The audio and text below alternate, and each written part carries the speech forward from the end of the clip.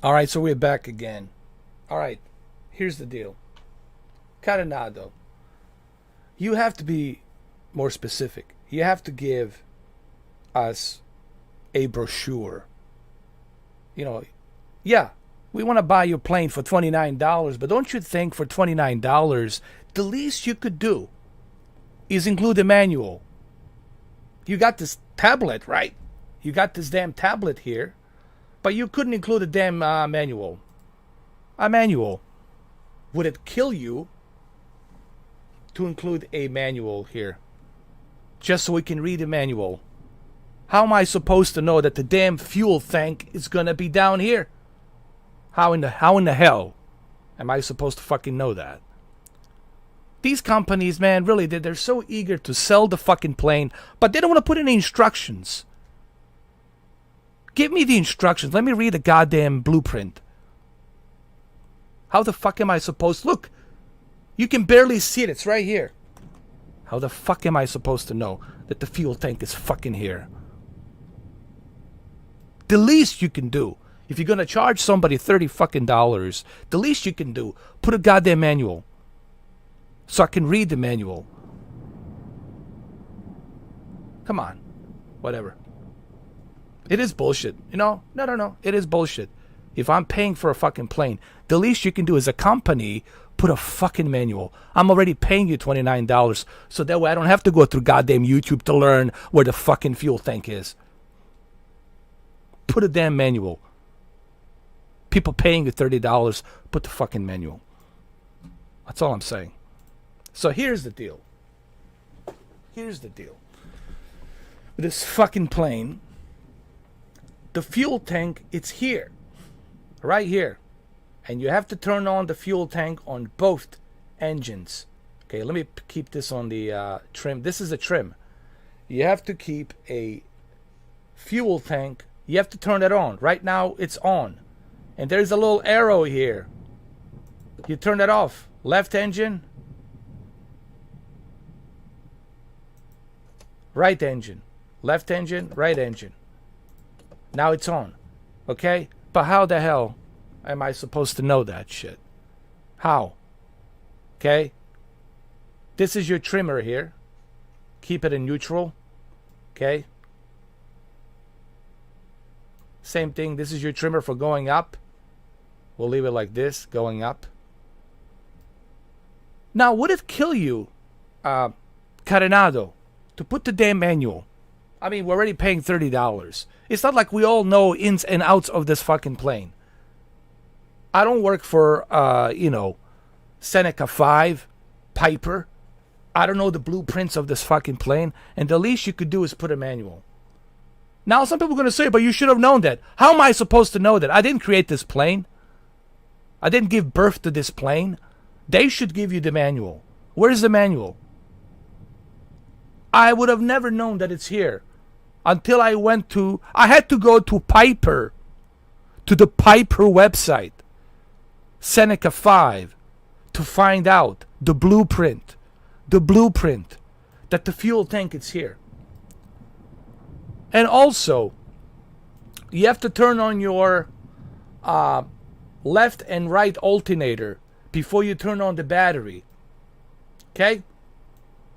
That's another thing. You have to turn on the left and the right alternator before you turn on the battery. So what's the next step? The next step is to get your fuel pump, turn it on, and your right engine mag left, right engine mag right. Okay? And when you do that, this is your mixture right here for your right engine. So before you turn on the engine, which is right over here, the right engine, you got to make sure that your fuel tank is turned on. Once that fuel tank is turned on, then you go ahead, leave this right mixture here, like this, way down at the default. And then, when you select start the engine, then you pull that lever. Then you pull it up. Here. You pull it up. And now it's going to start. And now it's working. But how was I supposed to know that? How was I supposed to know that? I had to go to fucking Piper, SENECA 5 website to learn how to do this. But you couldn't do that. Carenado. You couldn't do that. You couldn't do that. Would it kill you to put the manual? Just Flight puts the manual. Other developers like a PMDG puts a full manual for you to read. You selling the airplane without the goddamn manual. Okay? I don't know this airplane. But why the hell should I have to go through hoops to go through a website of this blueprint of this plane to learn that? Why couldn't you include the blueprint? I'm saying, if somebody pays you $29 for an airplane, the least you can do is put a goddamn manual. That's not asking too much. That's like buying a television without a manual. That's like buying a radio without a manual. Okay?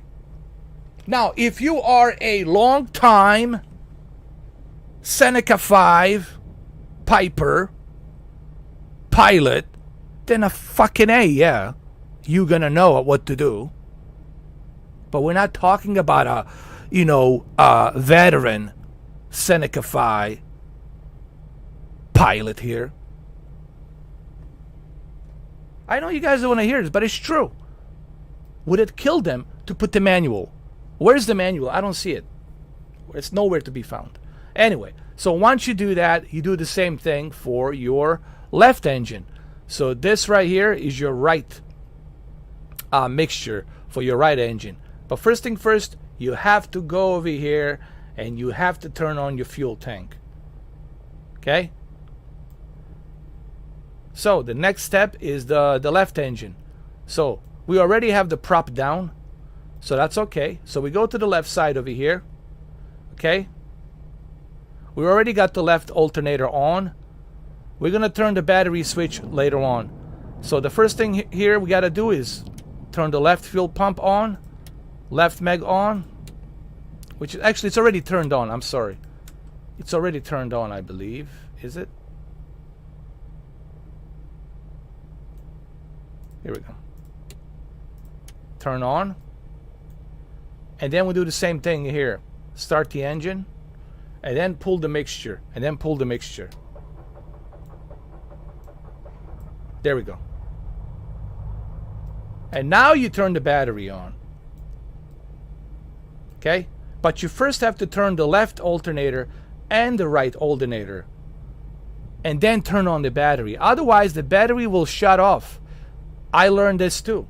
I had to go to the original blueprint of this airplane. My whole point is this, guys. Why do I have to go through all this hassle? Why couldn't they include step-by-step manual? If I'm going to sell an airplane, I'm going to give you a manual for you to learn how to cold start. Okay? That's all I'm saying. That's all I'm saying. I'm not trying to be a dick here. I'm not trying to be an asshole. I'm simply saying, if I'm paying you $30, the least you could do, the least you can do is put a manual. Why do I have to go through the internet to search about this shit? That's all I'm saying. That would be like me buying a BMW M6 and they don't include the manual. I have to go to the dealership again. Hey, where's the manual? And then they finally give me the manual.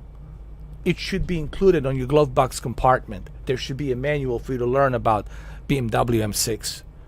Guys, that's all I'm saying here. I know you don't want to hear this bitching and moaning, but you know I'm right. You can't criticize me. I never flown this plane before. I don't know. How the fuck am I supposed to know that the fuel tank's gonna be fucking right here? How? I don't have a fucking crystal ball. Come on, guys. For real. Just like how am I supposed to know that the trimmer is here. Left and right trimmer and up and down trimmer. How am I supposed to know that either? Even one guy on the YouTube said, and I asked him this, and he says, dude, I don't blame you. I mean, you know, you don't know the blueprint of this airplane. There should be a manual included. That's it. That's all I'm saying. The manual should be included. So what's the next step? The next step is your battery. Turn on your battery switch.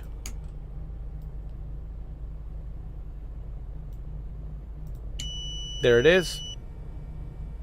Once you got your battery switch, then you turn on your radio master, which is right over here.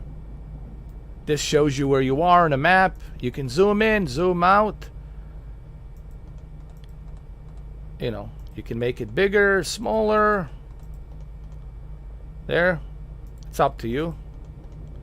And then here you turn on your weather, Bendix King Garmin display, so you can see what the weather is like. You can zoom out, zoom in to see the clouds once you get there. You can adjust the brightness of this thing to make it brighter.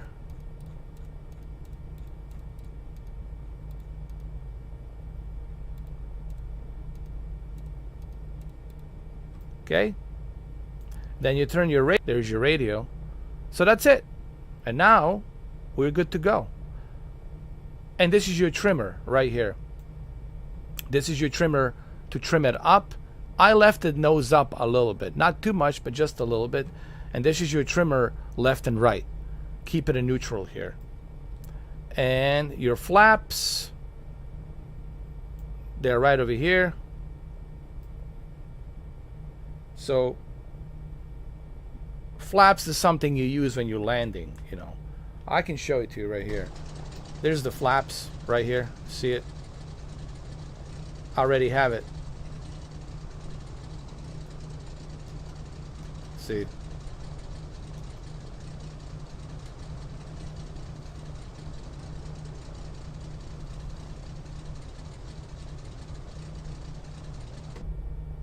Okay, so now we're good to go. We can also adjust the lights.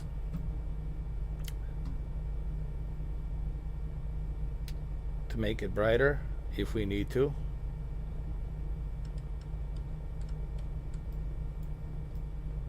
Okay, we can do the same thing here if we need to address brighter light.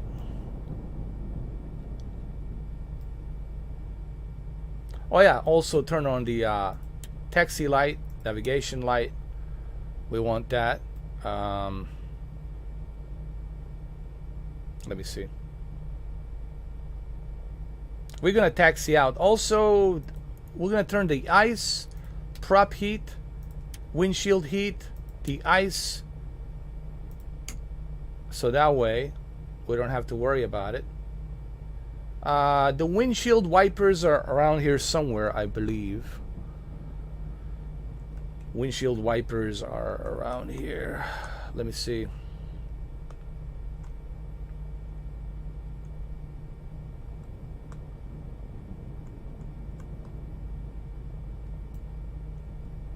This is turned to Avionics panel. Okay.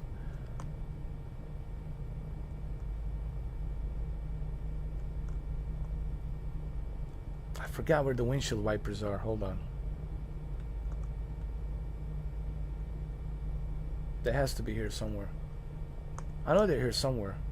Just don't know where.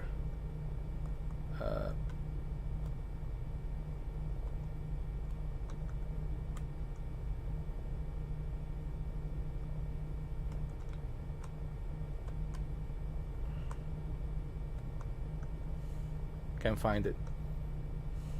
Hold on.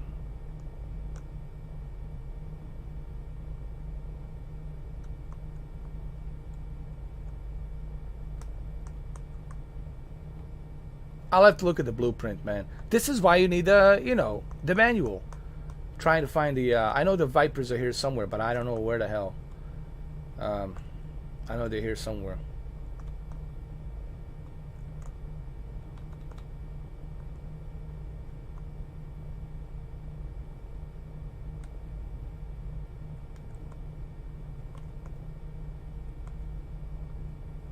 Anyway, I can't find it. Doesn't matter. It's not that important anyway.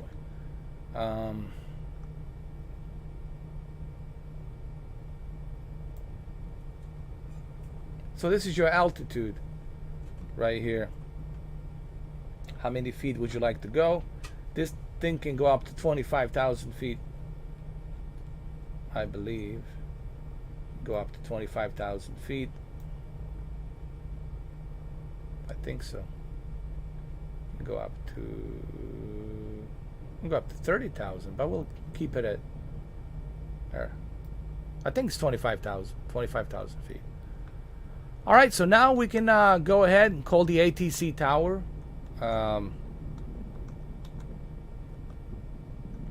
We can call the ATC tower and request taxiing out. Tune in Palm Beach. Let's tune on the clearance.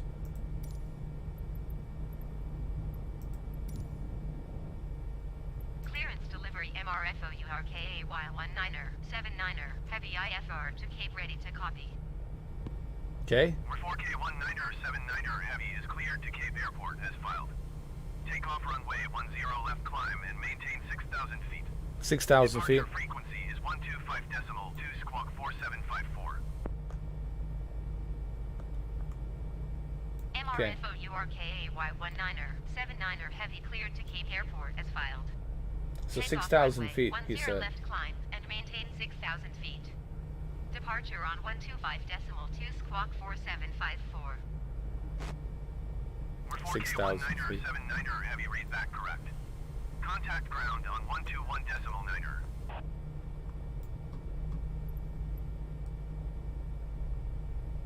Tune to Palm Beach ground 121. It's going to show up here. Request taxi IFR. Palm Beach ground MRFO URKA Y19er 79er heavy with Charlie ready to taxi IFR. We're 4K19er 79er heavy taxi to and hold short of runway 10 left via taxiway Juliet, cross runway 28 left Bravo. Contact tower on 118.75 when ready. So 123. Taxiing hold short runway 10 left via taxiway Juliet, cross runway 28 left Bravo MRFO URKA Y19er 79er heavy. It's 123.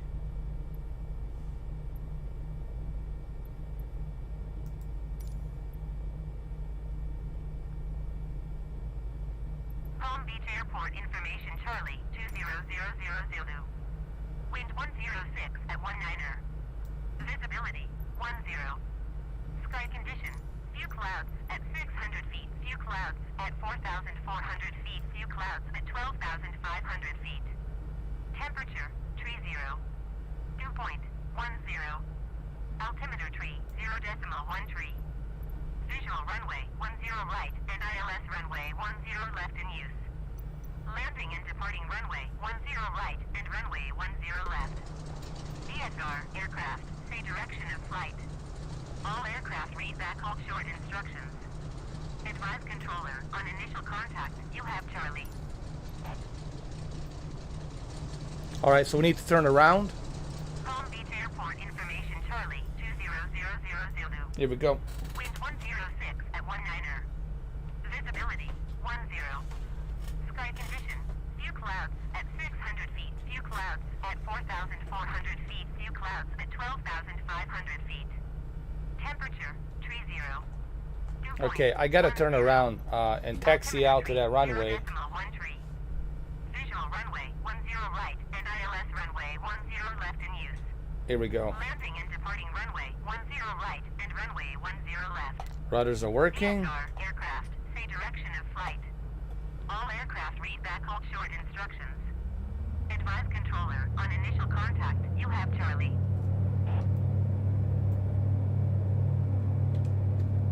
Palm Beach Airport information Charlie 2000 Zulu. Wind 106 at 19er. Visibility 10. Sky condition few clouds at 500 feet, few clouds at 4,400 feet, few clouds at 12,500 feet. Temperature 30. Dew point 10. Altimeter tree 0.1 tree. Visual runway 10 right and runway 10 right and runway 10 left. DSR aircraft, say direction of flight. All aircraft read back hold short instructions. Advise controller, on initial contact, you have Charlie. Here we go, finally. Finally. Palm Beach Airport information, Charlie, 2000. We're going to Cape Canaveral, 106 at 19er. by the way. Visibility, 10. Sky condition, few clouds at 600. There's an Air Force few there, clouds at Cape Canaveral. 4,400 feet, few clouds at 12,500 feet. Temperature, tree 0. Dew point, 10. Altimeter tree, 0.1 tree. Visual runway, 10 right and ILS runway 10 left in use. Landing and departing runway, 10 right and runway 10 left. DSR aircraft. All they had to do is put a manual in there, man. Manual. Read back hold short You know, instructions. every game should come with a manual. On initial contact, Just like you Just have Flight, just like PMDG, they send you a manual so you can learn ins and outs of the airplane. Information, Charlie, 20000. Wind 106 at 19er. Visibility, 10. Sky condition, few clouds at 500 feet, few clouds at 4,400 feet, few clouds at 12,500 feet. Temperature, tree 0. Dew point, 10. Altimeter tree, 0.1 tree. Visual runway, 10 right and ILS runway 10 left. This is VFR, so she's reading me the status of the condition of the weather and all that. All aircraft read back hold short instructions. Advise controller, on initial contact, you have Charlie.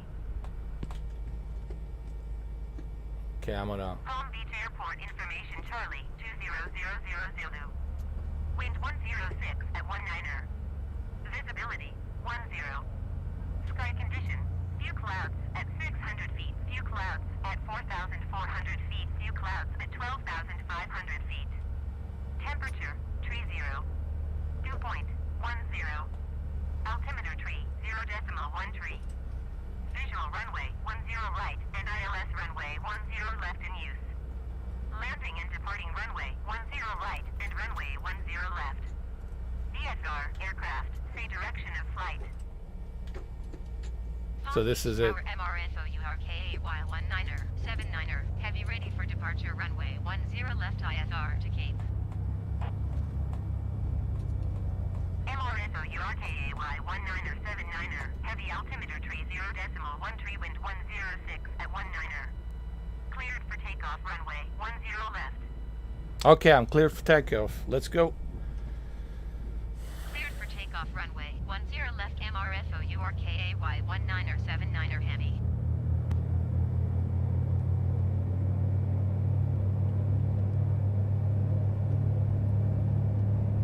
Palm Beach Tower American 183110 miles north, inbound visual runway 10 right approach. American 1831 Palm Beach Tower. Altimeter tree 0.1 tree wind 106 at 19er. Cleared visual runway 10 right approach. Here we go. Trim is up. 6,000 feet. Flat. The gears down. Cleared visual runway 10 right approach American 1831.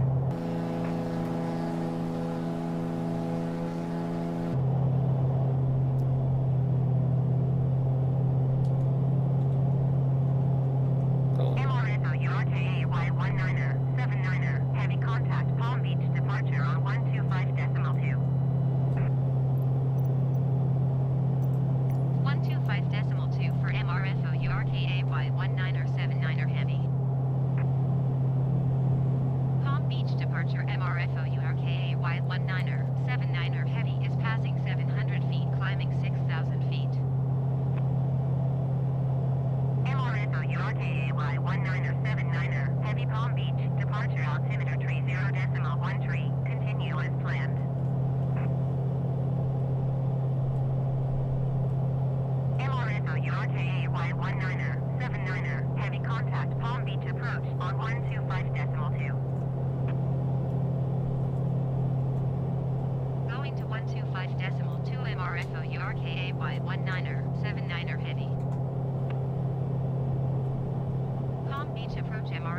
URKAY19er, 79er, heavy is at 2,100 feet, climbing 6,000 feet. We're 4K19er, 79er, heavy Palm Beach approach, altimeter tree 0.1 continue as planned. Cessna 046 climb and maintain 10,000 feet. We're 4K19er, 79er, heavy reset transponder. Squawk 4754. Climb and maintain 10,000 feet, Cessna 046.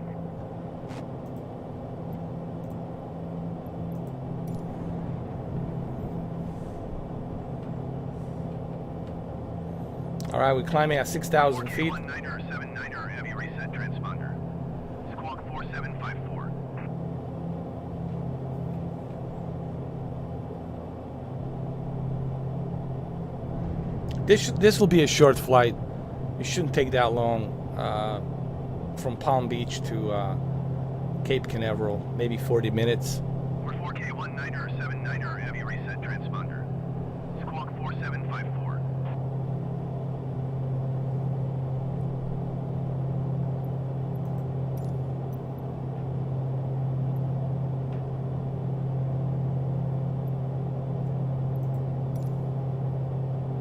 Palm Beach approach MRSO URKAY19er, 79er, heavy 5 miles north of Palm Beach, request IFR to Cape, ready to copy. We're 4K19er, 79er, heavy is cleared to Cape Airport as filed. Squawk 4754. Thank you. MRFO URKAY19er, 79er, heavy cleared to Cape Airport as filed. Squawk 4754. We're 4K19er, 79er, heavy read back correct. Radar contact 5,300 feet. Altimeter tree 0.1 tree, turn left heading tree 50, resume on navigation climb and maintain 12,000 feet. Why 12,000 feet? Turn left heading tree 50, proceed on course climb and maintain 12,000 feet. MRFO URKAY19er, 79er, heavy. Why do we have to go 12,000 feet? I don't understand. 4K19er, 79er, heavy contact Palm Beach departure on 125.2. 125.2 MRFO URKAY19er, 79er, heavy. Palm Beach departure MRFO URKAY19er, 79er, heavy is passing 6,500 feet, climbing 12,000 feet. MRSO URKAY19er, 79er, heavy Palm Beach, departure altimeter tree 0.1 tree, continue as planned.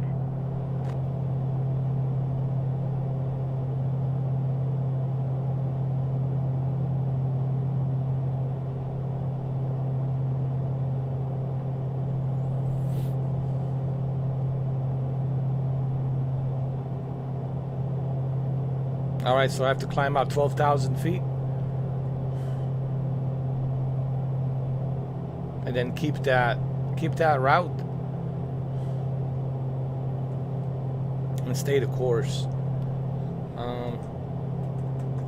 So far, so good, this airplane. But seriously, you know, the manual is a must-have. Okay? How could you sell an airplane without a manual? I don't understand that. Without the manual. That'd be like selling a car without a manual. Yes, I can go to the internet, I can research, but why do I have to go through that? If I already paid you, why can't you include it? Why you have to make me go through internet to search? You know, that's my whole point. Why do I have to go look for it? I have to go basically to Piper SENECA 5 website to find the blueprint manual where the fuel tank is. Miami Center on 1 tree 2.15. Think about that. 132.15 for MRFO URKAY19er, 79er, heavy. Miami Center MRFO URKAY19er, 79er, heavy is at 9,300 feet, climbing 12,000 feet. 4K19er, 79er, heavy Miami Center altimeter tree 0.1 tree, continue as planned.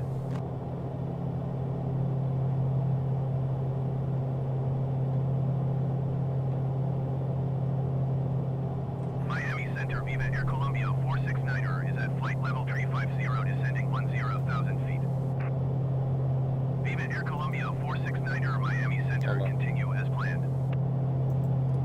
Ah, fuck. Clear. Clear.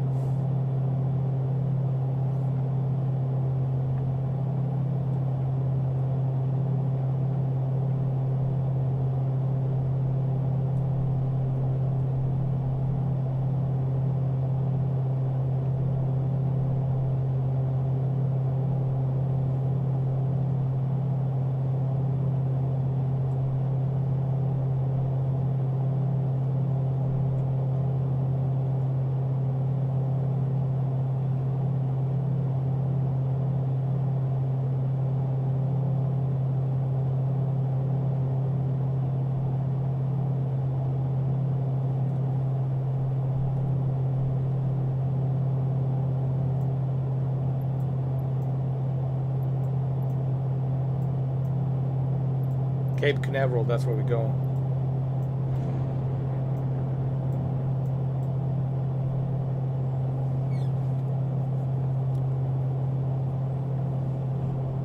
For 4K19er 79er Heavy, you are 1,500 feet above your assigned altitude. Descend and maintain 12,000 feet altimeter, tree 0.1 tree. Descend and maintain 12,000 feet MRFO URKY19er 79er Heavy. All right, so 12,000 feet. Descent to 12,000 feet. You got it? Yeah, Captain America. But this is something that should have been included with the manual, you know? This is something they should have included in the manual. Why do I have to go directly to a Piper SENECA 5 airplane to, you know, to find out where the fuel tank is? And it was hidden right below, dude, right below the trimmer. Dude, it was a tiny little black thing. It was so hard to find, man. It was like hidden, you know. They need to understand, you know, I'm not a veteran, you know, SENECA 5 pilot. You know, people who are, you know, SENECA 5 veterans, then yeah, they know where everything is. You know what I mean? They don't need to read the manual. They know where everything is. You know, but the fact that they didn't include this right here, dude. It's right here. It's right here. Right here. Tiny little fucking thing. Right here. Look at it. Right there. Right there. Right there. How was I supposed to know? This is your left engine, right engine fuel tank. You know. This is your trimmer. And how was I supposed to know that? If I don't have the manual. I'm just saying, like, if you don't give me the manual, like, how do you expect me to find out? If I'm the veteran and I've flown this airplane for 20 years and I don't know where the fuel tank is, then yeah, you can say, hey, this guy, whatever, dude. Right? But how am I supposed to know? You know what I mean? People want to moan to me and bitch to me about it. How was I supposed to know? Now, if I'm paying you $30 for... If I'm paying you $30 for this airplane, it should come with a manual. Just Flight gives you the full manual, how to cold start, everything. When you purchase a DCS F-16, it comes with a full manual to show you how to do it. You know, Digital Combat Simulator, right? It comes with a full manual to show you how to do it. Carenado didn't bother to put any manual. They couldn't put the manual even with a tablet, right? You'd think they would put the manual right here with a tablet. There's a little tablet here. No, there's no manual here, nothing. This tablet's useless. You know, and then when I criticize them, come on. For 4K19er 79er Heavy, Miami Center altimeter, tree 0.17, continue as planned. You can't expect me. How am I supposed to know? If I put you in a, let's say, stealth, well, not a stealth bomber. How about a F-22 Lightning II? And I don't teach you. I don't show you the manual. How the fuck are you supposed to know how to get start that F-22, highly top secret F-22 Lightning II? How are you supposed to turn it on? How are you supposed to run it? Someone has to show you. Someone has to train you. There has to be a blueprint. There has to be a manual to show you step by step. This is a common sense, man. You know? But the Carenado thinks, nah, go figure it out. Yeah, I can go and figure it out. I can go to website and search and yeah, go through. But why do I have to go through that? If I already paid you $30, it should be included. That's all I'm saying. It should be included. You know, I shouldn't have to, you know, look for it. Yes, I can go to the internet. I can Google.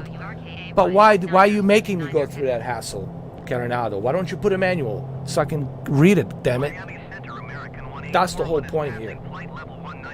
That's the whole, thank you, Captain America. You know what I mean? Come on, you know. I'm not an idiot. I know how to, you know, turn on devices and how to, you know, follow the instructions and how to run an airplane. You see me taxi it out and take it off, maintaining a 12,000 feet altitude. But if you don't show me, if you don't give me the manual, how am I supposed to know? Guys, this is a common sense.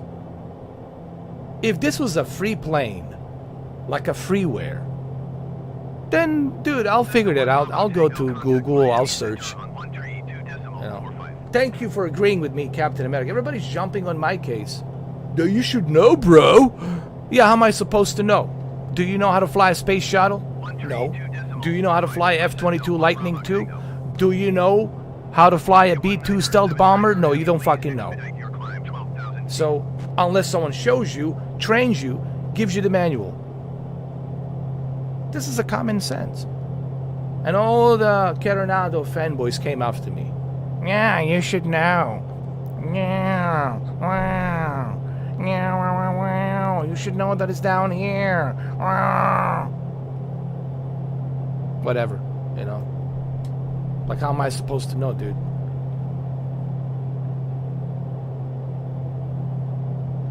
Yeah.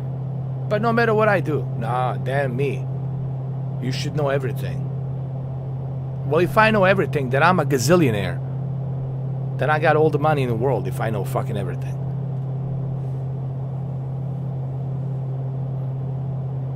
How you doing, Captain America? Sorry, bro, it's just,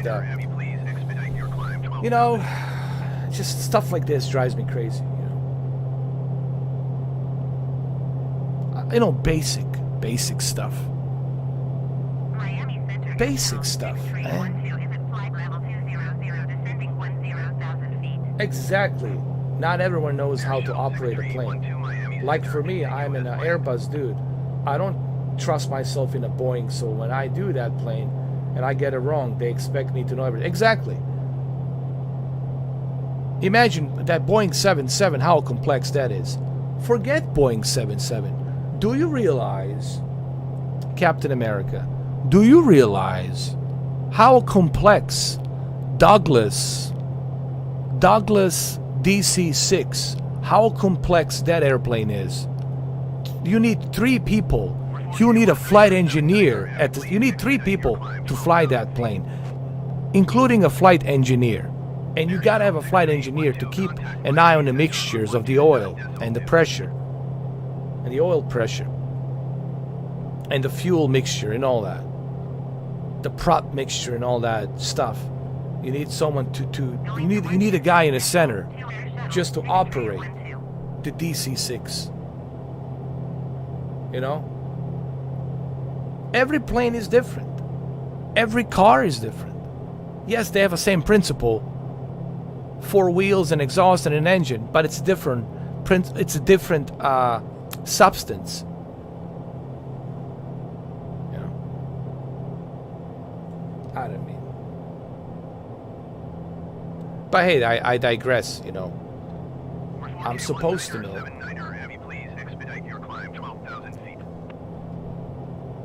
I'm supposed to know everything. 12,000 feet. I thought we are going to the 12,000 feet. Okay, he wants me to go up to 12,000. All right.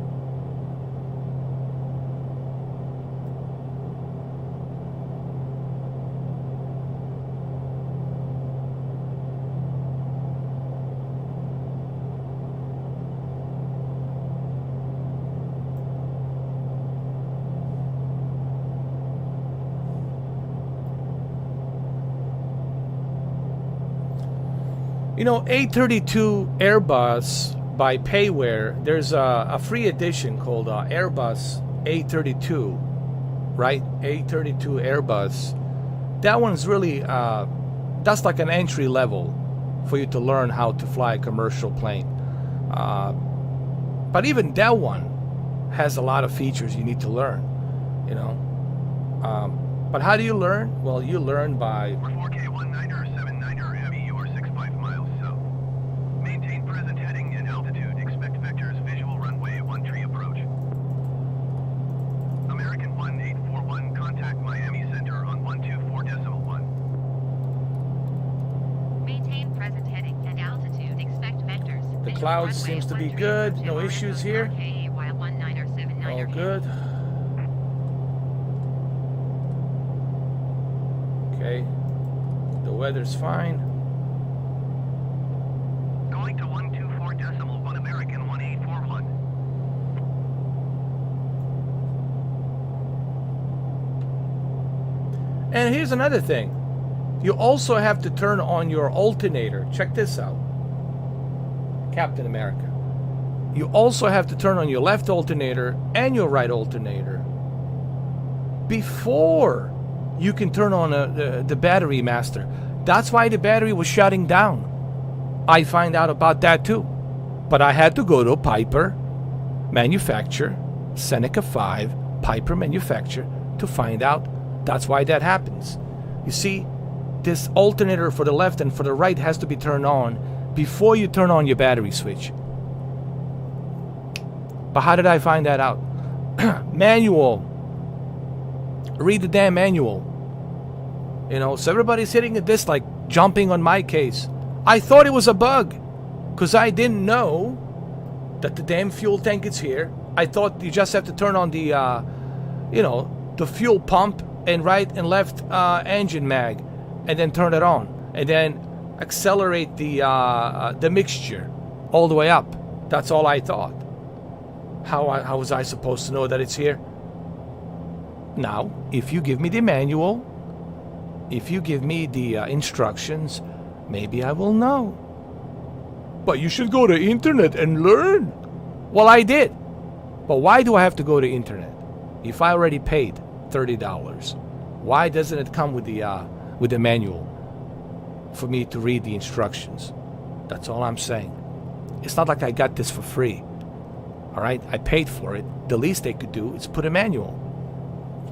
So in the future, Carenado, maybe you should put a manual. I know they're butthurt. And all their fanboys are butthurt. But maybe in the future, maybe you'll think about putting the damn manual so I can read the damn manual. Not just me, everybody. Everybody. We're not all certified pilots. You know what, Carenado? You are acting as if we are certified pilots and we've flown every damn airplane. That's the way you're acting. Give us the manual, just like Just Flight for the turbo, aero. Just Flight is a perfect example. They give you hundreds of pages manual. PMDG gives you hundreds of pages of manual. They give you a manual to read. And I appreciate that Just Flight does that. DCS-6, Digital Combat Simulator with the F-16. They give you the manual to read about the F-16, how to get it started. All of that. Cold start, dark, cold and dark start, how to do it. They give you all that.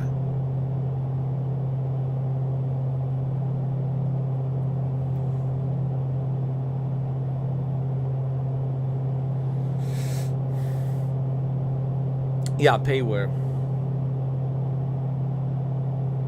Andre? No, it's okay, man. Don't worry about it. It's all good. Moderators? I don't need the moderators, man. I'll do it. I'll be the moderator, man. I don't want you guys to take the heat, you know? Because it's too much work for you, man. Too much work. Because you have to be constantly focused on...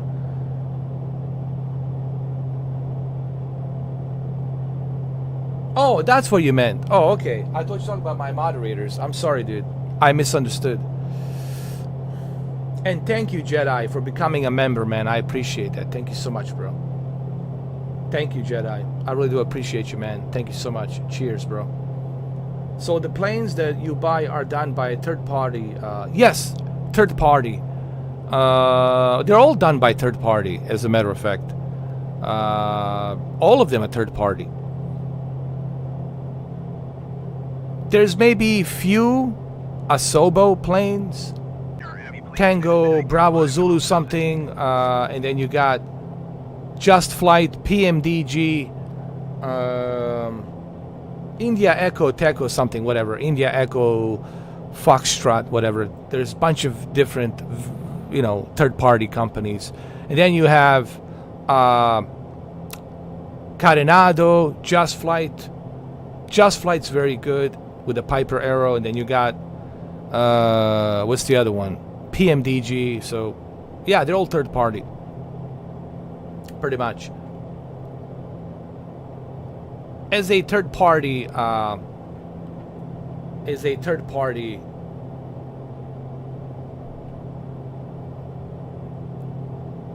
they should have the manual, but majority they do, you know, except Carenado. They don't, for some reason. Majority they do have instructions and all that, but for some reason this one doesn't.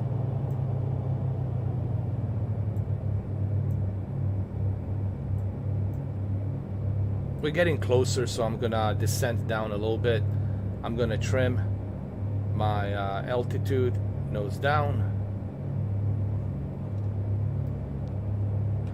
like that. Just slightly, a little bit, so I can descend the altitude.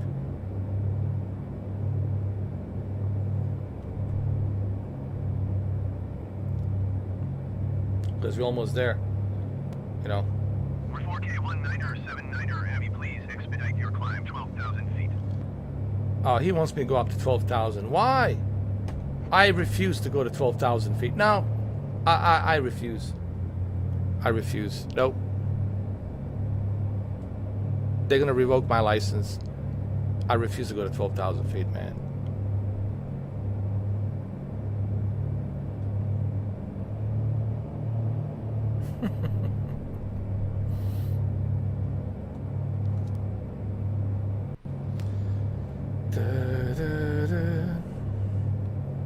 So we're going to Cape Canaveral.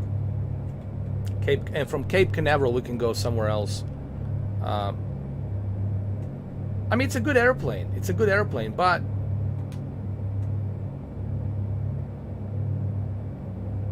come on, put that manual.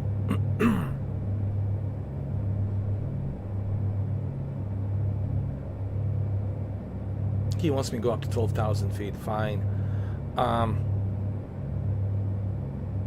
We're not asking for much, right? 12,000. I mean, included manual.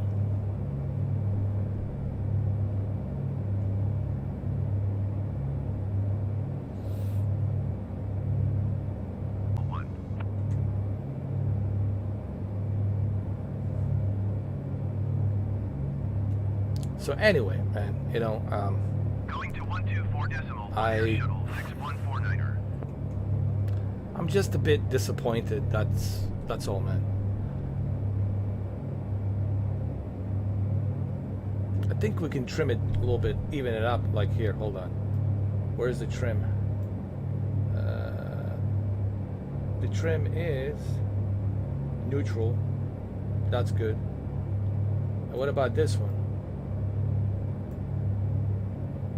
This one needs to be neutral. Okay. But I'm glad that you guys get it, man. I'm glad you guys understand my frustration. You know, look, man, I don't want to come here and do a live stream and act like some kind of an asshole. But man, it's never a shortage of stuff to complain about, man. Really. You know, and the stuff that I complain about, it's basic necessity. You know, basic. You know what I mean? For 4K 19er, 79er, Heavy, please expedite your climb 12,000 feet. These planes are different, guys. They're all different. And they all work differently. Yo, what's up, Extreme Gaming? What's up, Ernesto Hernandez? My subscribers are here. We're doing a subscribers only. Are we? Yes, subscribers only. This is a cool feature, actually, because it shows me who's subscribed and shows me who's not subscribed. And to subscribe, it doesn't cost you anything. You just click subscribe. It's free, right? It doesn't cost you anything. But I want to see how many trolls are going to subscribe. And I don't need any moderators because I don't want to put you guys through the anguish of dealing with that. Let me deal with that. I'll do it silently. You guys don't have to worry about it. I'll take care of it, man. I'll just silently take care of them like a stealth. It will be like a stealth removal, you know. Stealth removal, you know. Because then if you guys become a moderator, then they come after you. And I don't want that to happen. Then they start making fake accounts that look like yours, and then they start attacking you. And I don't want to put you guys in that position. Let them have a beef with me. That's their beef. Their beef is me. They want me. Well, you got me. Deal with me. But I don't want them to come after you and they start using your names and you know, attacking you and all that shit. So that's why let me do it. Let me be the stealth. Let me be the stealth bomber. Let me take them out stealthily with a stealth, silently. But they're gonna have to subscribe. See, the trick is they'll have to subscribe to do that. And I love that. I love it. If they want to say something bad to me, they have to subscribe first. And I love that shit. I just love it. I didn't know that this feature was available. I was like, hey, dude, this is a pretty cool feature. I like this. I really do, man. I was like, this is a pretty cool feature. I think they've done this recently. I was going through my YouTube analytics and I looked at it. I was like, holy shit, man, this is great. What's my favorite plane? My favorite plane is TBM 930, man. TBM 930 is such a joy.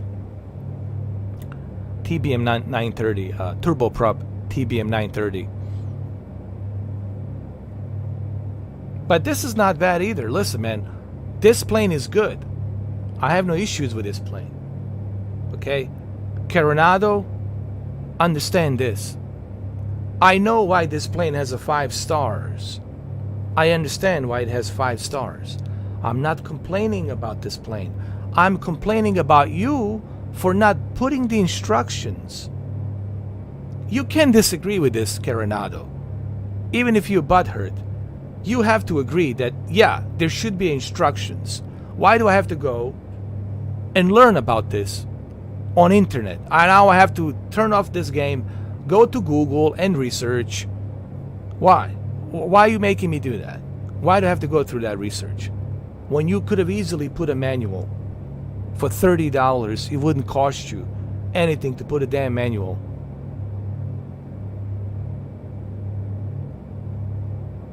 Right, Jedi?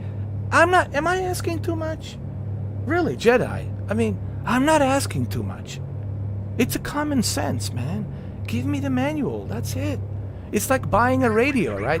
Or boombox or whatever. Or buying, even a console comes with a manual, you know? They used to come with a manual. Even a car, when you buy a car, like a BMW M6, in your glove box compartment there's a manual. BMW M6, everything you need to know. It's all there. Why do you have a backup battery, you know, in your trunk? And you learn about all these different things. But, I mean, but you see, I cannot win. No, you're wrong, Mr. 4K. You should know everything. Guys, no. I apologize. I should know everything. I should know everything. How dare I ask for a damn manual? No. Mr. 4K, you know everything. You suck the entire world's brain. You are the mega brain, the ultra brain. How dare you? How dare you ask for a manual? You know. Even the fridge, man, has a manual, man. Come on, man. You know. Oh, look, they're all leaving. To hell with this guy. He needs to learn. Okay, I need to learn, but how do I learn? If you don't give me the manual. You need to use the Google's your friend. Okay, but why do I have to go through Google if I paid $30? I already paid money. It should come included with the manual. No, it shouldn't. You're wrong. You need to learn. Okay, I give up. This current fucked up generation. I give up. You're right. You're fucking right. I'm wrong.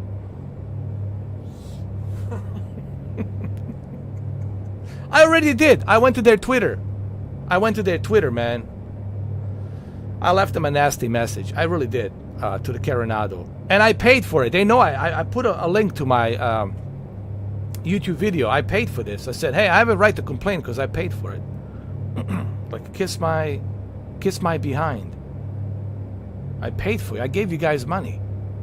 And money that I cannot refund. Do you guys know that, right? You guys realize when you give them your money, you cannot refund. It's not refundable. These third-party airplanes are not refundable. Only Microsoft Xbox games can be refundable. But this, it's not refundable. You cannot refund this. You're basically stuck with this. You're stuck. You know. You're stuck with this.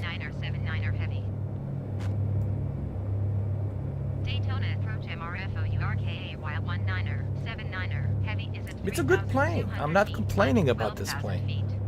I'm just simply saying, give me a... Look, I'm wrong. I apologize. I'm wrong. I just have to keep saying, Mr. 4K, you're wrong. I'll create another channel called Mr. 4K, you're wrong. You're wrong. And that's it.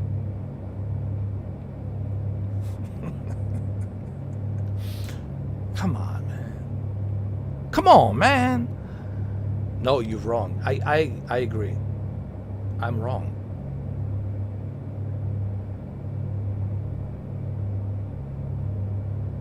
God forbid if I'm ever right.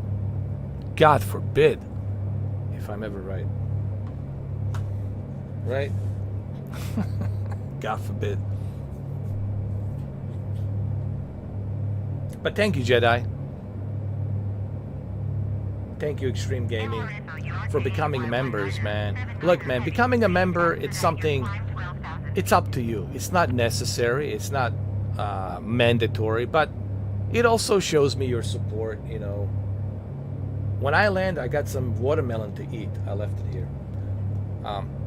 And then we're going to choose a different location. You guys can pick a location after we land.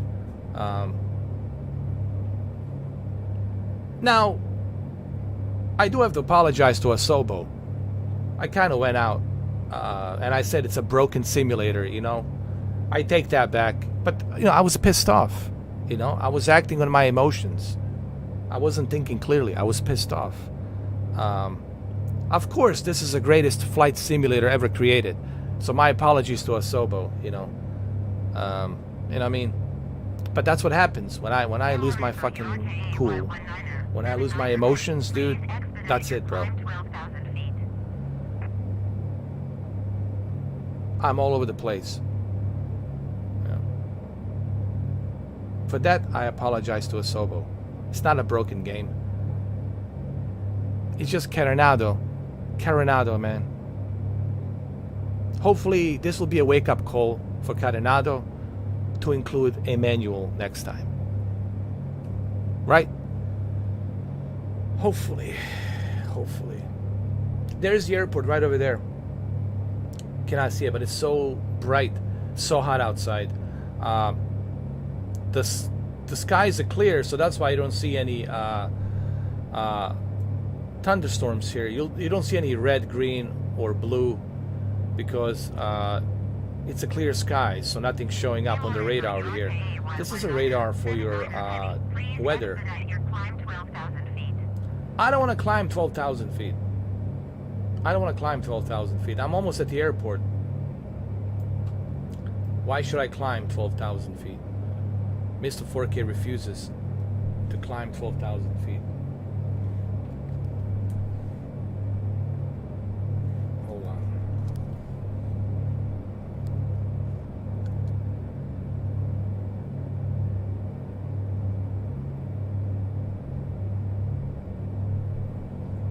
We're getting closer. There's the airport right there. Daytona approach generic November 270 Charlie Charlie is missed approach at Kilo Charlie Oscar India. I want to do this right, man.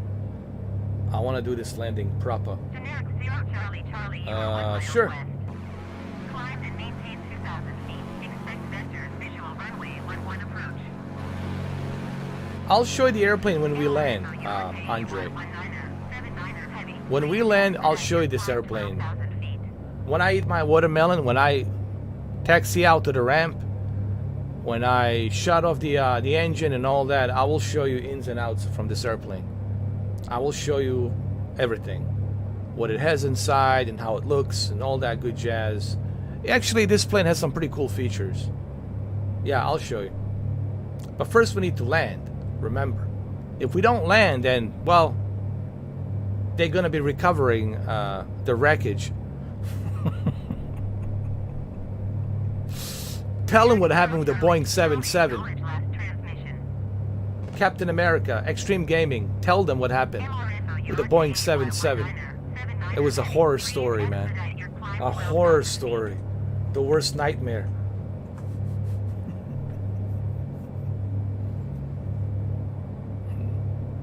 By the way, this is native 4K. That's why it looks a bit sharper. But it's downscaled to 1080p. But it looks amazing in native 4K. Frame rate is 48 frames per second at the high settings, which is not bad.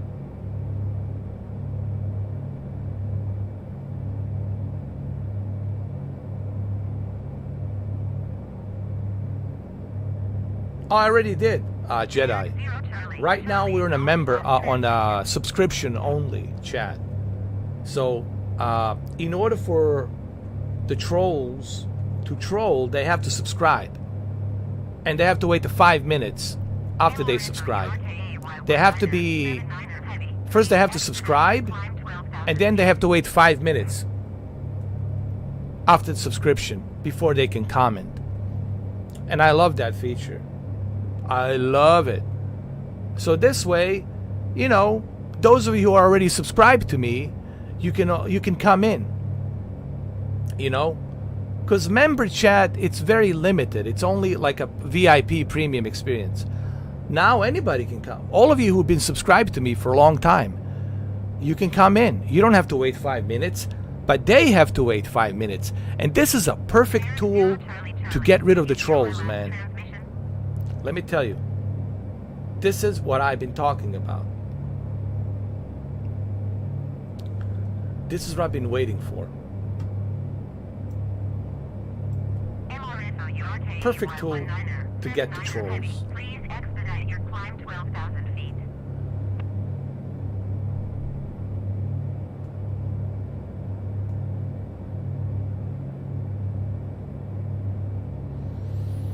There's the airport. I see it. I see the airport. I see it.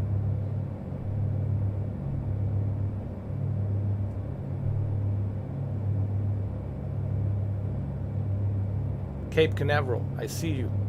I see you, Cape Canaveral. I see you. I see you clear as a day. When we land, I will show you the airplane, guys. I'm gonna show you. Radar service terminated. Squawk 1200. Maintain VFR. Frequency change approved. MRSO URKAY19er 79er heavy. Please expedite your climb 12,000 feet. Why? I'm almost to the airport. Why would I, this is wrong. They're telling me to go up to the 12,000 feet. Why do I need to go to 12,000 feet? I'm already at the airport. I'm already at my destination. So why would I go and climb up that 12,000 feet? Makes no sense. Why would I do that? Why?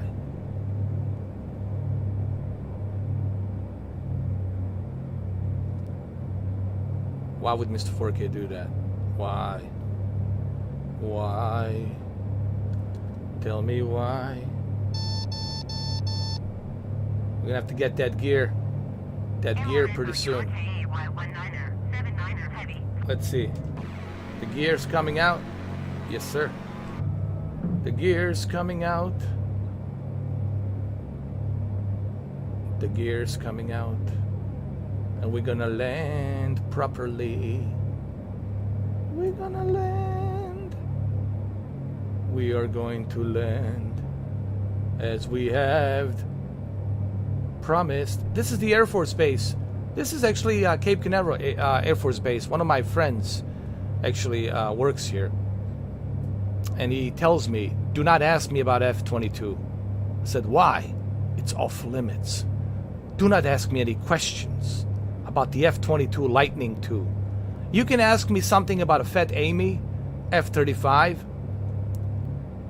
but F-22, it's off limits. And I asked why. He says, because that airplane, it's confidential, top secrets from Lockheed Martin. Cannot talk about it to public.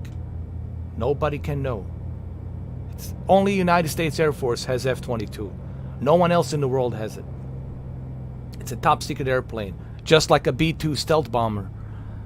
So that's off limit. Off limits. Off limits. Here we go, fellas. My fellas. No, what happened? Oh. Turbulence, turbulence. Turbulence. Turbulence, turbulence. Come on, guys. Oh, easy there. Turbulence, turbulence. Get the flaps, flaps. Flaps, flaps. Yes, sir. Come on now. Come on.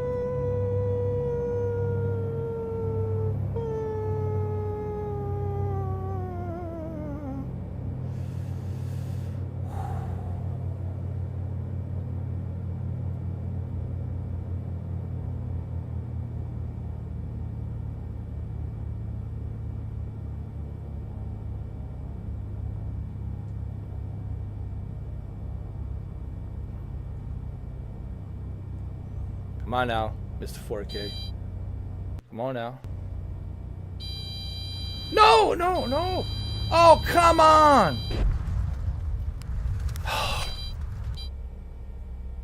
Can you believe this shit?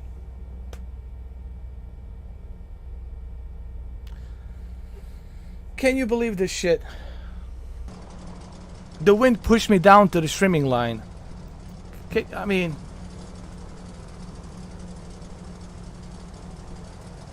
You believe this shit? This only happens to me, man. Dude, this is some sad shit, bro. This is some sad shit, bro. How did this happen? How did I lose the control, man? Why did I stall?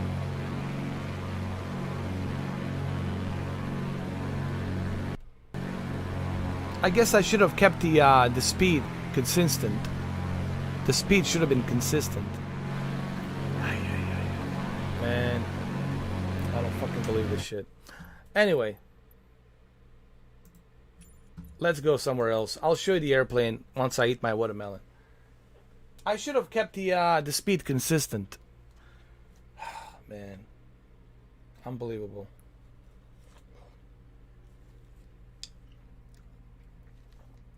This shit only happens to me, bro.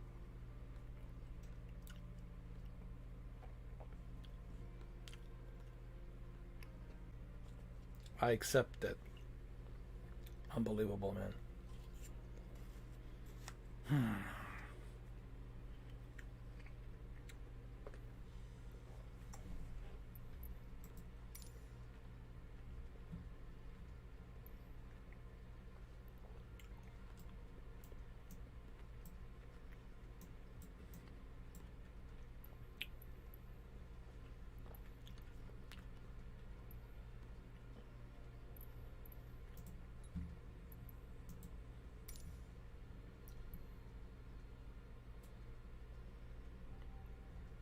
Absolutely. Hi, hello. Hayden. Absolutely, you can join me. You guys can join me right now.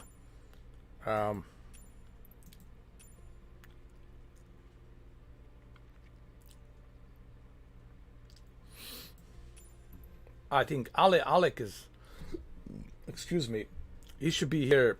He's my friend. He should be here. But he's not on today. I don't know why. Alec, he's disconnected. So.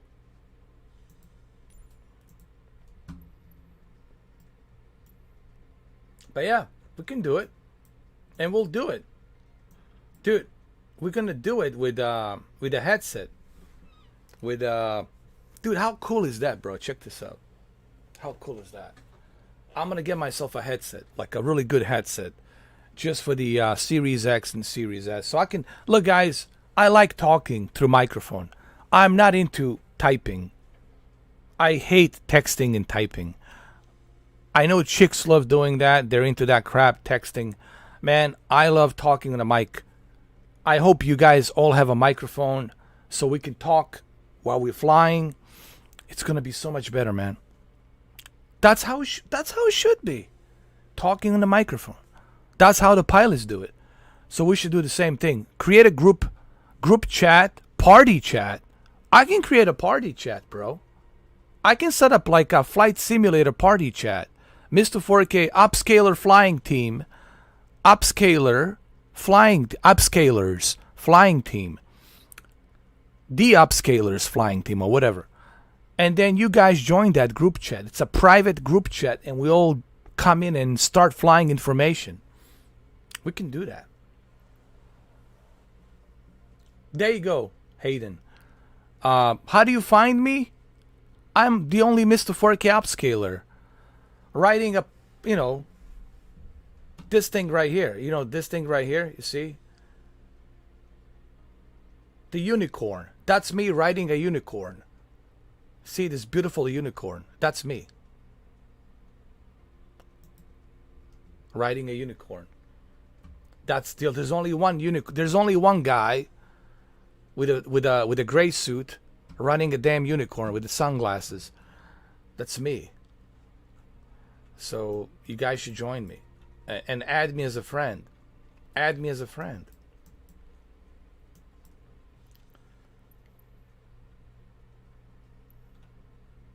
I never been here. Let's go over here. This is North Carolina, I believe. Let me show you the airplane, guys.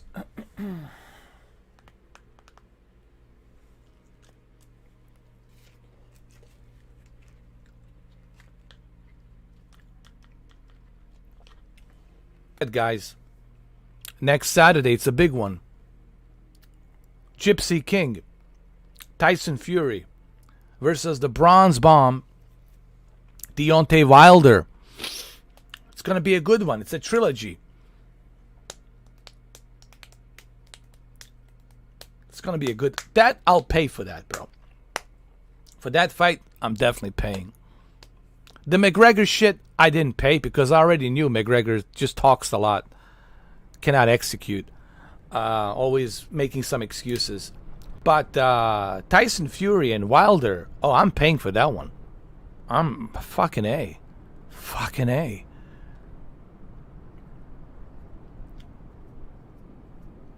And also, basically, a week after this week, that's it, guys. We got one more week to go. And one more week to go. One more week to go, and the flight simulator is going to be here. Dude, I cannot wait. I'm so sick and tired of using my PC, bro. I'm so tired of using my... But guess what? I can use this. With my... In meantime, with my Xbox. Check this out. I can use this. This. My Thrustmaster. My Thrustmaster. Hottest Thrustmaster 1. I'll be able to use this with the Xbox Series X and S. So that's pretty cool.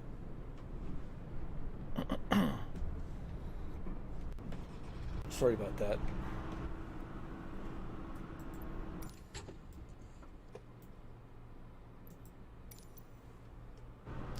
So let me show you the airplane for those of you who want to see it.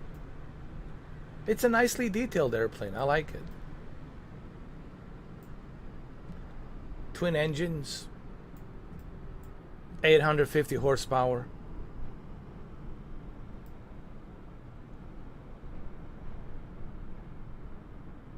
Nicely detailed.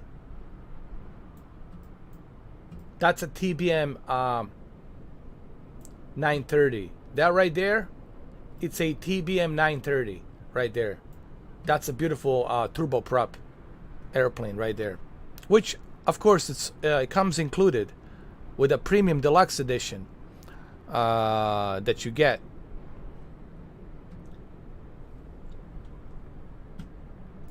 Thank you, Extreme Gaming. Oh, you got to pre-order? You're gonna love this one, man. So let me show you a little bit about this airplane, because I think somebody asked earlier on. Look at the detail. Look, Carenado. Look, I'm not. Here's what I want to say. I'm not complaining about the airplane. They did a great job on the airplane. What I'm complaining about earlier was, where's the manual? That's all. I was just asking for a manual so I can read. But this airplane has a nice detail on it. You can open the doors if you want. You can have some food, eat here, and sit back, relax. Turn on the light. You can turn on the light here. They did a good job on it. Kick back, relax, enjoy the view.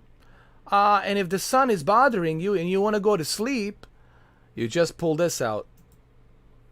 And there you go. You don't have to worry about it. You can do the same thing over here on this side.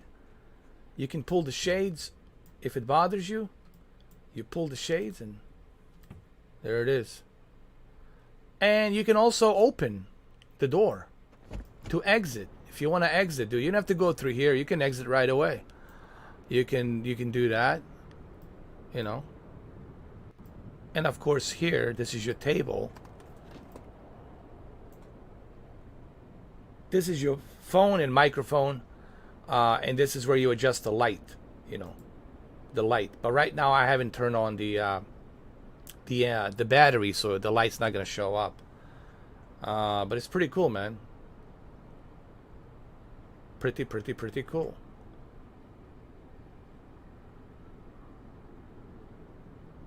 And there's also many different liveries.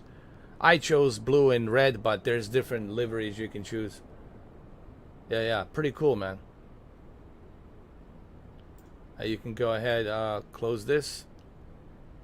Hold on. You can do the same thing here on all of them. If it bothers you, if it's too sunny, yeah, you're like, hey, dude, I want to sleep. You know what I mean? You got a cup holder here. listen to your music. You can sit this way if you want. You can sit this way, you know, if it bothers you. You can relax, put some drinks there. You can come up this way. Hold on. Nicely detailed, man. Nicely detailed. You can do the same thing here. If it bothers you, you know. If you don't want the sun to come in, you know. Oh, you're from the UK. Cheers, bro. So it's what? 11 o'clock in UK right now. 11 p.m. Look, like I said, guys, I'm not complaining about this airplane. This is a good airplane. It's just the manual. I was complaining about the manual. Where's the manual? I want to read the manual, you know? That was the whole thing, you know? What else we got here? Here, let me show you. You can open this door as well if you want. You can close it. Leave it like that, or come here and open this door as well. Get out. You walk here. Nice attention to detail on the propeller and the dirt right here on the windshield. Now, there's another thing you can do here. But you have to download this. Actually, you have to pay for this. This is a third-party edition. You must download it and you must pay for it and order it to use it. It's from PMS50. This is a third-party GTN 750 Garmin. Right? It's actually pretty cool. But you have to download it. You have to download this, then you have to install it. You need the activation key. I don't know if you really want this or don't want this, if it's that important to you. But it's something you have to pay for. Remember, this you have to pay for. But some people say it's useful. Some people say it's not. There's a bunch of different apps you can use for the weather system, for other things, and like tons of apps. Comes with it's like a little tablet with a bunch of apps. But you have to pay for that. You know. What else can you do? Oh yeah, the cargo.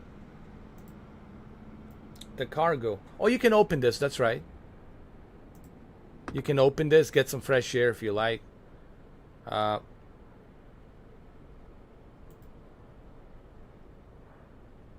And this is your cargo right here. Your luggage cargo, I'm sorry. The engine is here on the wings, left and right. This is where you keep your cargo and stuff like that, you know, luggage cargo. Put your whatever you need, whatever you have. You can put something in the front or something in the back, right? You can put something in the back. So you can put a bunch of luggages. You can put the luggage here in the back, bunch of it, and inside, and then here on the left and right side and inside. So you can store a bunch of luggage here. You can bring your stuff with you. This would be perfect for like Alaska if you want to go camping, right? Again, I have no issues with the airplane. I'm not complaining about this airplane. I was just complaining about the lack of manual, that the manual wasn't there. That's what I was complaining about, you know. That was my whole shtick. And yes, this will be available if you purchased it on PC. It will be available on your Xbox. So, yeah. Let's close the door.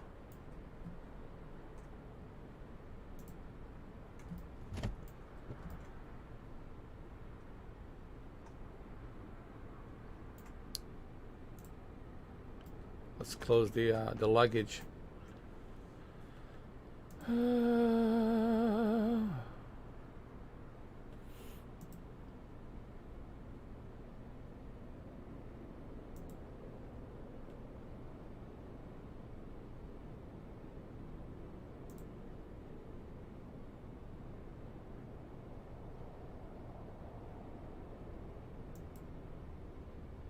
You see, there is no manual, guys. This is what I was talking about. Yeah, peanuts too. This is what I was talking about. This is why I was so upset. There is no manual for this. They didn't include the manual for me to read the instructions. Now I know what to do. Of course, now I know.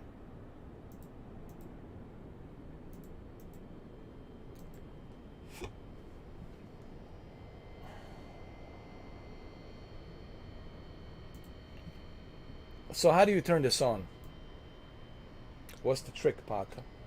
Well, I will show you. I will show you the trick, Pata. Let me just eat my watermelon and I'll show you how to turn this sucker on. How to do it. Oh, that's right. Belgium, it's 6 hours. London, it's 5 hours from New York. I mean, time difference. And Europe, it's 6 hours.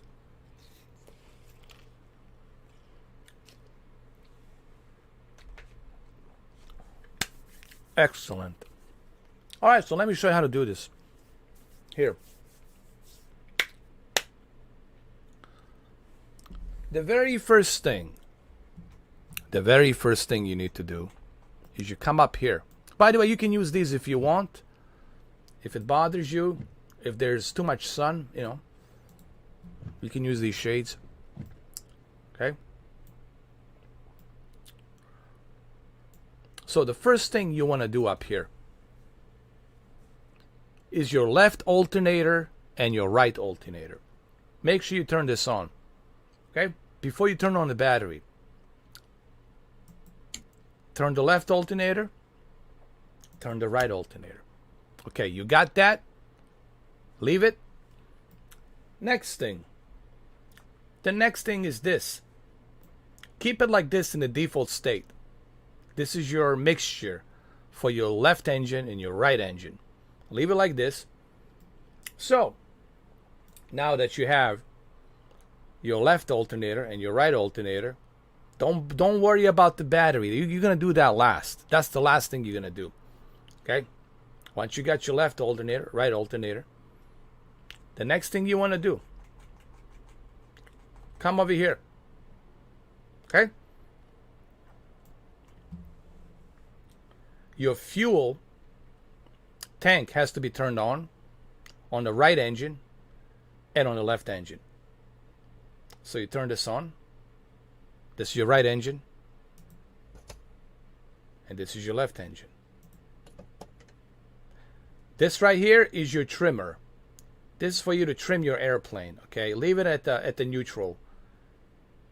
This you can leave it at the nose up a little bit because you're going to be taking off.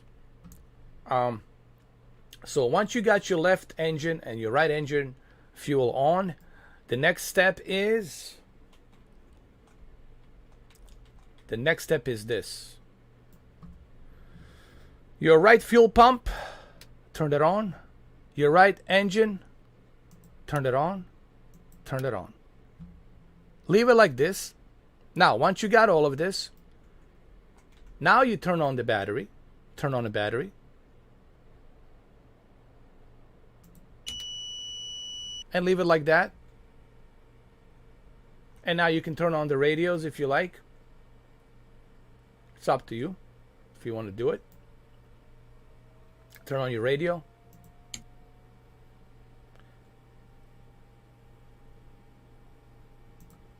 Turn on your King Master Bendix. You can adjust the brightness as well. This is your weather, the radar system for your weather. Okay. You can adjust the ratio of the clouds and what's the ratio of the distance of the clouds and stuff like that. This is your radio communication.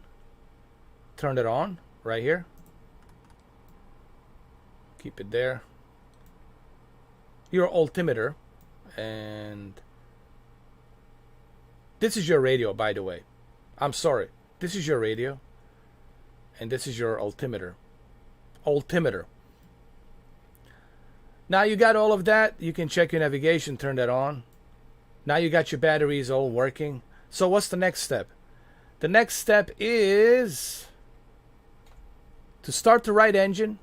But before you click on the right engine, you got to make sure that this is left at the default. No. No controller. There's no controller. This is just my thrust master. My trusty master right here. My trusty master. So now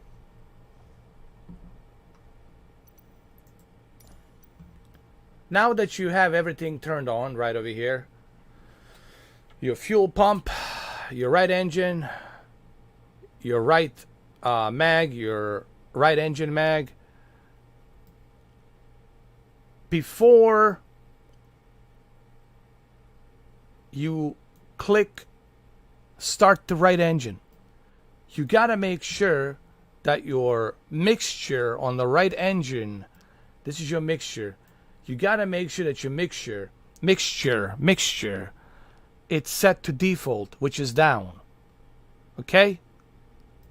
And then when you turn on the engine, then you push it up. Then you push the mixture up to get that fuel going, to get the engine revving. Okay? So here, let me show you. You turn this on, and you push this up. And now the right engine is working. See? We got it. So we got the right engine.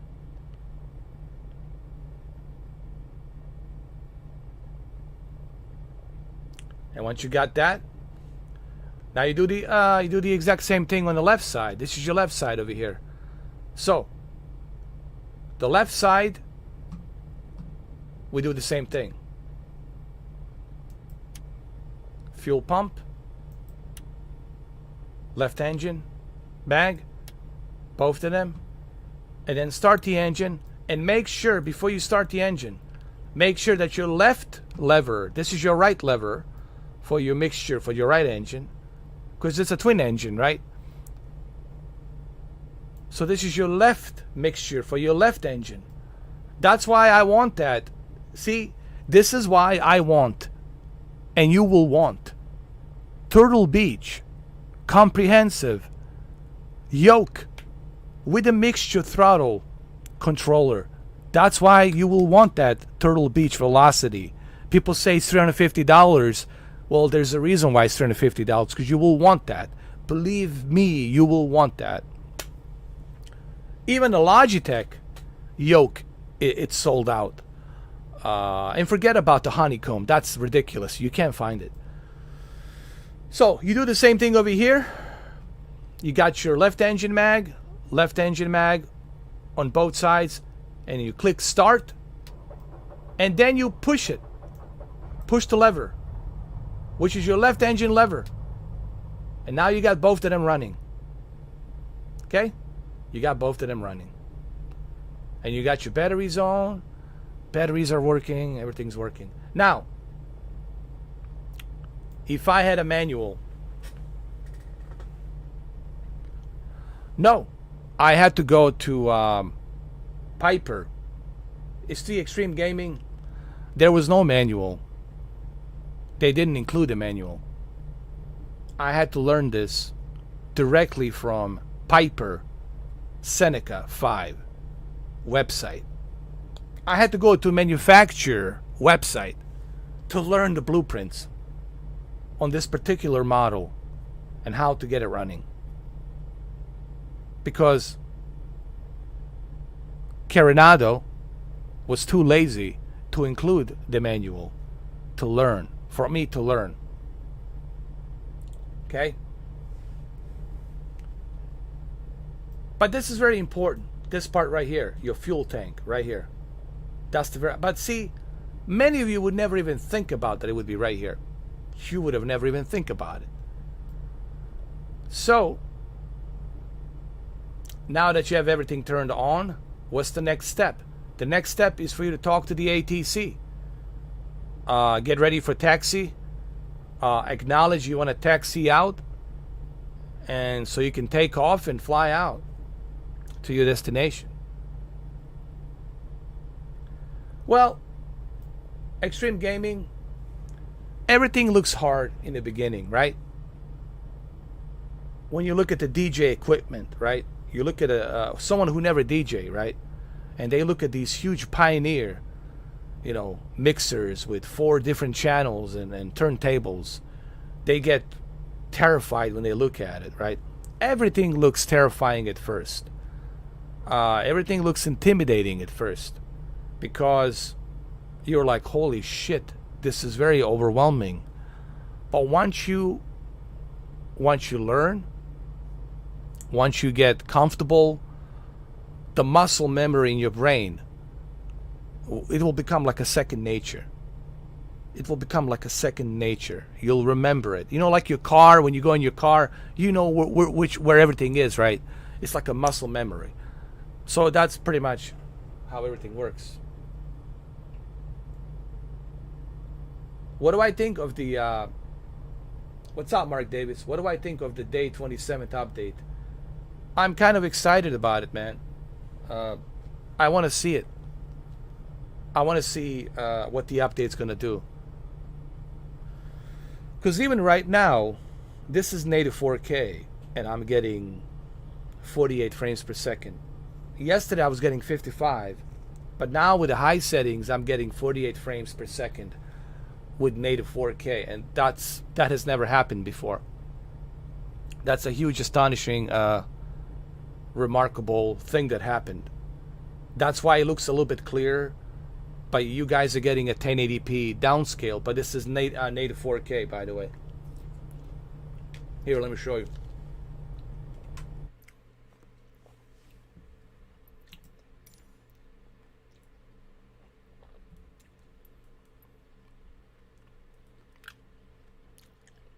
You see?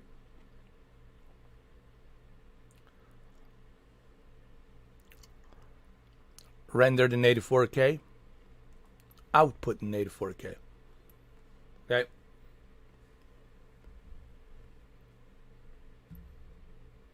And I'm getting 48 frames per second. Listen, I shouldn't be able to do this. But I don't know what they did with a previous update. But I did notice that I'm getting a better performance. Maybe on the 27th, I'll be getting 60 FPS with the high-end settings native 4K. I don't know. Maybe they find a way to, cut some corners and, work on that.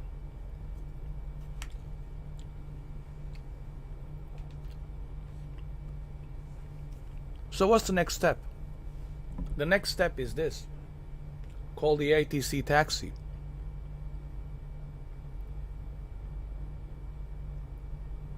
Get a clearance for ATC to taxi out to the runway, and you're good to go. And you just have to follow their instructions. There's also at your voltage and your amp,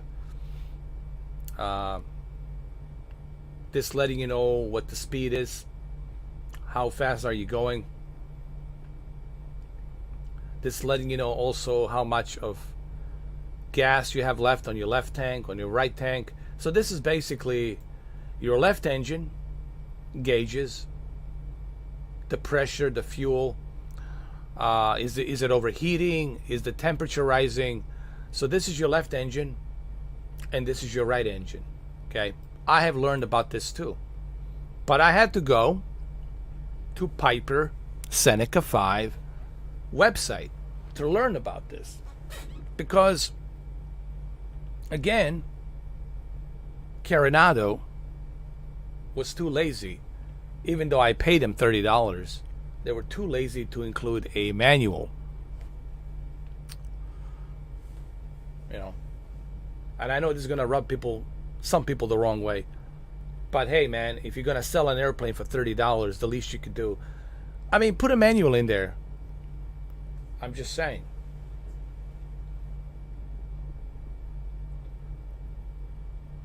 So there's also a lighting here. You can adjust the light, the blue light. It lights up. You can. There's also adjustment on the dashboard lights. Should be right over here. Dimming panel, which is right over here. You can dim the panel, the switches, you know, and everything gets lit up. The Avionics, switch it up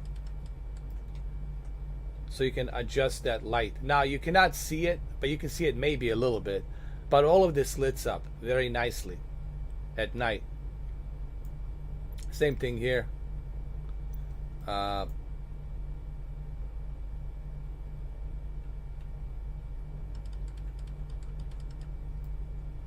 It's actually fairly lit up plane, you know, it lights up very nicely, as a matter of fact.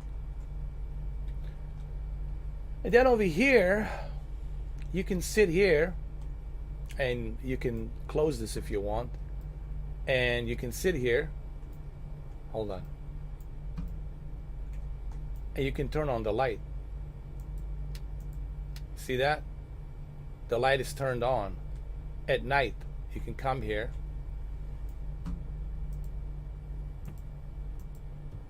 And turn on the light. You can see the reflection of the light right here.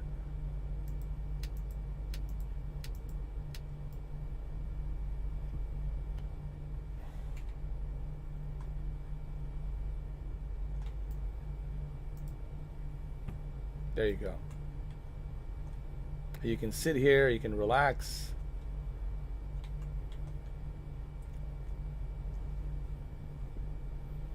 You can play chess or eat some food or whatever. So there's that light too. You can do the same thing over here. Turn all these lights. Hold on. They're right over here. Same thing here. Turn on the lights. Now you got two lights over here. You know, pretty cool. Same thing here. Turn on the lights. Hold on. Bring the shades down. Hold on. There you go. Same thing here. Turn on the lights. There they are.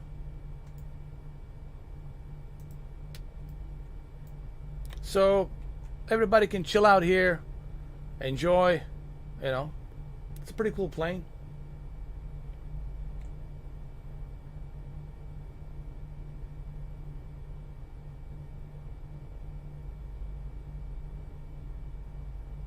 Well, the thing is, I'm not even using DLSS. I'm just strictly running it on the default from NVIDIA. Native 4K with the high settings, and I'm getting 48 frames per second, which is ridiculous. But guys, there's this right here, photogrammetry, Big Data World Graphics. This right here is gonna be the biggest problem. Right here, this is from the Black Shark AI. Black Shark AI uses the data from the satellite for geometry, for architecture of the buildings, the road maps from the Bing, right? It all goes to the Black Shark AI, and now the Black Shark AI sends that information through satellite to Azure data center server, and you connect through this software to the Azure data center, and then you download that data from the Azure data center. And look, just in a few days I collected 20 gigabytes. Just in a few days, 20 gigabytes, just like that. This is something that no one talks about when it comes to the Xbox. How many of you have unlimited? How many of you are paying $150 for internet? If you want unlimited data, you got to pay $150. Plus the federal communication tax. That's $180. How many of you are going to be paying $180 for the unlimited internet? Let's say you can only do Comcast. Let's say you don't have AT&T, and AT&T doesn't supply you with the unlimited internet at the area you live in, and you resorted to Comcast, and you have to pay Comcast unlimited. This is going to be the biggest problem come a week from now, July 27th. And I'm just surprised that no one is talking about this. Everybody's acting as if everyone has unlimited internet. Everyone's paying 150, 160 a month. Dude, that's like leasing a car, man. That's like paying a car on credit. That's a lot of money, dude. Not everyone's going to be paying $160, $180 a month. I do it because I have a YouTube channel. I have a YouTube channel. There's a difference. I need that. I need the unlimited data. Okay? Don't look at me. I need the unlimited data. I wouldn't be able to run this YouTube channel or to live stream in such a long lengths if I didn't have unlimited data. But how many of you, my question is this, let's be honest here. I'm talking about majority, not some of you who have money, you don't care, whatever. I'm talking about majority who have Xbox and they're like, dude, my internet bill skyrocket. Bro, my internet bill, it's $340. My internet bill, it's $450. Some of them might have $500 internet bill. This is going to be a huge problem. Asobo and Microsoft needs to work some kind of a deal with the internet service providers, because this is it's going to be a huge problem, man. This will be a huge problem. And that's all I want to say about that. And no one seems to talk about this. Yes, you can turn this off, but it defeats the purpose of this flight simulator. Then you might as well play X-Plane 11. You need this to take the full advantage. This is why this is a big deal. You see this right here? This is why the Flight Simulator 2020 is a big deal. I'm not worried about the Xbox rendering this game in 4K. I know it can do it. This is what you should be worrying about. Is this? That's why I told you that your internet is the most important thing. Don't worry about the Xbox. Xbox can run games, no problem. I was blown away by Formula 1 2021 last night. Native 4K 60, no loading time. Hell yeah. Xbox Series X kicks ass. It's a powerful console. I'm not worried about that. But this is what you're going to have to worry about. This right here. Keep that in mind, guys. This is something that you need to worry about. And this will be the biggest issue. But just remember, I was the first one who mentioned this. Okay? Others will talk about this after July 27th, July 28th, July 29th, July 31st, whatever. But I'm the one who gave you the red flag, who gave you the warning that this will be the biggest problem. Because not a lot of people have unlimited data. Now, just because you don't have unlimited data, you can go over that data. But guess what? Guess what? You're going to be paying a lot of money, dude. Your internet bill, bro, if you don't have unlimited data cap, I mean, if there's a data cap on your internet, right? You can only use 20 gigabytes a month or 50 gigabytes a month. Okay, let's say your data cap, it's 50 gigabytes a month, bro, dude. Just in 3 days, I sucked up 20 gigabytes. How many gigabytes you gonna suck up within a week? Do you know how much you're gonna be paying? You'll see. Come August, come September, how big your internet bill is gonna be. But just remember, I told you so. Just remember, I gave you the warning. I told you so. This is the biggest issue. And no one seems to talk. And Sobo should talk about this. They're all concerned about the resolution and graphics. But the Sobo should talk about this. Microsoft should talk about this. But they don't want to talk about this. Because they're afraid to talk about this. You see, I'm telling you the truth. Microsoft does want to tell you the truth because they're afraid you're not going to play the game. Oh shit, this will cost me. And now I have to pay $150, $160, $180 for some unlimited internet. Guys, this is the biggest problem. This will be the biggest issue. Just, you heard it from me first. I'm being serious. This doesn't affect me because I have unlimited data. And for those of you who have unlimited data, it's not going to affect you. But not everyone, it's a high roller. Not everyone has the money to spread around. People are struggling out there. And they cannot afford $150, $180 a month for unlimited internet. Anyway, so what's the next step? Now that you got your engines running, you got everything running, what's the next step? The next step is the ATC.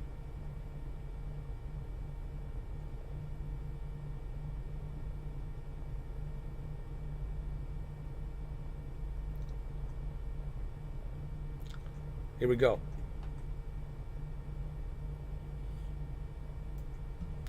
So the next step is to call the ATC. Call the ATC and request a taxi to remain in a pattern. So this is the next step. You communicate with the ATC and then you request a taxi out. One of the worst internet infrastructures. Now, if you are like in Silicon Valley, or if you're like in a government office or something, then yeah, you're gonna have the best internet. But majority of like a suburbs and suburbs of the cities, Short runway 23 right using taxiway Delta terrible. Bravo cross runway 32 right Alpha Charlie MRFO URKA Y1979er heavy. But I'm speaking about, United States, because that's where I'm at, and that's where majority of my friends are at, and this will affect them big time. Now, if you're in UK and you got that special deal, or you some other countries, it's not going to bother you that much. But in the United States here, this will be a big issue for the Microsoft and the Xbox. Let's be honest. This will be a huge issue and a huge problem.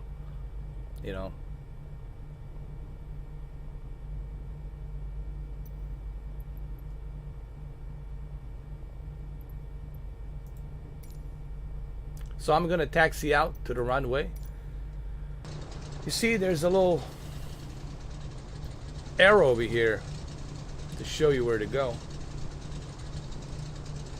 Sometimes they have to go with a data cap.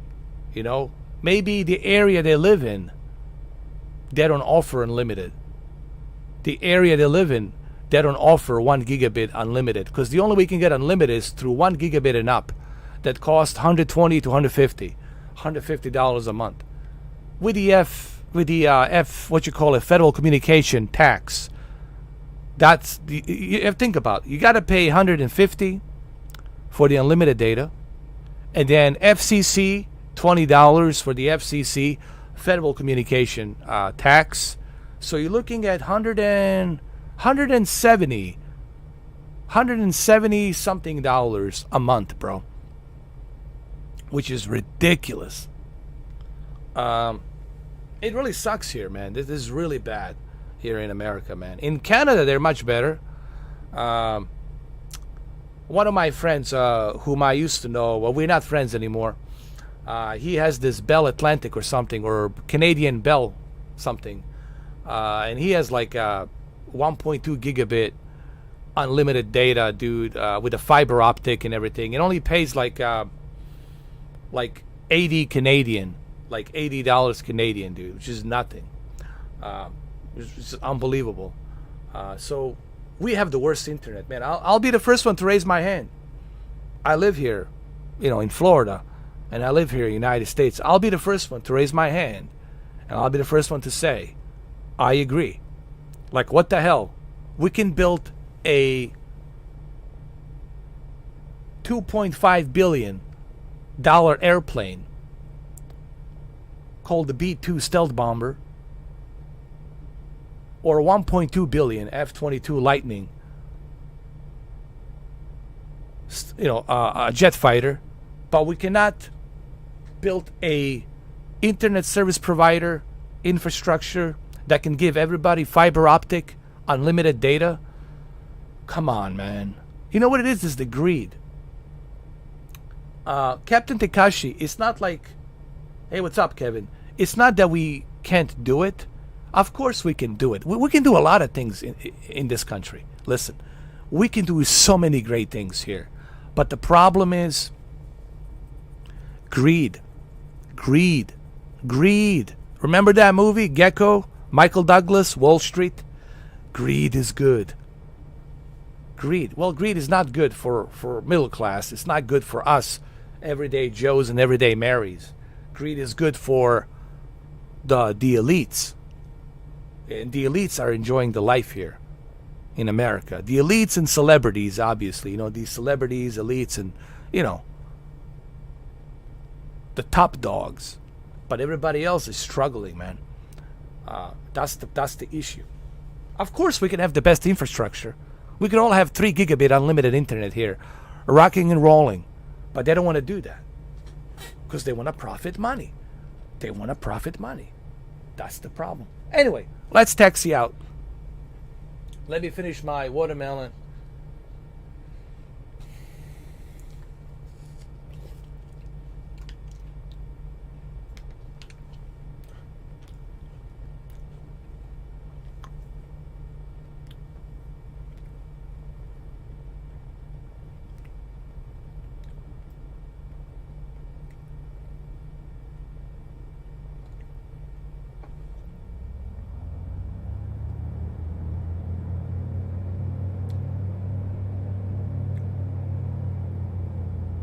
Here we go, guys.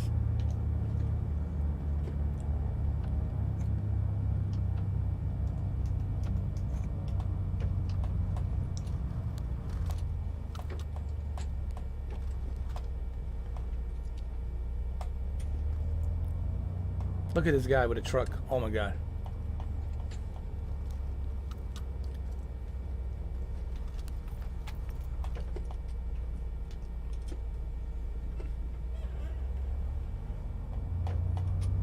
Oh, in Mexico, they got the unlimited data. I think they have it everywhere, man. Everywhere they have it. It's just here, man. It's just... I think all the money here goes to the military, man. Military-industrial complex, dude. I'm telling you guys. Eisenhower was right. Who's this guy? Eisenhower was right, man. All the money goes for the military-industrial complex.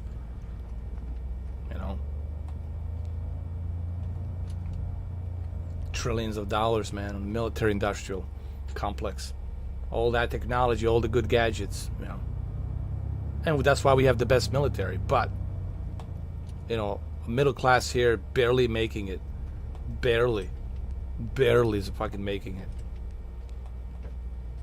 We don't even have universal health care, dude. Not even a universal health care, bro. Like, that's a necessity, bro. That's not a luxury. That's not a luxury. For you to take care of your health.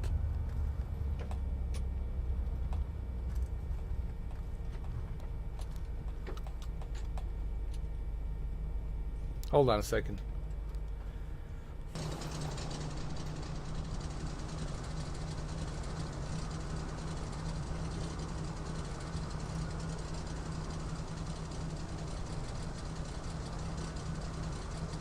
Oh, I got it. It's right here. It's right here. I got it turned around, guys. I got it turned around.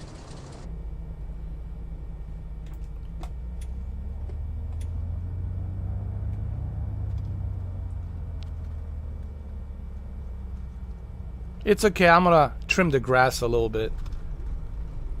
It is what it is.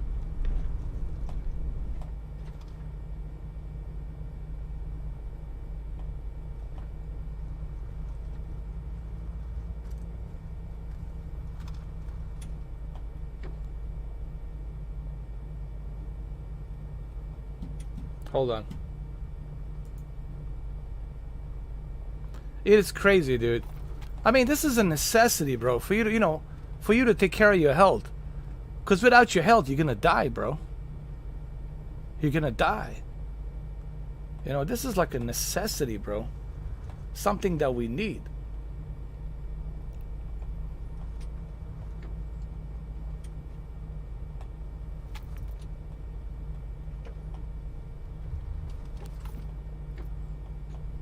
Something we need, guys.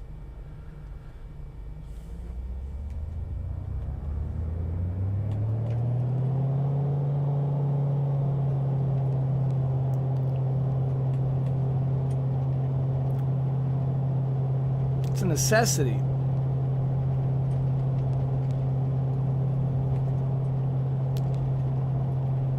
I can't believe I'm doing this in native 4K, 48 frames per second.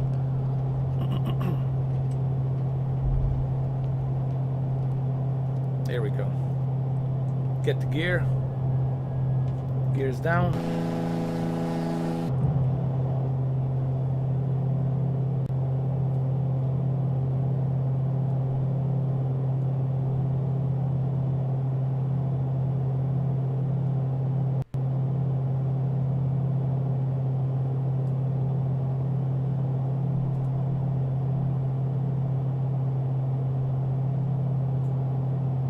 You guys are so lucky to have that NHS. Also, people in Canada are so lucky to have that. I mean, dude, if you want to buy an expensive house, that's a luxury. If you want to buy an expensive car, that's a luxury. But dude, taking care of your health, that's a necessity, bro. That's either if you don't get some help, you're gonna die. That's a necessity. Like food, it's a necessity. It's not a luxury, man. It's so wrong with that, man. That's the only thing that bothers me here. Bernie Sanders talked about it all the time. Said, I can't believe in the most wealthiest, powerful country on the planet, we can't take care of our citizens. That's a necessity, bro. You need it. It's not a luxury. I don't want to buy a big yacht or a Bentley or a Rolls Royce. That's a luxury. Flying an airplane, it's a luxury.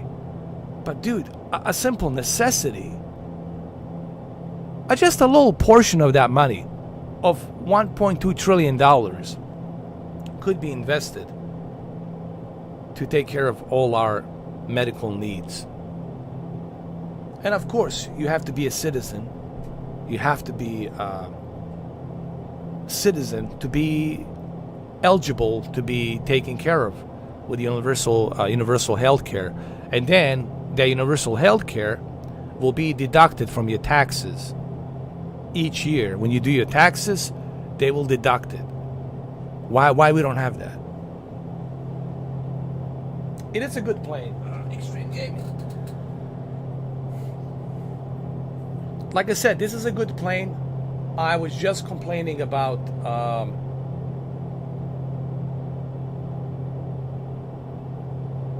the lack of manual, But no matter what I say, people are going to say, oh, dude, you should have Googled it, But why should I have to Google it, right? I already spoke about that earlier. Like, why do I need to Google it? The manual should be included with this airplane. That's the whole point. Like, why do I have to Google this? I shouldn't have to Google it. The manual should be in there. The manual should be included. And this is a live weather, guys. Live weather, it's clear.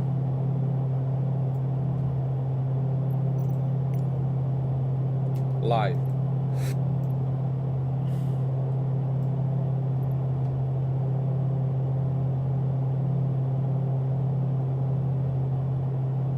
Now, if I put some clouds over here, you will see it.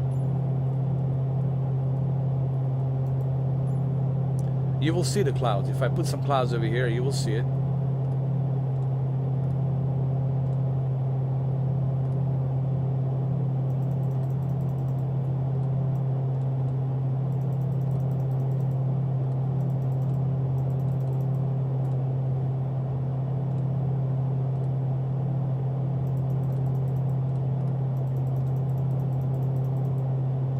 If there's like a storm or something, like participation, like let's say there's a storm,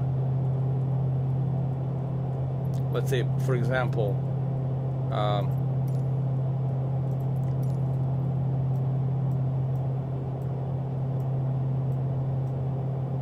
I don't know, this should be working. I don't know why it's not working.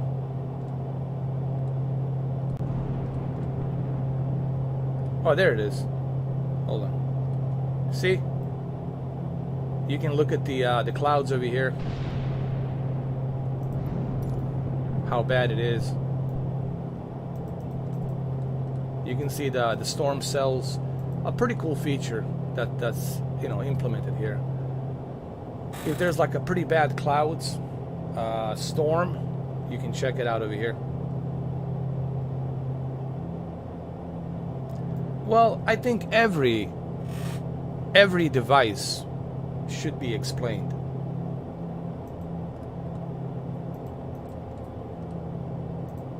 I think every device should be explained.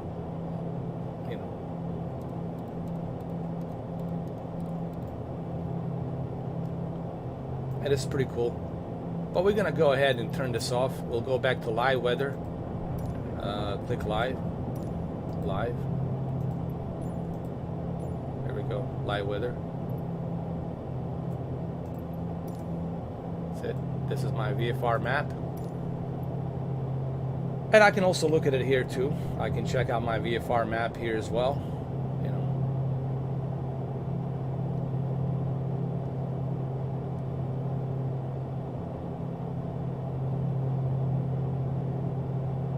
It also tells me how fast I'm going.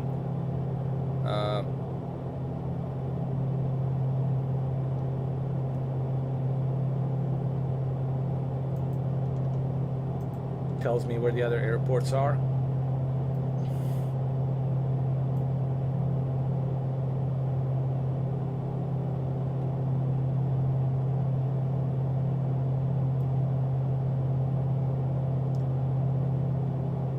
And this thing looks great during the night. Like here, like during the night, this thing is lit up nicely. Even in the back over here, see it's lit up nicely in the back.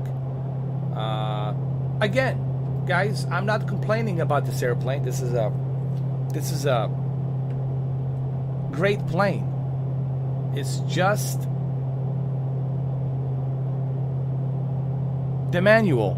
That's why I was so pissed off. But people came after me. Oh, you suck, dude. People say, well, why don't you use a Google? They say, why don't you use a Google, Mr. 4K? But okay, I understand. I can use a Google. I'm not lazy. I can research. But why do I have to do that? Why do I have to research? Why do I have to go through Google to research?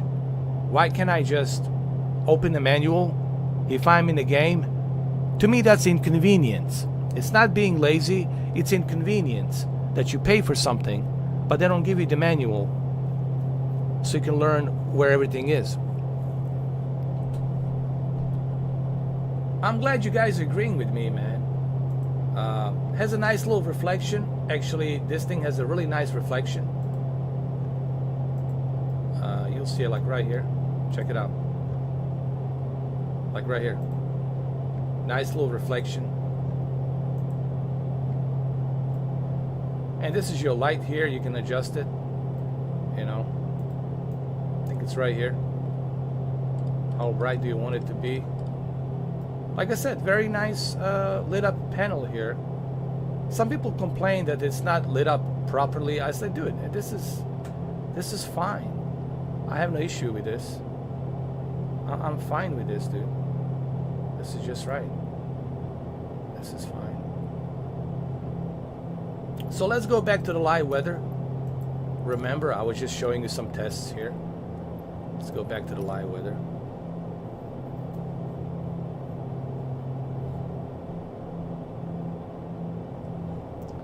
I know, man. And then people come after me saying you complain too much. Well, I promise you guys, I will not complain if someone doesn't give me a reason. I will not. Look, people think I wake up every day grumpy. People have this idea about me. They think I wake up every day being a grumpy person. Come on, man. That's who would want to be like that? I don't. But if someone gives me a reason to be grumpy, if someone gives me a reason to be pissed off or angry, well, then they give me a reason, you know? And this is all legitimate complaints, you know?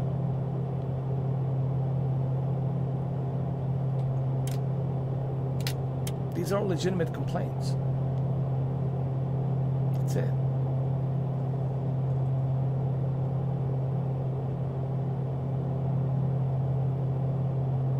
Exactly. And believe me, it took me 15 minutes. Extreme gaming took me 15 minutes to read the blueprint, to go to the Piper SENECA 5 website, to download the PDF files, whatever, to read the files, to download them, to look at the blueprint. It took me a while till I got to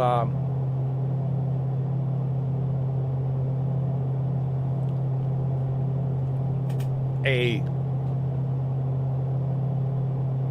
fuel tank. It took me a while till I got to this, and till I got to this.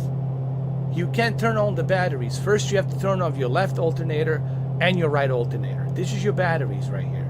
This is your engine and the fuel. Your right engine and the fuel, your left engine and the fuel, and this is your battery in the center right here. Now, how would you know that? The only way to know that is if you look at the blueprint, if you read the blueprint. This here is your navigation lights.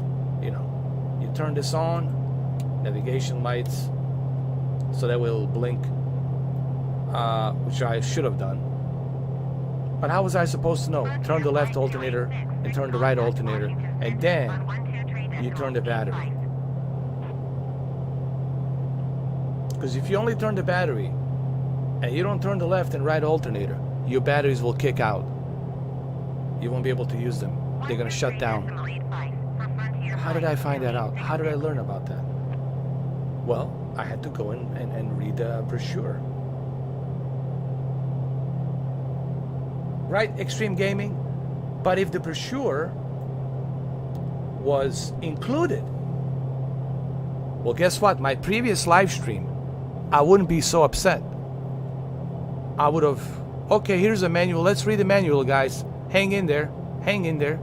Let's read the manual. And that's it. That's it. Be no problem. But, hey, you know, I know that they're butthurt, man. I know Carenado is butthurt, but they shouldn't be butthurt because I paid. I made them money. I paid for this airplane. I'm simply saying, as a customer who purchased your airplane, I want to see a manual documentation. Just Flight gives you the documentation. You can download it. It's included, right? You can read it. It's all there. PMDG does the same thing, gives you step-by-step manual so you can read about it. You know?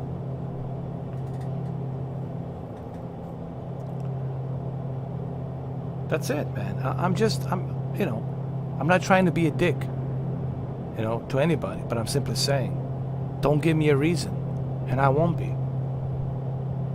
I'm not asking too much. I mean, how they expect? No, you tell me. Carenado, if you're watching this Carenado, how do you expect people to figure this out? How? Go to Google? What kind of customer service is that? What kind of company are you? You can't be that incompetent. When someone purchases your product, they should be happy that they have a manual, everything is there, and then they'll come back again. And when you release another product, those repeat customers will come back again, and they're gonna purchase your product because they're gonna like what you're doing. They're gonna like that there's a manual here. I can learn. I don't have to go through Google and download some blueprints and instructions and all this other crap.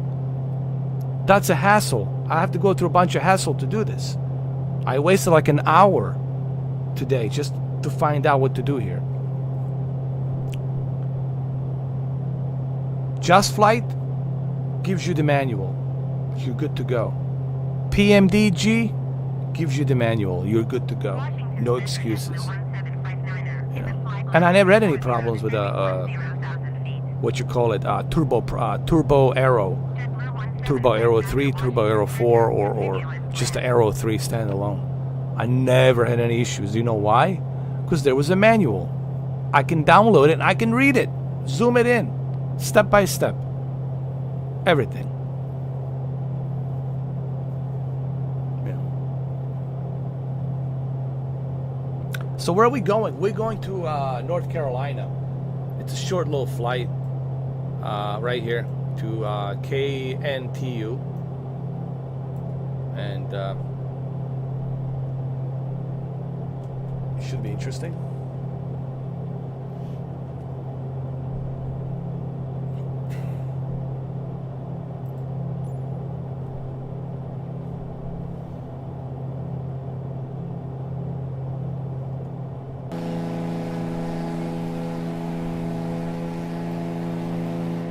See, the airplane is trimmed nicely.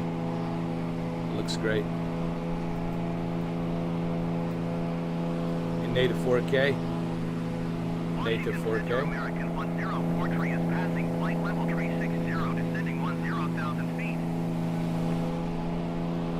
American 1043 Looks glorious. Continue as planned. Looks glorious in native 4K.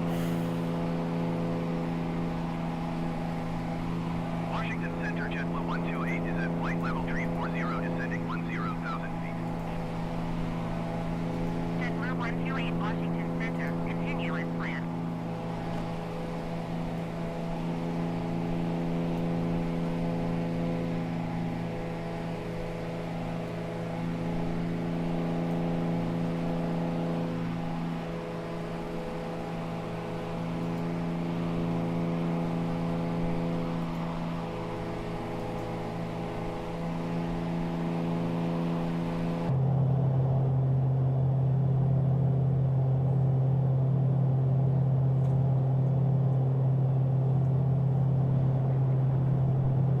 Man, I wish I had a yoke. I wish I had a yoke. That yoke would have helped me so much, man. Having that yoke would have helped me so much.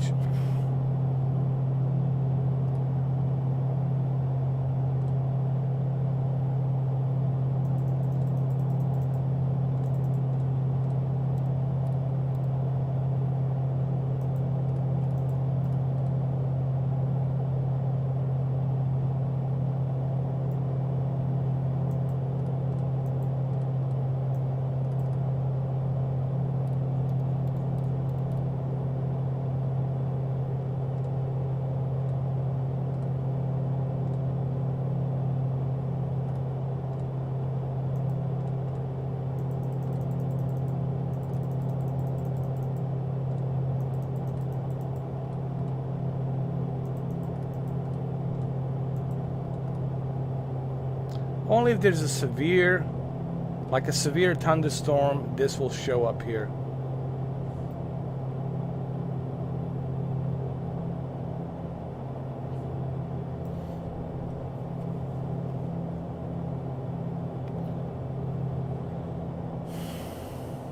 Dude, right now I'm using this. This is what I'm using, guys. This is the Thrustmaster, and it gets the job done because that's all I have, you know. But having that yoke, or even having that Logitech yoke, man, with a mixture, instruments, and all that, would have helped me so much, man.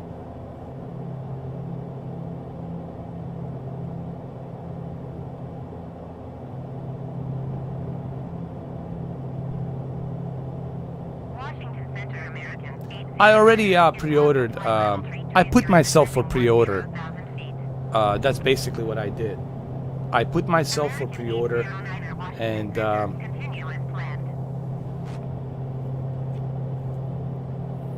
they're gonna notify me when it's available. They're gonna send me a notification whenever it becomes available, whenever that is.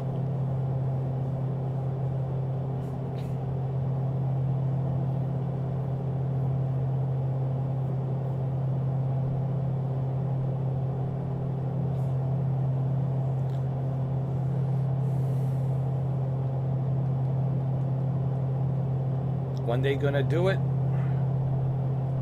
I hope I can pre-order one, man, because I have a feeling that thing's gonna be a pain in the neck trying to get it. You know, honestly, that thing's gonna be a truly pain.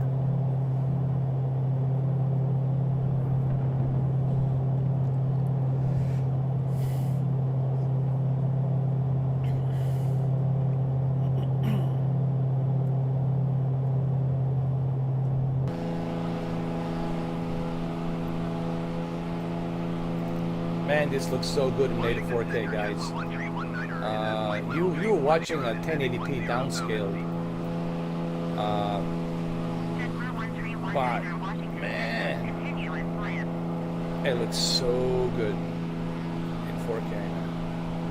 Obviously, you guys cannot see what I'm seeing on my monitor, but trust me, it looks pretty damn good.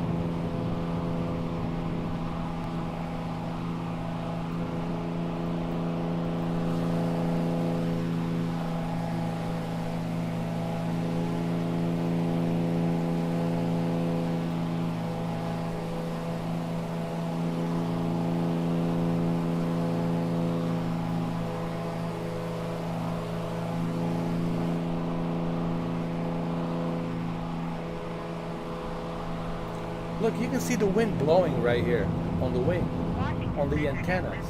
Look at that. Next to the next to the flaps. Look at that. You can see the wind pushing next to the flaps right here. Look. See it?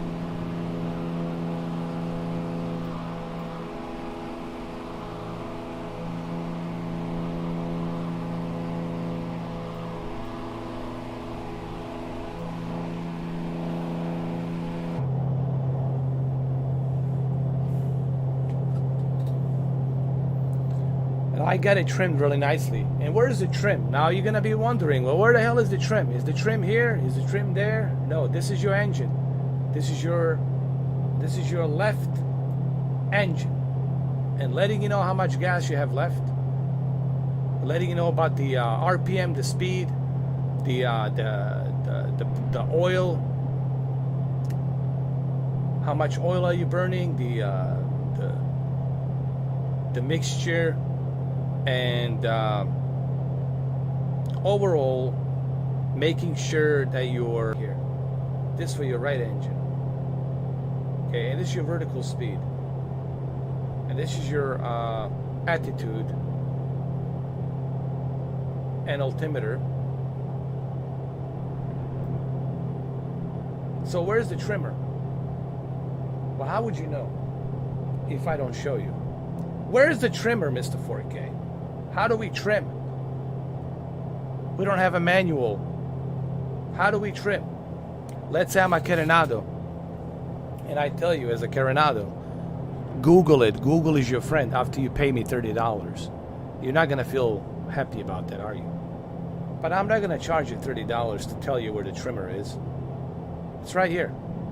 This is where your trimmer is. And how would you know that it's right here? This is your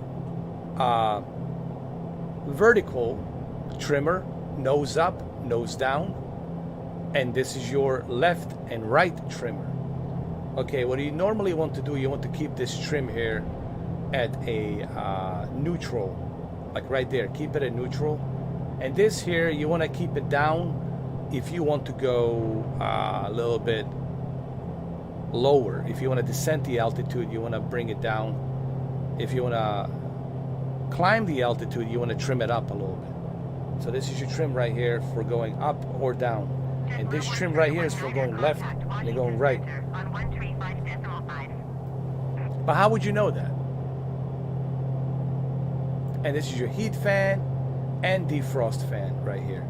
Now, the icing, it's right here. Okay? The good news is this. The icing, it's right here. Turn on the icing, prop heat, windshield heat. Okay? So if you ever go through the clouds, on top of the clouds, where's the most of the moisture and water, that's where it gets cold.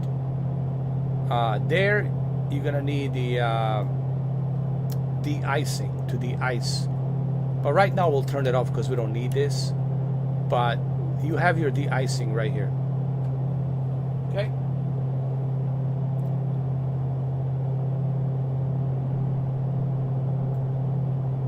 And this is your radio.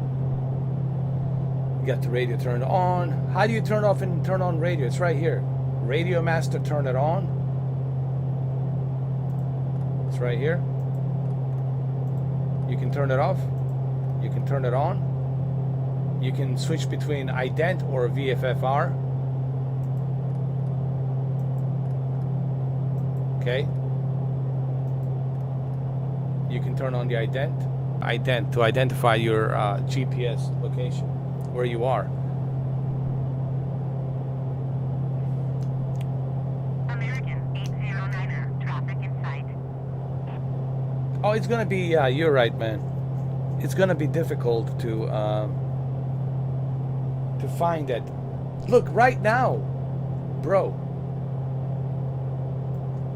it's hard to find even Thrustmaster 1600.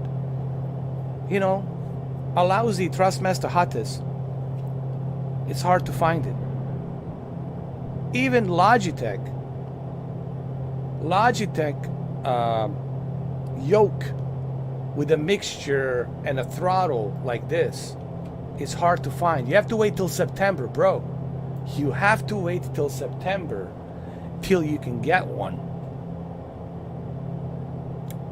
Same thing goes for Honeycomb. You gotta wait till September till you can get one. So that's what I'm telling you. It's gonna be a pain trying to find that. Generic flight, Sierra Lima contact, Washington Center. On It really sucks, man. Listen, man, this is some shitty times when it comes to being a consumer, man. Really, this is not a good time, man.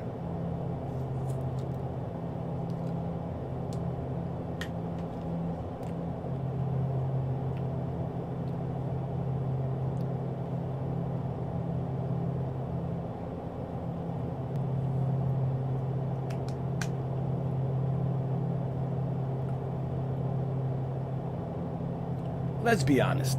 We have seen better days. This time, really, the 2021 sucks. It sucks for being a consumer.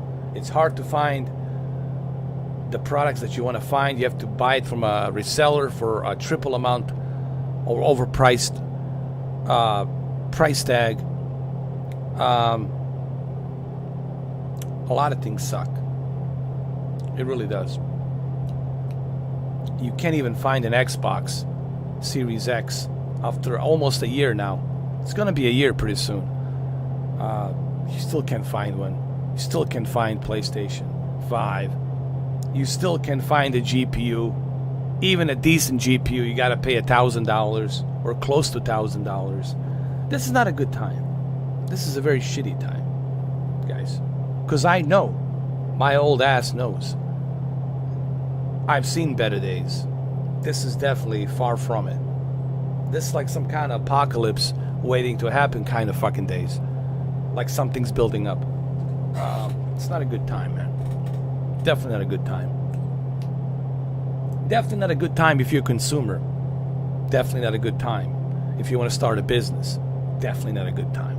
This is a very survival of the fittest, hard times. Again, I don't mean to be negative, some kind of negative nanny, but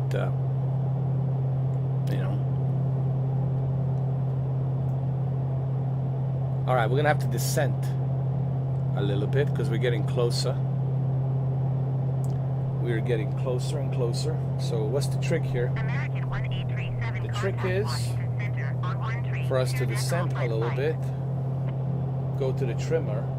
JetBlue 2884 contact Washington Center on 13.2.55. Keep it Going to neutral. 13.2.55 American. That's okay, warning. don't worry.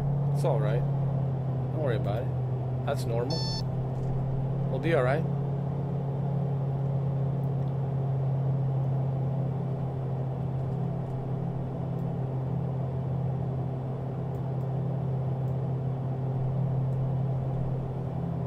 And also, what we want to do here is, as we're descending down, we also want to do it with a lower RPM. We're going to lower our RPM. Okay, you see how I'm pulling the levers down? Okay. I'm adjusting my speed because I'm preparing to land over there. See, there's the airport over there. I can even see it. I can even see it. So I'm getting ready.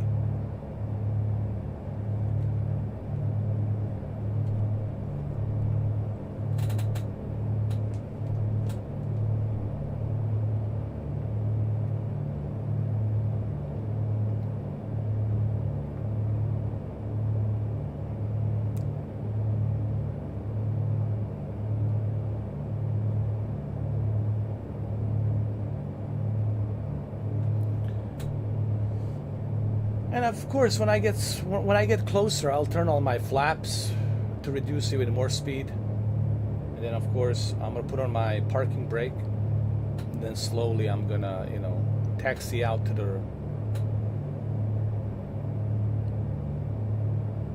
the ramp, whatever the hangar ramp it is. I forgot.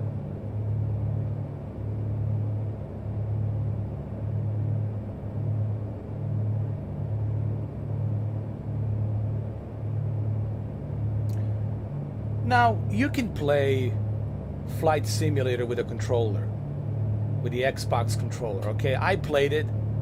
It's not easy. It's not easy. I'm not going to sit here and lie to you. Playing it with a controller, it's not easy.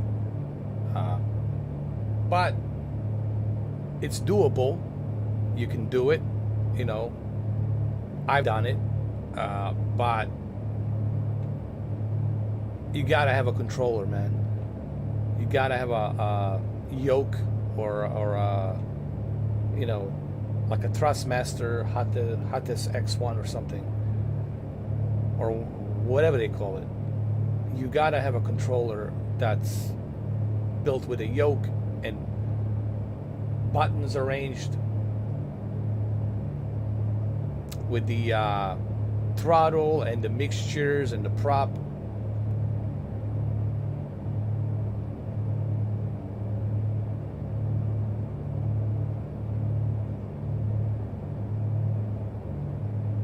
But you gotta remember, some people, not everyone's gonna play Flight Simulator realistically, okay? There's that too. Not everyone is going to play this game realistically. Some people are gonna play it arcadishly, and that's okay. Some people, they just want to have fun. Fly around their house or fly around their friend's house or whatever. Not everyone's gonna try to you know, do it realistically. We have to keep that in mind. But I'm just telling you, having a controller with the mixtures and throttle and all of that, and the rudder on your feet, and the yoke, left and right yoke, definitely is going to help you. It's going to help the experience. You're going to feel so much better, dude.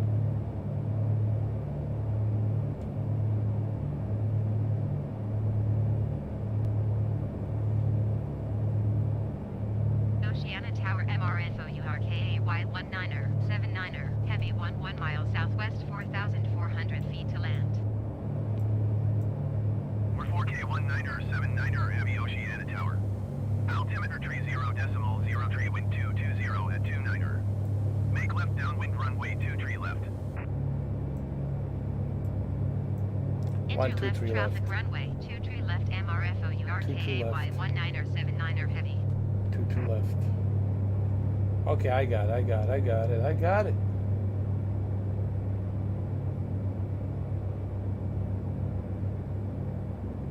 Got it, sir. Everyone just relax. Got it.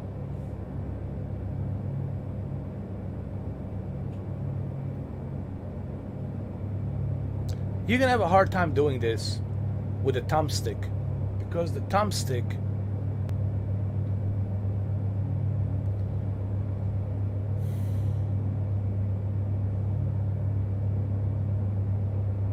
this is all in real time. It's 7:26 p.m. right now, and this is exactly the way it is in Florida right now. Sunset, beautiful sunset over Florida, obviously, and a sunrise.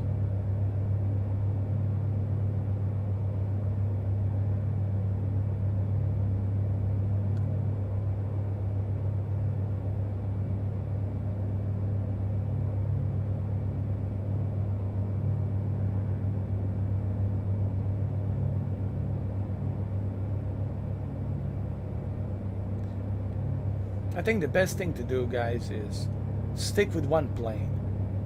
Get familiarized with it. Like, I'm gonna get familiarized with this plane so much, then it's gonna be like a second nature for me on how to start it and how to fly it. You shouldn't be switching back and forth between many different airplanes, because they all fly differently, they all operate differently. That's why it's important. Find an airplane that you love and stick with that airplane. And fly that airplane, learn as much as you can about it, and just keep flying that airplane.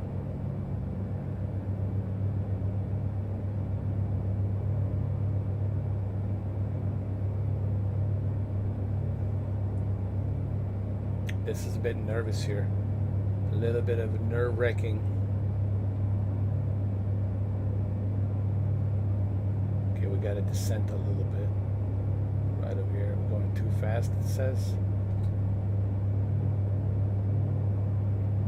Oh, don't worry. We can fix that.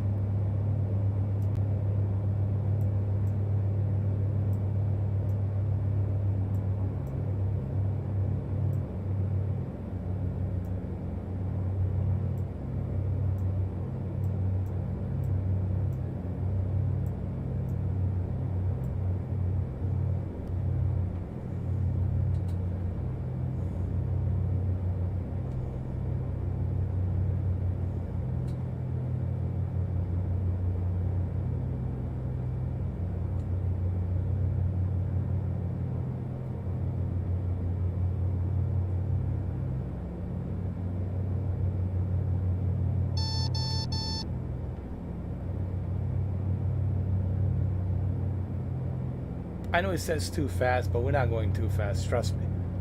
It's fine. We can make it. Just ignore this. Ignore it.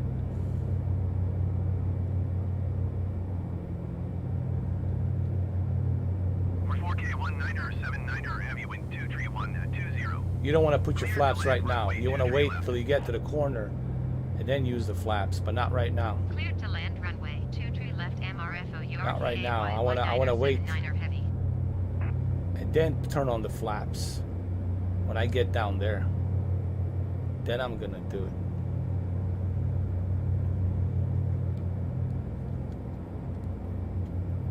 All right. See.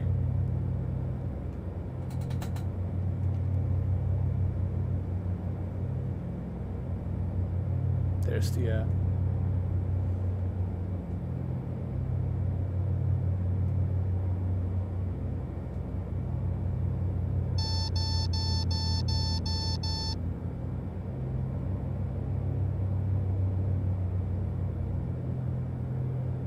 got my gear.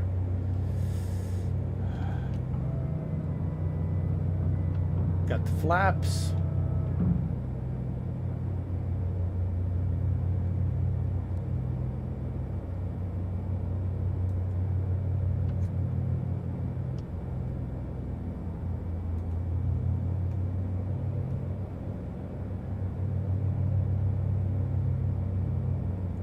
Come on.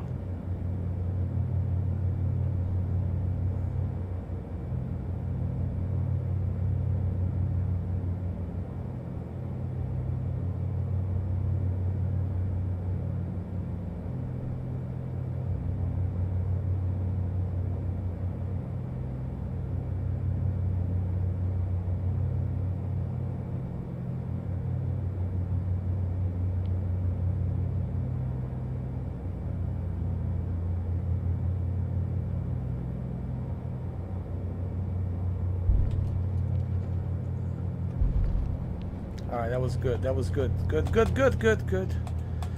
Good. Good. Good. Good. Good. Good. Good. Good. Good. Good.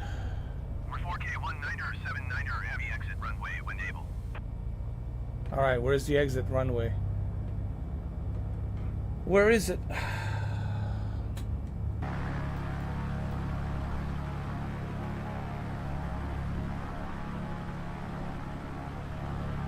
It's on the left.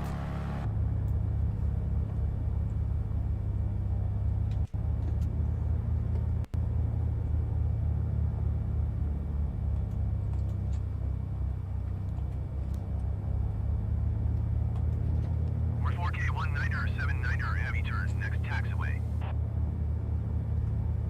Hold on.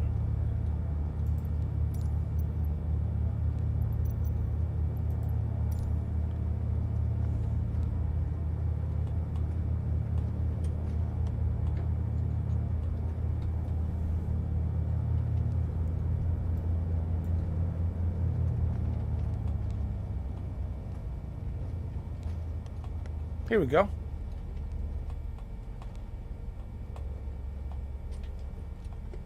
We're 4K 19er 79er heavy turn next taxiway.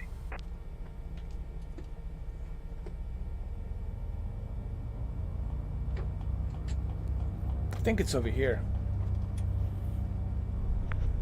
We're 4K 19er 79er heavy contact ground on 119er decimal 6.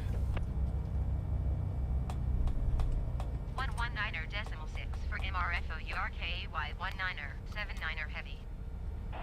I'm taking a shortcut. That's fine. I know it's not. I should have gone over there, but I can take a shortcut over here. That's fine.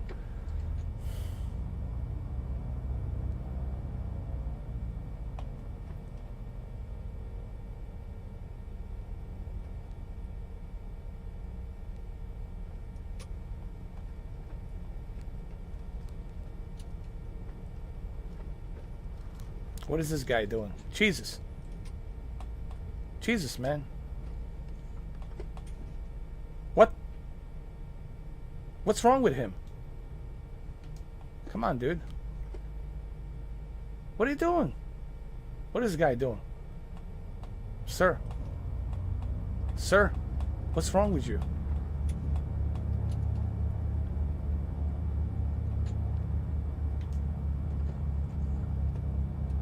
Can you believe that guy?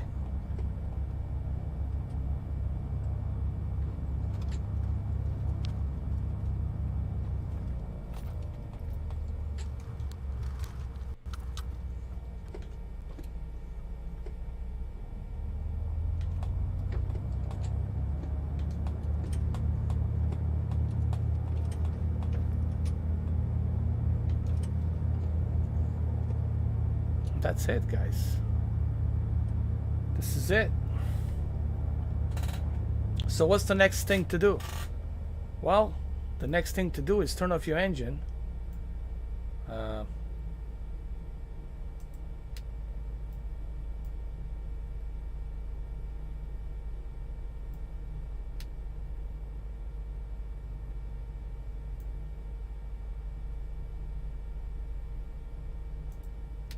Turn off the left engine.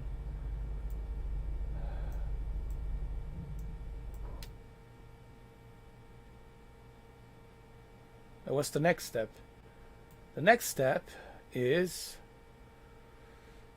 turn off the right engine mag, fuel pump,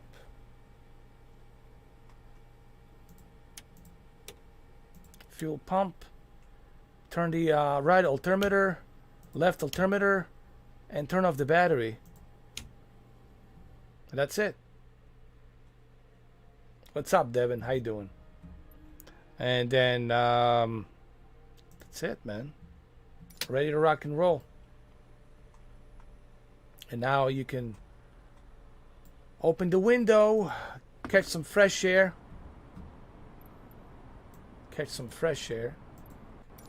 Open the door, have a smoke or whatever it is that you do. Step on this black mat, walk down, wake up your passengers, tell your passengers, hey, guys, time to get up, time to get out of here. Come on, man. Open the door, let them go out. That's it.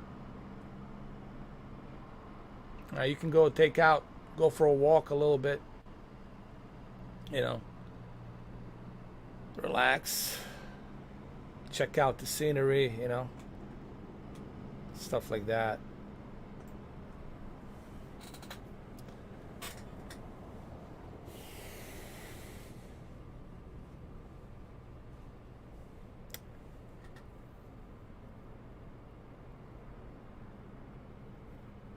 Oh my God. I know. It was probably that guy. That guy, this is so stupid, man. And I can't believe that my friend Rachel was engaging with him. Like, I can't believe Rachel was, like I said to her, like, don't you see that this guy is a troll? He got your attention. Of course he knows the earth, it's not flat. It's round. But he wants to... Listen, man. That's what they want to do. They want to disrupt. They're like party poopers. They want to screw up your party. They want to screw up your equilibrium. They want to screw up and piss all over your live stream. That's why they're called trolls. Their reasoning for coming in is to fuck up your live stream. And if you pay attention to them, that's exactly what they want. They want you to fuck up your live stream, you know. And yeah, they want to steal your beer as well. The best thing to do is just remove them. Like I was gonna tell Rachel, like, why are you talking to this guy? Just remove him. I would have just removed him. Like, don't give him any attention. That's the food. Like that's like a food and water. They need it. They cannot live without the attention. They need the attention. That's how they operate. That's how they breathe.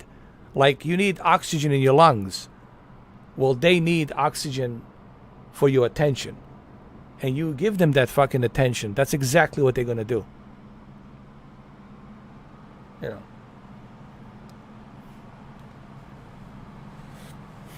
Okay, so what's the time? 7:39. Man, I should definitely eat something. I don't know.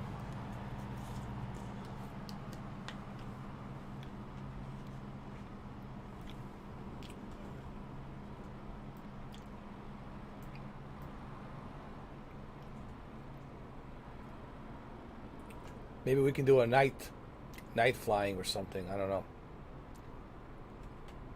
Maybe we can do that. Do some night flying.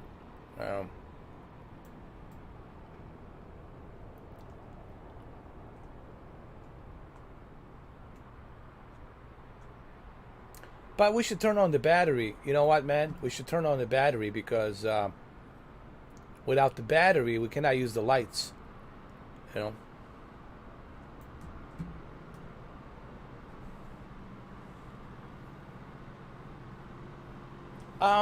Cessnas, any kind of Cessnas, like Skyhawk Cessna, like you can learn those really quick. Piper Arrow, you can learn it, but it takes a little bit of time, like maybe 30 minutes or so. TBM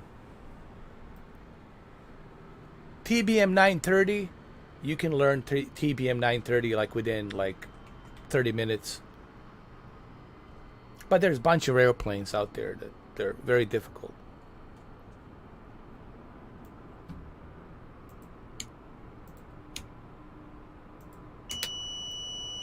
I'll leave the battery on because I need the light. It's gonna get dark pretty soon. You know what I mean? I gotta leave this light on. Okay. Because I might need something to eat, so I'll have to leave it like this till I come back. You know, gotta leave some light here for you guys. So yeah, I'm gonna grab something to eat and then I'll be back. Maybe we can do one more flying in the night to show you how it is at night. You know, I've never done it at night. That'd be kind of interesting. You know, take off at night and then land at night. You know, it's just I would have to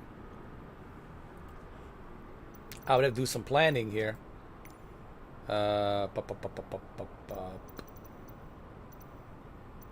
Navigation log.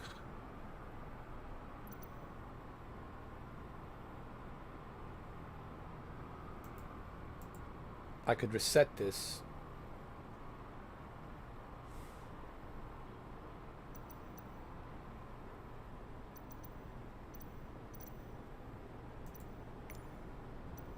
I don't have any flight plans, but maybe if I reset the whole thing.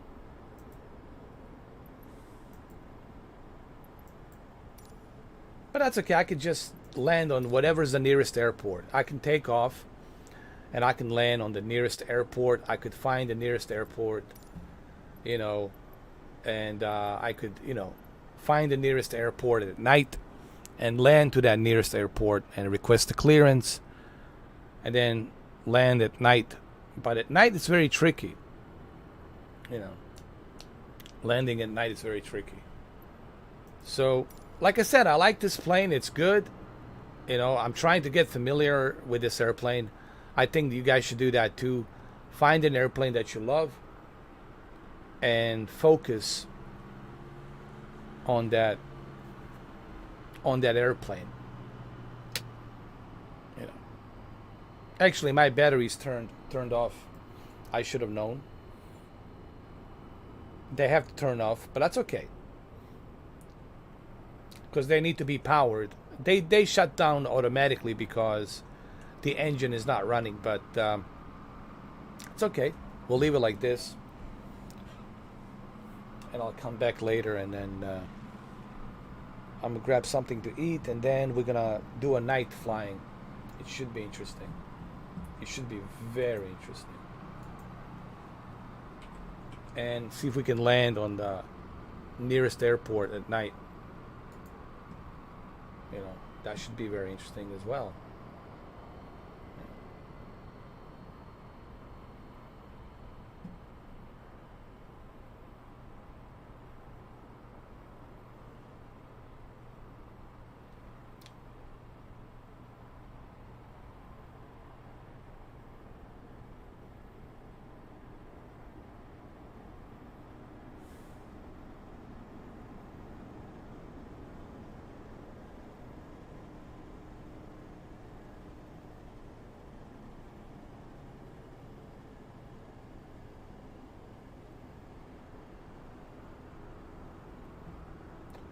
Okay, so I'm gonna grab something to eat and I'll be back, guys.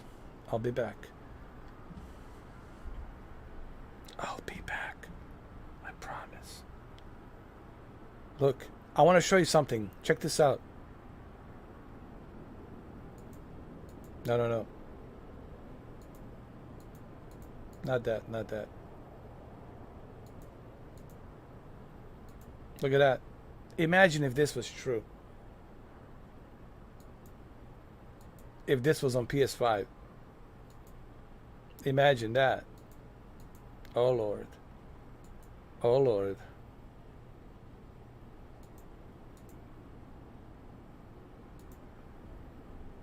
There's my Xbox. There's my PS5. So, I'll be back. My passengers. I'll be back.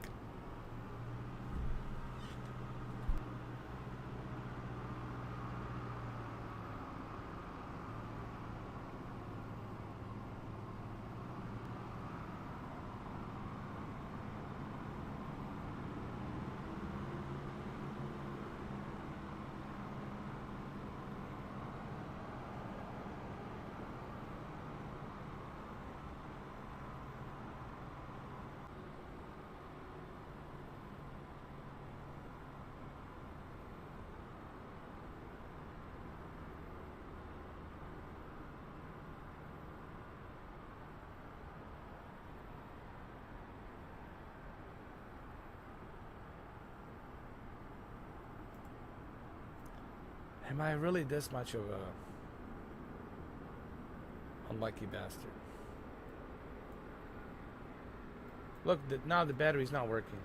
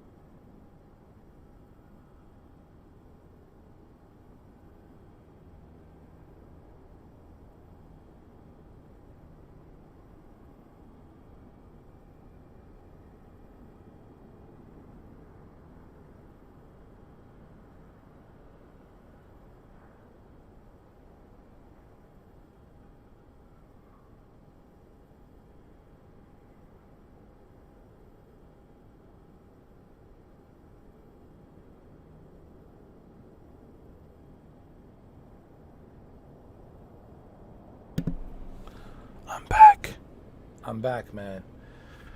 Delivery dudes, what can you do? Delivery dudes got lost. I had to chase them down. You know, it is what it is, man.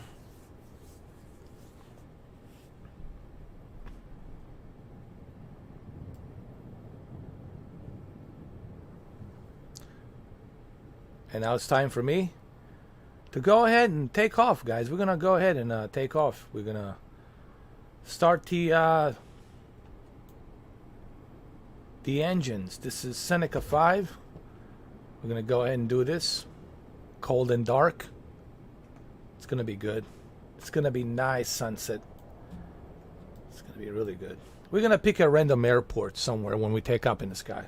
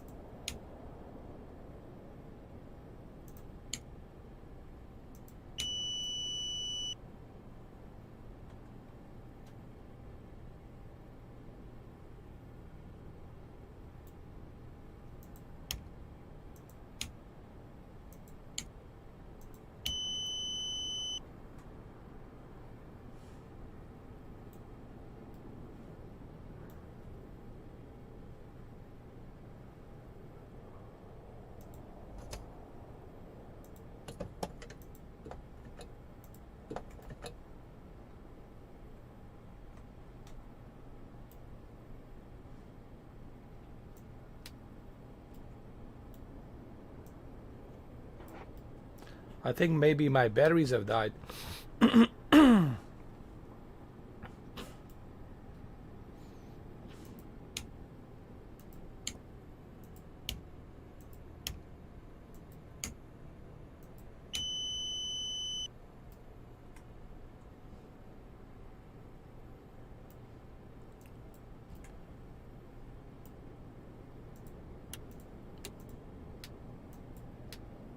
I think my batteries have died.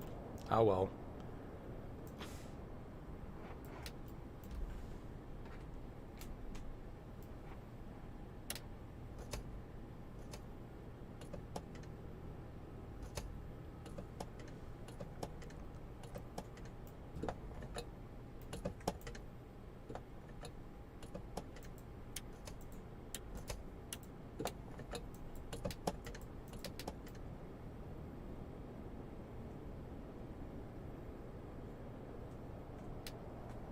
Yep. Batteries have died.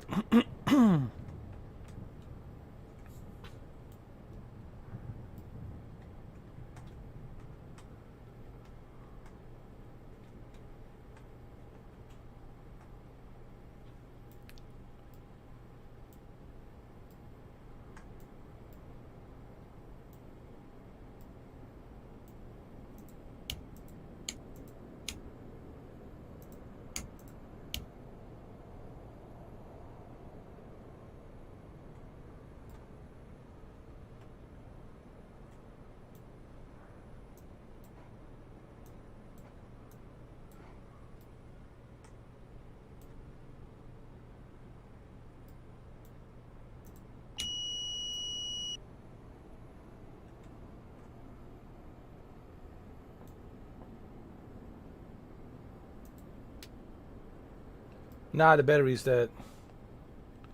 Guys. Batteries are dead.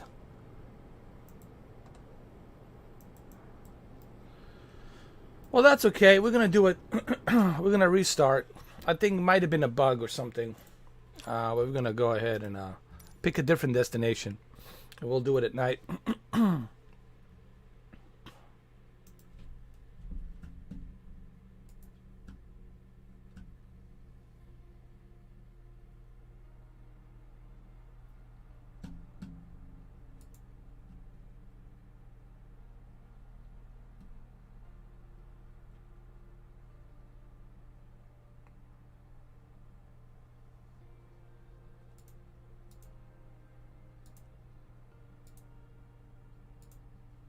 Okay. So I'm gonna go to main menu. I'm gonna pick a different destination. We're gonna go somewhere. Maybe we can go to Texas. Somewhere in Texas, and we have a nice little sunset view over here. You know, we can go to maybe Houston International. All right, be a nice little flight, night flight. Houston International. Where the hell is it? Or we can go to George Bush Intercontinental. We'll go right here, set as departure. And then we can go to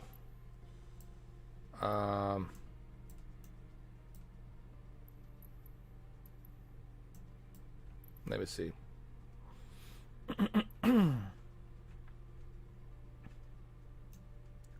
We can go to Fort Worth.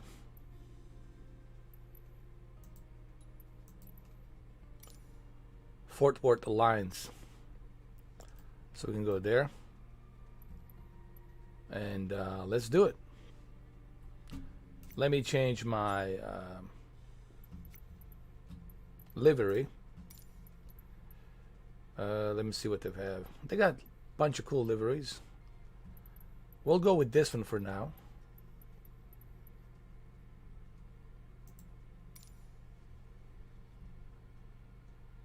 A little green right there. And we're gonna fly out.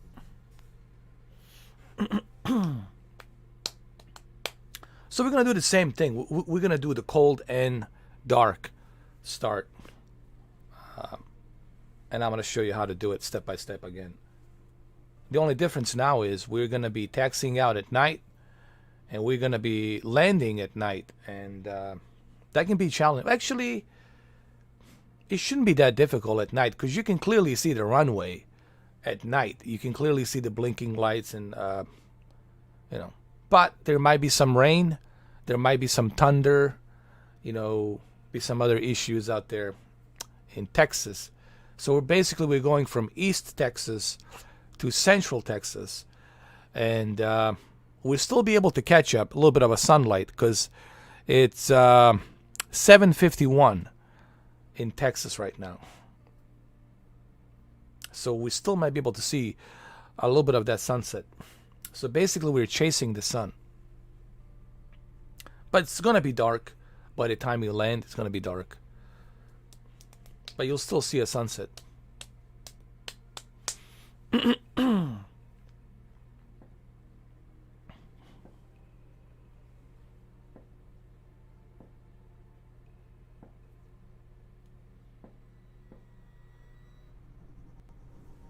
Wait a minute. This can be right. Dude, is this live?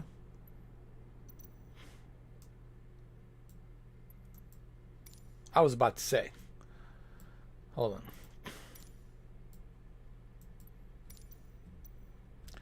All right, so let's go ahead. Let's first thing first. Let's do the deeds. The first thing first is your fuel. Okay? It's right over here, right next to your trim. Your vertical trim and your horizontal trim. So this is your right engine fuel tank and your left engine fuel tank right here. Left, right. Those are the twin engines. Left, right. So first thing we're going to do is we're going to select and scroll down and zoom in both of these.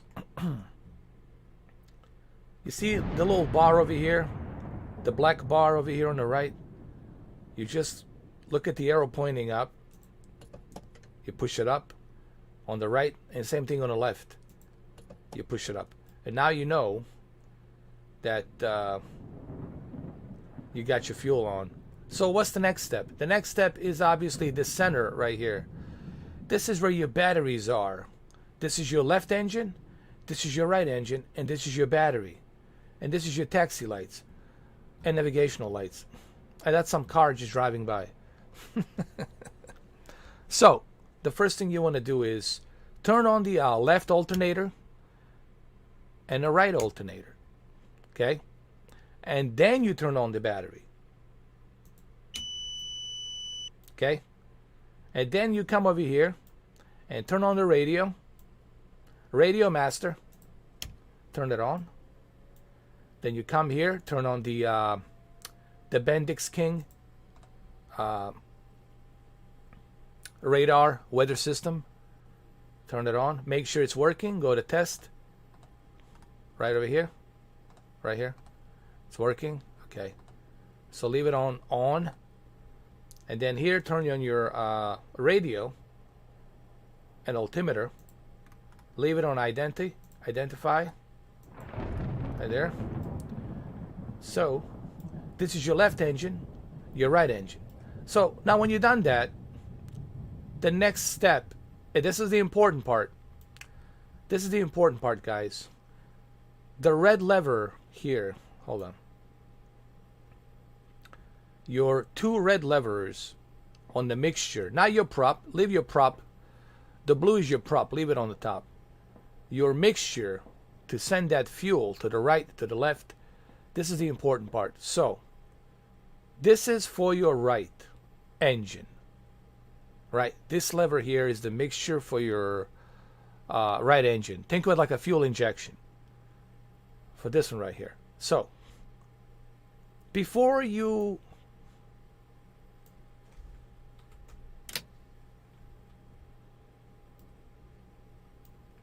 can hit right start engine, you got to make sure that your fuel pump is turned on, your right engine mag, both of them turn on, and then you select start the engine, and then you push that red lever. See? Then you push it.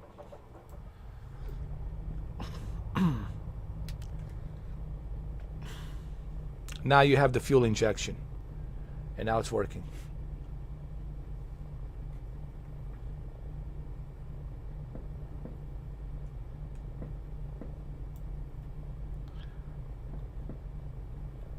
So the next step is you come back over here to the left side and do the same thing on the left side. Turn on your fuel pump, your left engine mag, and then make sure that your left mixture is down, this red lever. And then you hit start the engine,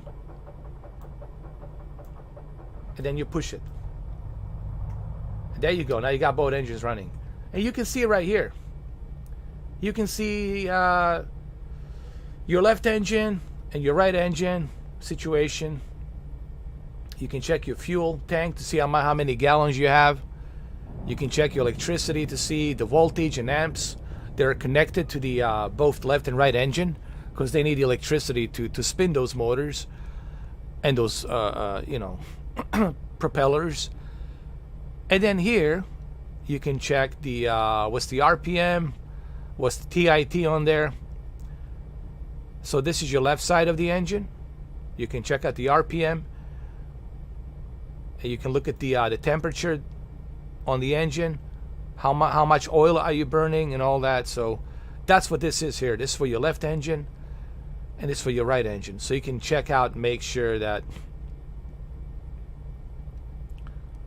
And you also can look at the temperature, on your cabin here to see what the temperature is inside and what the temperature is outside. 33 Celsius, inside the cabin 23 Celsius. Okay? And then you switch back to your fuel and your instruments to see your instruments, how fast are you going, right? So that way you don't have to look at these gauges all the time. You can kind of look at here and see how fast you're going. And then you can also look at your electricity and stuff like that. And this for your left engine, for your right engine.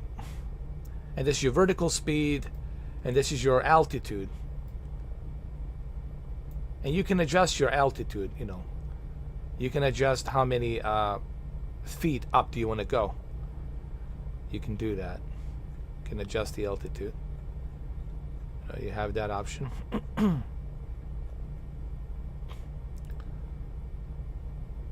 So that's pretty much all there is to it, guys, you know.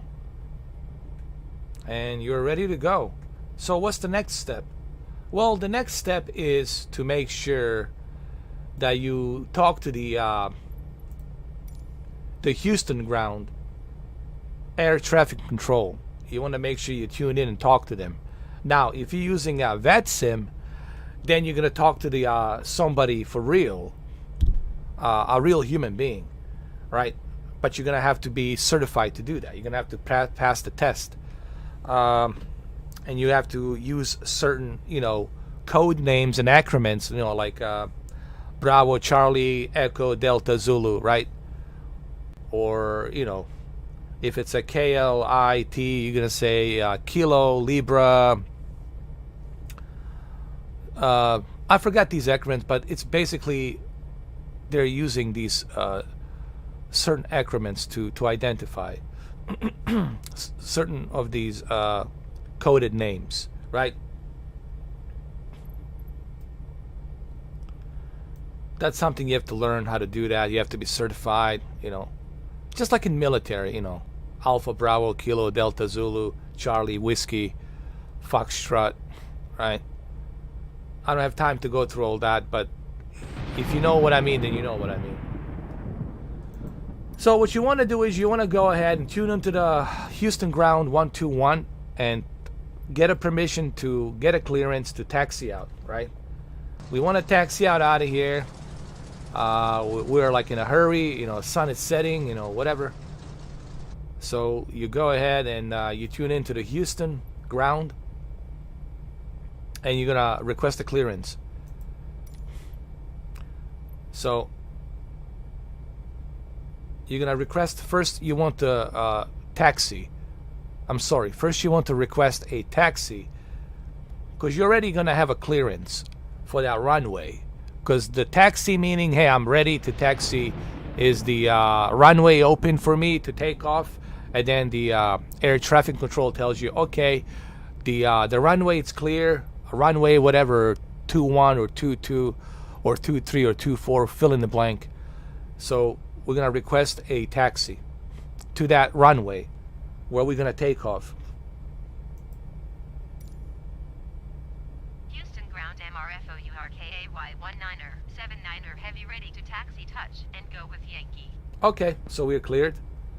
Copy that. MRFOURKAY19er 79er heavy taxi to and hold short of runway 15 left via taxiway Whiskey Bravo Whiskey Delta Whiskey Alpha Whiskey Whiskey. Contact tower on 127 decimal tree when ready. Okay. And we're gonna contact them on 127. Taxiing hold short runway 15 left using taxiway Whiskey Bravo Whiskey Delta Whiskey Alpha Whiskey Whiskey MRFOURKAY19. So you can see it right behind me, right? There's the arrows are pointing out direction for me to taxi out. As you can see it right here behind me. So we're gonna do that. I don't need a pushback because it's a small airplane. I'm just gonna slightly move to the left. I'm just gonna slightly move to the left. I'm gonna show you, like right here.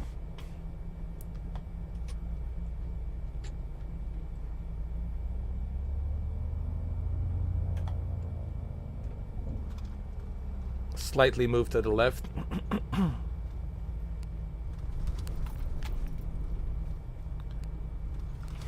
Now, if you were flying a big airplane,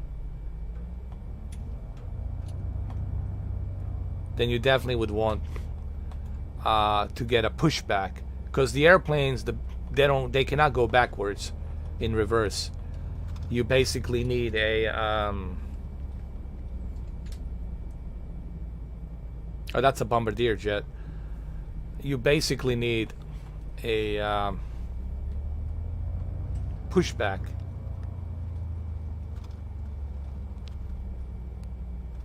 Another bombardier.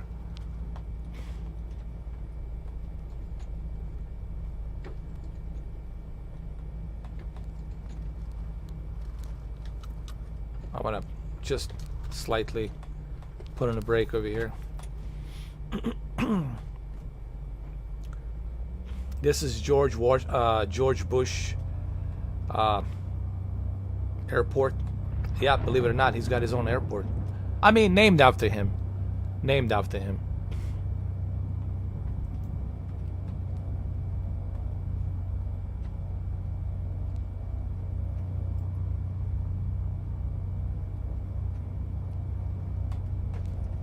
This is in Texas, in just north of Houston.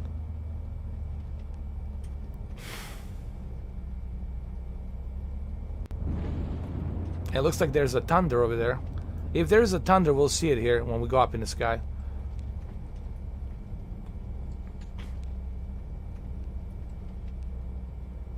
So this is why it's important, guys, to get familiarized with one plane. Don't go make a mistake I made, jumping from one plane to another plane.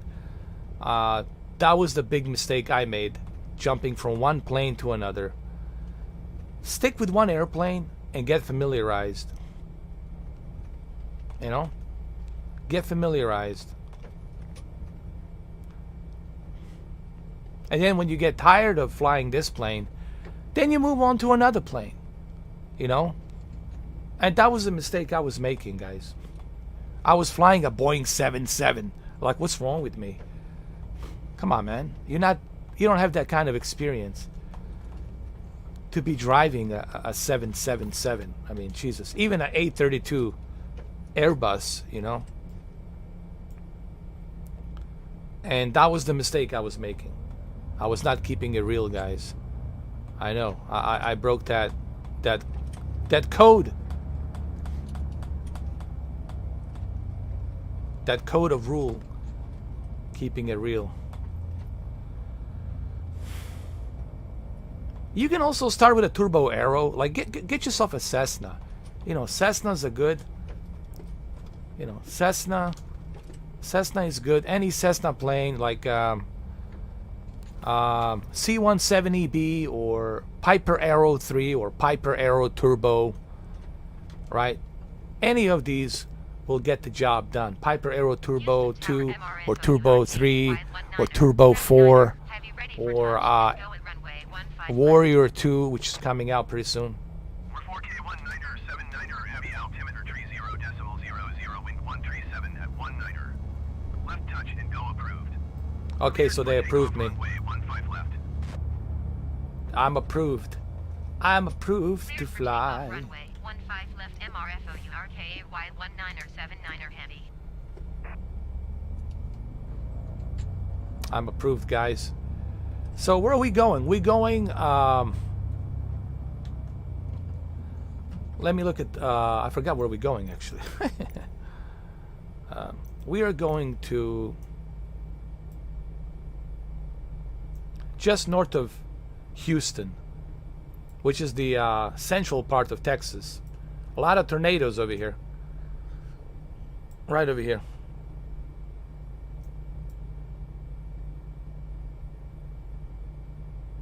Right here, which I believe is Fort Worth.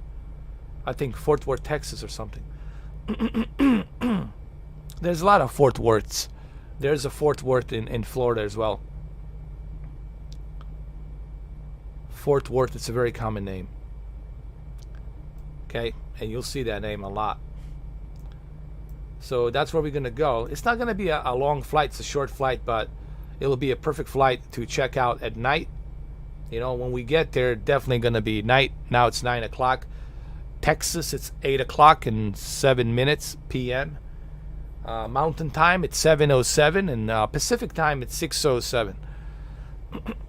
So let's go. Let's go, my friends. We don't need this now at the moment. We'll keep it here. Slowly accelerate, guys. Slowly.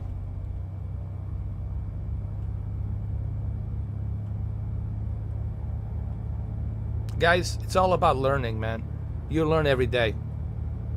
That's life. You learn every day. Nobody knows everything. You learn every day. But you have to be realistic. I wasn't being realistic. I was moving from one plane to another plane like a jackass. And you can't do that. Even Fabio says, you know, flying with Fabio, man, you gotta Stick with one plane that you get familiar with it. You can't be jumping back and forth, you know. Unless you're experienced veteran pilot, you know. Unless you're an experienced veteran pilot, it's a different story. You know what I mean? That's a different story.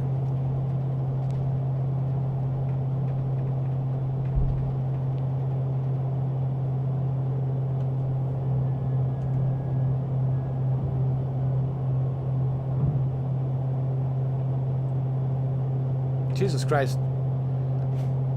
I was worried there for a minute.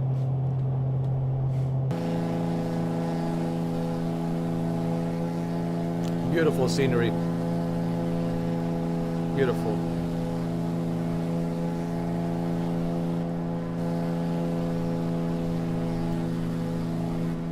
There's one more thing we forgot to do, and it's right over here. Navigation lights, taxi lights, all of that, strobe lights.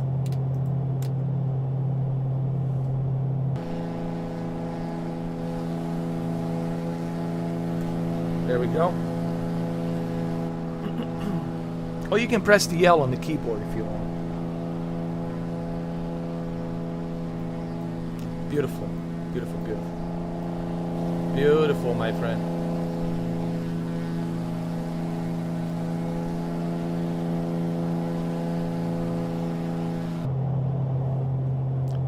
You can also adjust the cabin light right over here, which I already have done. You can come down here and get these navigational lights right over here. They're right over here, guys. Right down here. Right down here at the bottom. Right over here. Just the light. Crank it up. Crank it all the way up, bro. All the way up. All the way up. All the way up.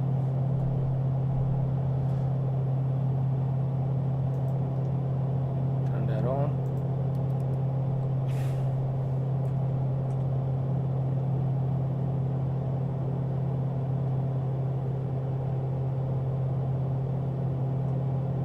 And now you can see that your light's over here. Hold on. You see your light over here. It's all lit up. Everything's lit up here, so you're good to go.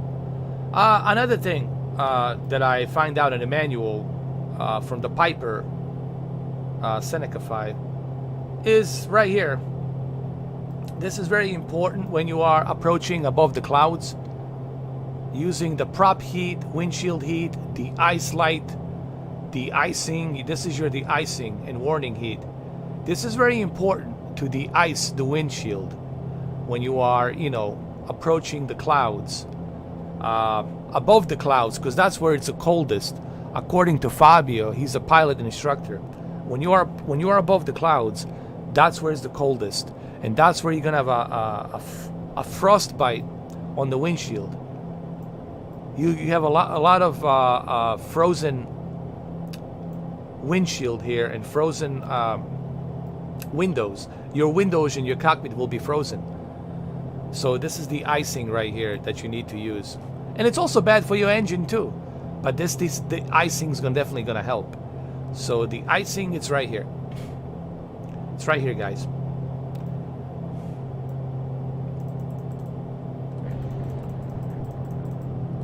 Looks like there's a thunder in a distance.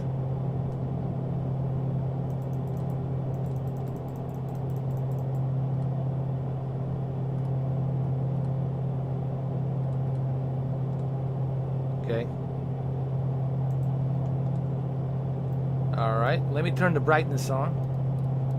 Turn that brightness. Leave it there. So let's look at our map. We gotta turn left. We gotta turn left to make our heading going north. What's up, B7? How you doing, bro? How are you?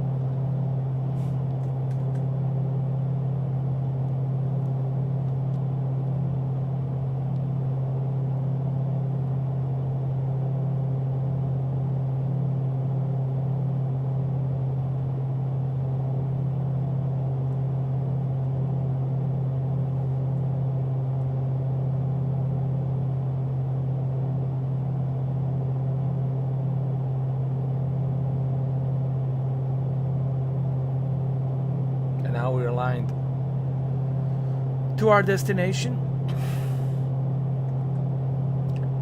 Now, if the sun is bothering you, you can always do this, you know. Have that on if it bothers you so much, you know. Oh, you're in the Sahara. Oh, dude. I can only imagine how that feels, man. What about the air condition? Like, do you guys have to turn off your air condition when the dust comes through?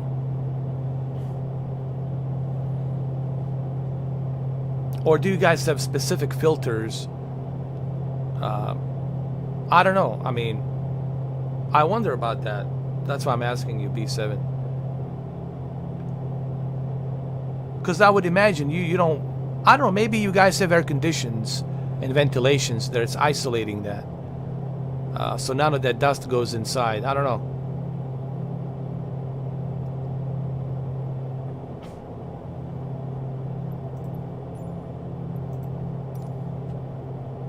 I guess you're in Morocco, right? Morocco or Dubai?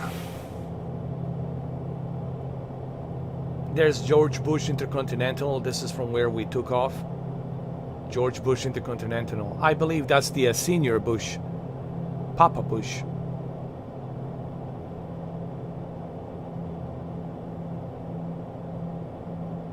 Yeah, I wouldn't want to go outside. I would wait for the storm to settle. You know better. I mean, you live there, so... Right, I shouldn't have to tell you, but you should know better. It's not the time to be wandering around when it's... Unless you have to go somewhere. Oh, they came from Africa. Well, yeah, so it's Sahara. Yeah. Which is in Africa. But where are you at? What location you on? Jordan? Oh, you're in Jordan? Or... Because I know Jordan is right there next to Israel, and then, you know, it's all around there. Oh, you're in Texas. Oh, really? Oh, shit, man. I never heard about... I didn't even hear about that. That came in from Texas. It's funny, I'm in Texas right now.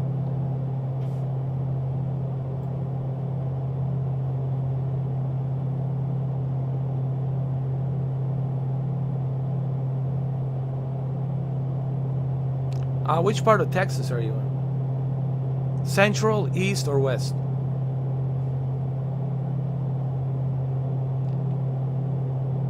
We're 4K19er, 79er, heavy wind 147 at 19er. Clear touch and go left traffic runway 15 left. I didn't notice it, to be honest with you. I didn't notice it at all. Touch and go runway 15 left MRFOURKAY 19er 79er heavy. I'm glad you mentioned it, but I didn't notice it. I never know. I mean, if you haven't told me, I would have even known. So you're not supposed to breathe that shit, huh?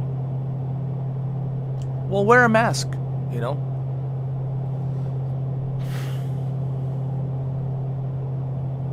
When is the God of War Ragnarok coming in? Well, it's a good question. That's a good question.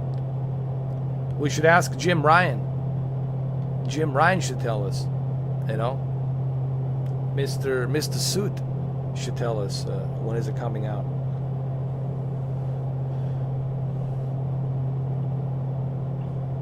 I don't know. Who knows, man? Maybe next year. PlayStation 5 has to release something next year. This year's been just terrible. Sure, Ratchet and Clank, you know, it was fun. It was a cute little game, but it's not enough, dude. It's not enough. It's not enough. I'm surprised that they were not able to at least bring Gran Turismo, man. Gran Turismo 7, you know.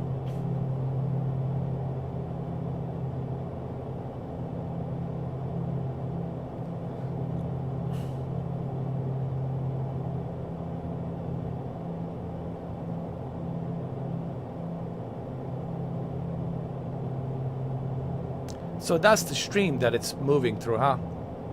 Through Gulf of Mexico and South Florida and into the Texas.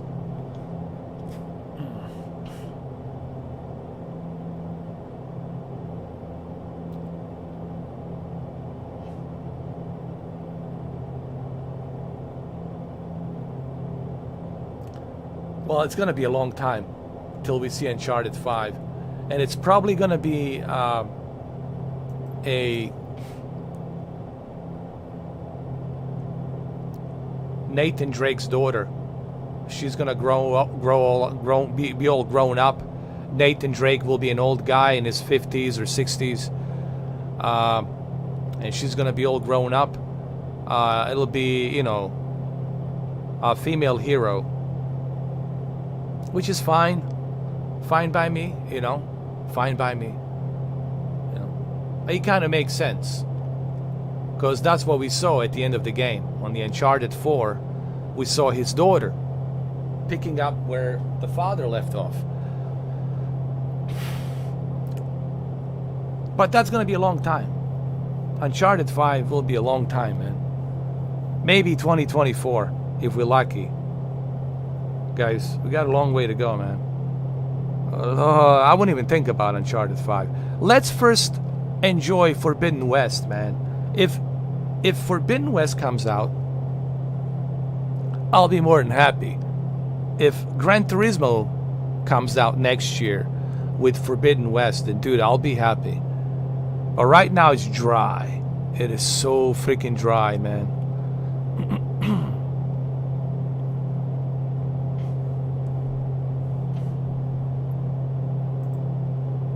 Is this bothering you guys? I'll put it on. It might bother you, I don't know. That's why I put it on. Ooh.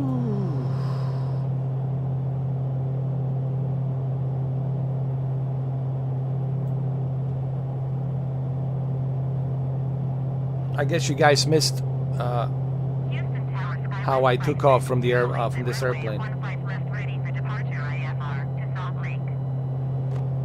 You guys always miss the good stuff, man. 08, hold short runway 15 left. Traffic is on final. But I don't think you guys really care. Let's be honest. I don't think you guys really care about all of this realism stuff. I'm just being honest. I know you guys better than you know yourself. I don't think you guys really care, to be honest. I think you guys more care about the graphics than you are about like the aerodynamics and all of this technical process of aviation. I'm just being honest. Because I know you guys. I know you better than you know yourself.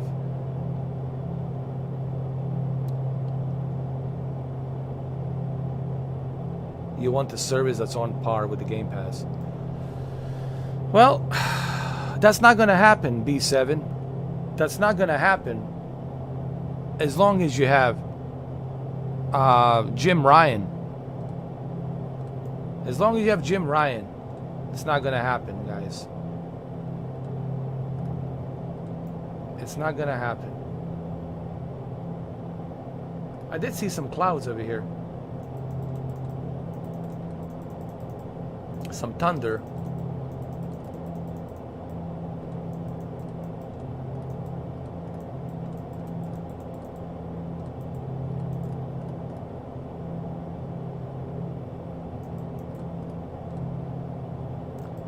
That's what I've been saying, overexposure, man. That's what I've been trying to tell everybody. The Ryan is destroying PlayStation 5. PlayStation 4 was amazing. What's his name? Jack Trent or something? That guy was the true breath of fresh air for PlayStation. He was the best thing that ever happened to PlayStation 4. PlayStation 4 was very successful. It kicked ass. It almost destroyed. It almost killed Xbox in 2013. By some miracle, Phil Spencer got in there to save the Xbox. Guys, you don't realize this close. We were this close of seeing the Xbox go the same route as Dreamcast, Sega, it would have ended up just like Sega Dreamcast. But thankfully, Phil Spencer stepped in and, he listened to to all of us. But PlayStation 4 was kicking ass, was dominating all the way through 2019, 2020. With PlayStation VR and everything else and all these games that came out, dude, it was just dominating. But why was it dominating? Because we had a good CEO who cared. Okay? Right now we have a suit who only cares about money, who only cares about profit, doesn't care about what the gamers want. Jim Ryan, look, I said it. I was the one who predicted it. I said it. Jim Ryan is destroying PlayStation 5.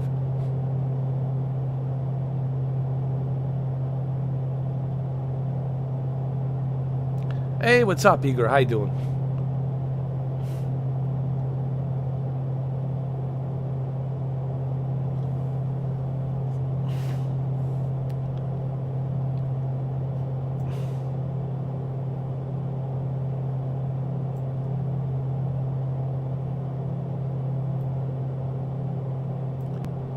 Yes.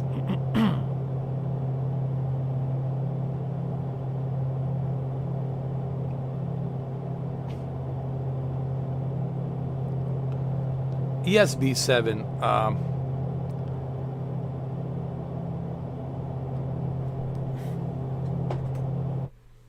Yes, basically what is happening is under your data here, look how much of gigabytes it's eating up.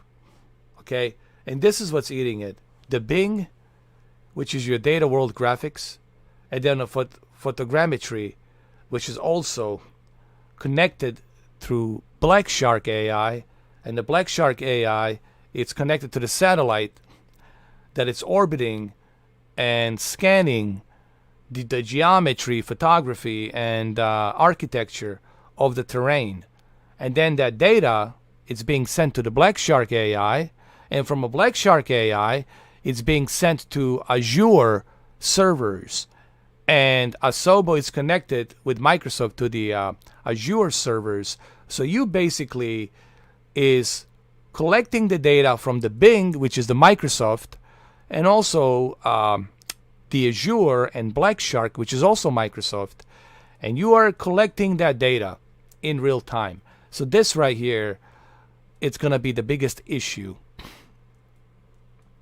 for your Xbox Series X if you don't have unlimited internet. I was just talking about this earlier. A lot of people are not talking about this. This will be the biggest problem. Not to mention the real-world air traffic, live weather, multiplayer, all of this will eat up the data consumption.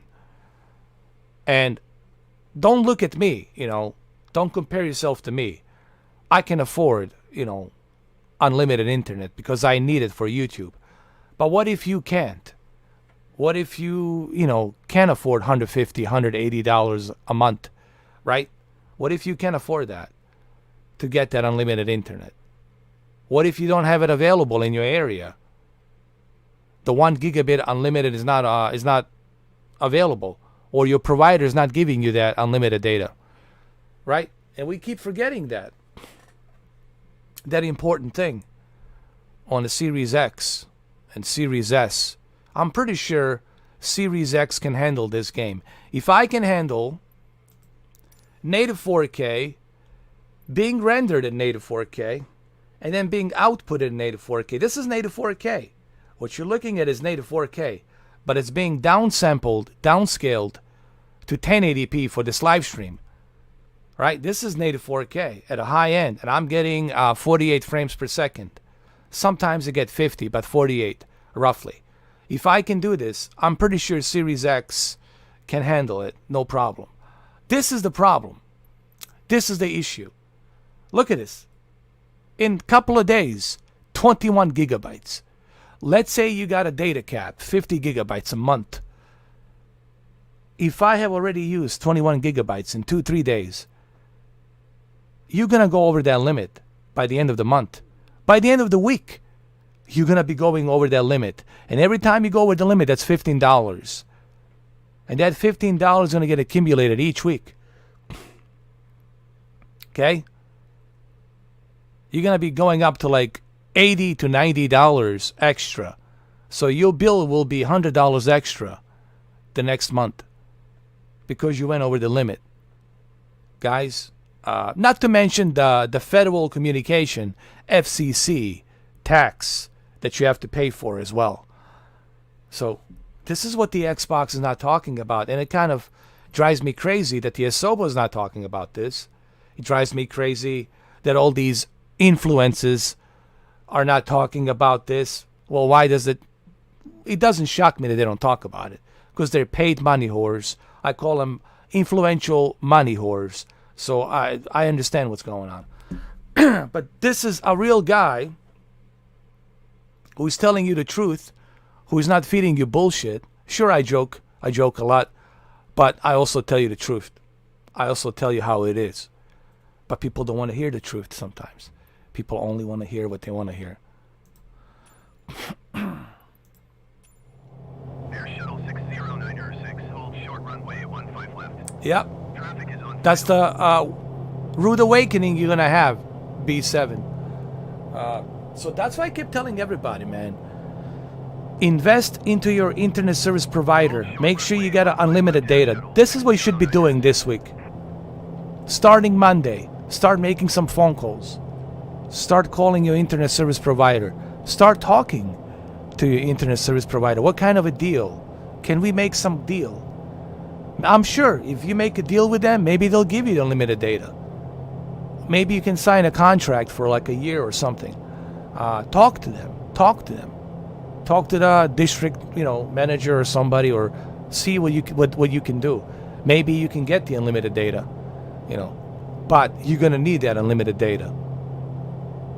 You're gonna need it. I'm telling you right now.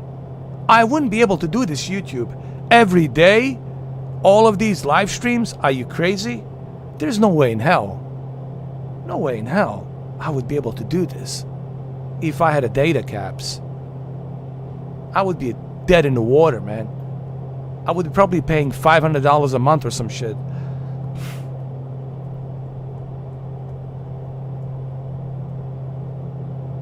Blueprint Metal Gear.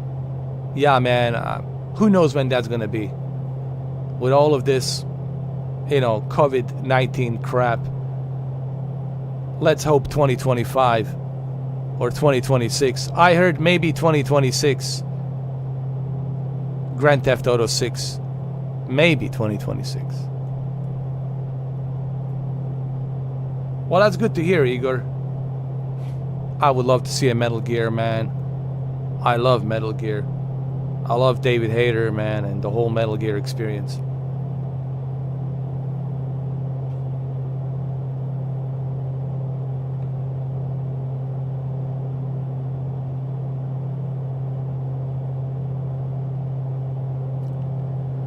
That's good. That's good, B7. Colonel. Otacon, why you never told me that the Blueprint's working on a new Metal Gear? What about Naomi? What does she think about the Blueprint? And what about a Colonel? Ask Colonel Campbell. What does he think about coming back for another round of Metal Gear? You know what, David Hayter? I think he's still pissed at me. My Canadian friend, David Hayter. Because he thought I was trying to mock him. But I was never trying to do that, dude. I was just trying to tell you that there are two snakes, brother. One is solid, and the other one is more solid than you.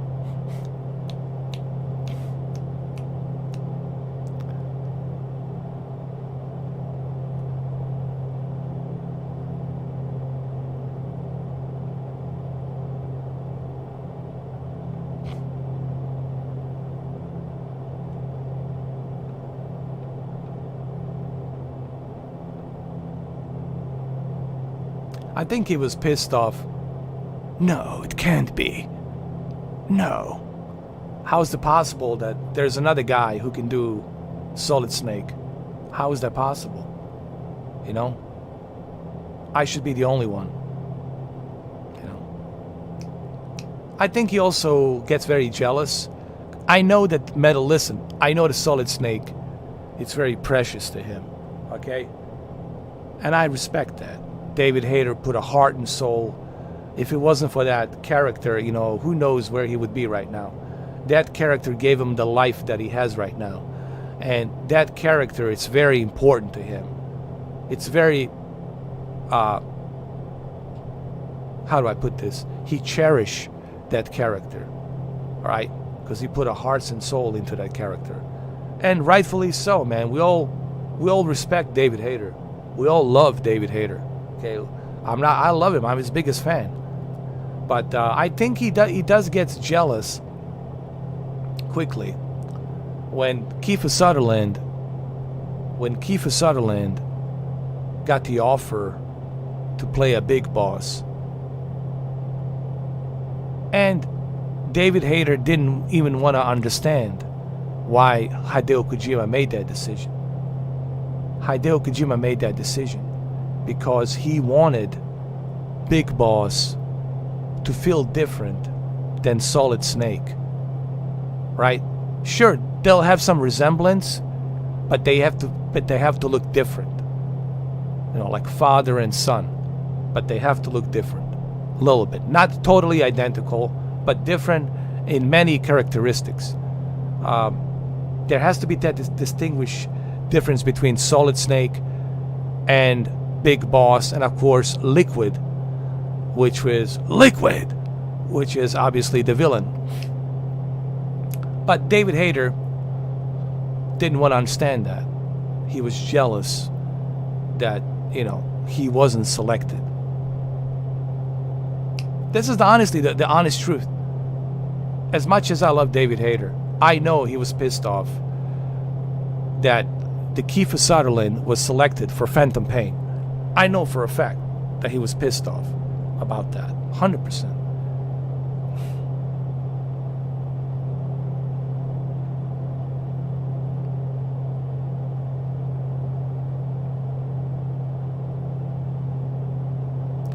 And it's funny he said that he respects decision of the creator. Well, if you respect a decision of the creator, which is Hideo Kojima, then you shouldn't get jealous.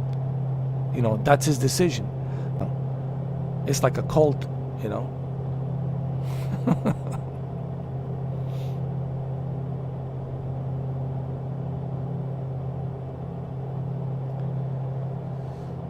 Did we turn on the lights? Yes, we did.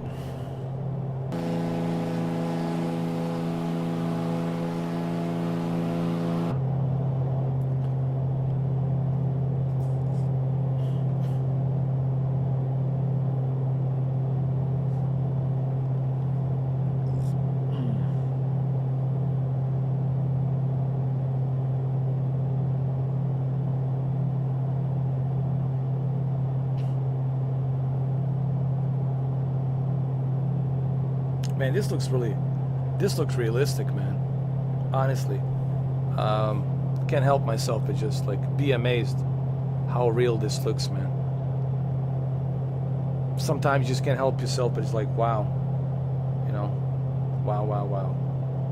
So the reason I'm doing this short flight is to see how well I can land this plane during the night. During the nighttime, you know, I already took off. I already taxied out and took off and landed earlier before I went to eat my dinner. But that was during the day. This is now during the night, and I want to see how well can I actually do this. You know.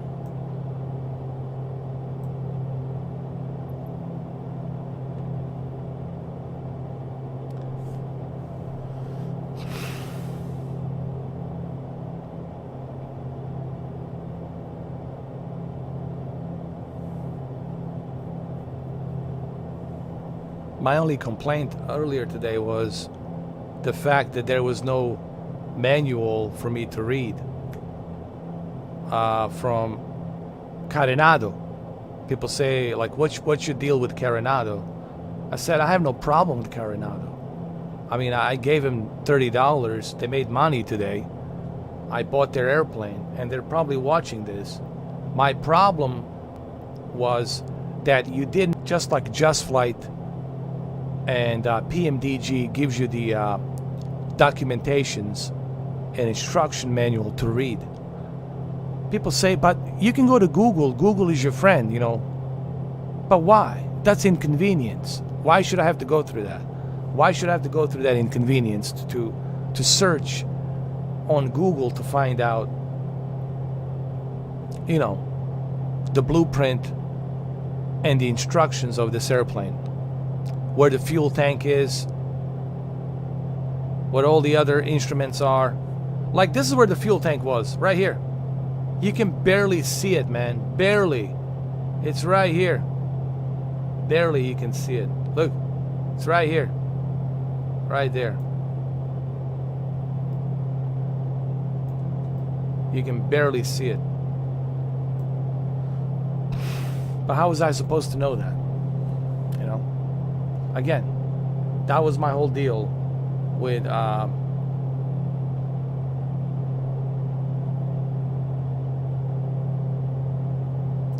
Carenado. I have no problem with this airplane. I like it. But next time, Carenado, please put the instructions and the manual.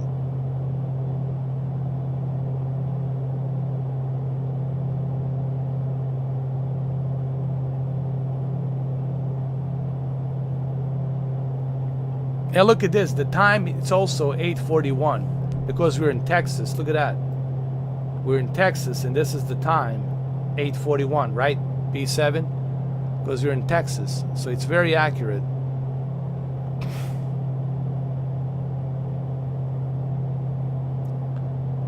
People complain about the lighting. I think the lighting's pretty good here on this airplane. I have no issues with the lighting here. It's good.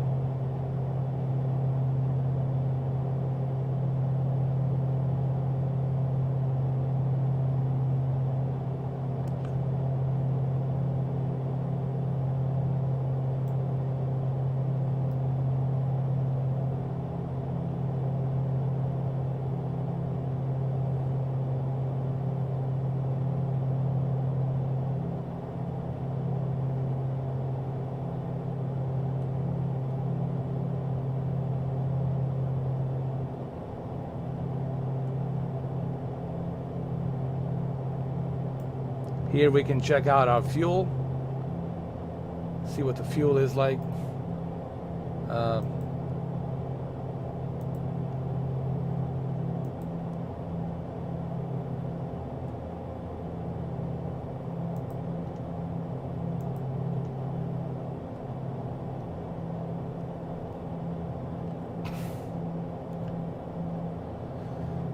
We got 6.4 gallons left, 18 gallons used. We got 64 gallons left. Okay.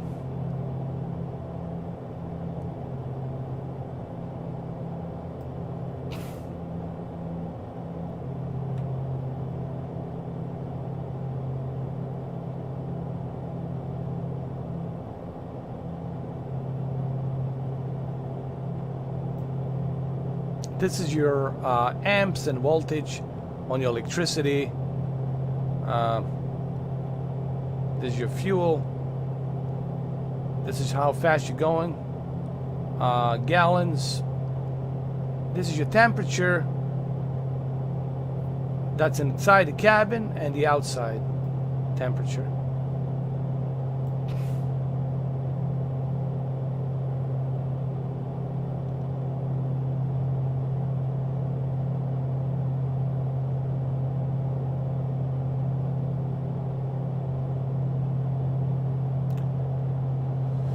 Yes, Justin, it's true.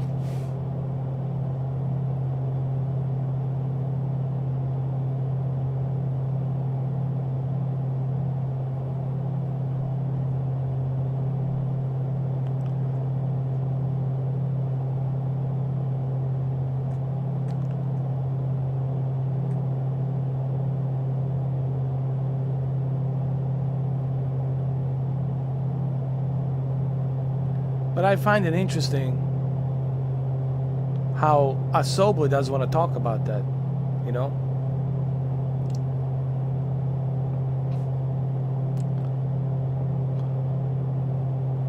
That would be the one question I would ask is, you know, what about the...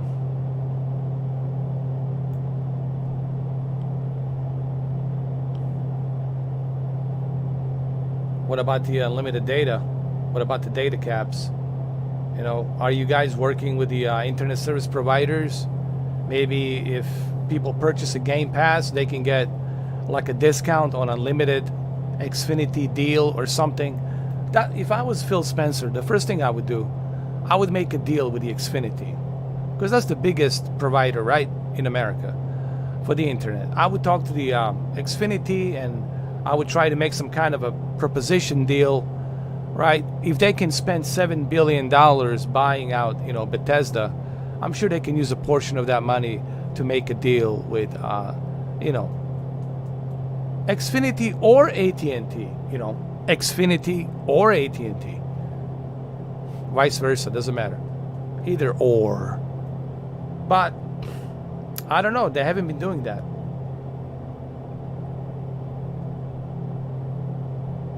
And that would also benefit both Xfinity and Xbox, because people would sign up for the Game Pass just to get this, and then they get the discount on the unlimited deal for 12 months, right?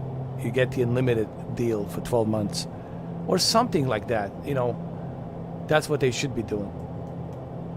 You see how am I thinking? I'm thinking like a real CEO should think. I'm thinking like a real business person who wants its company to be successful is thinking.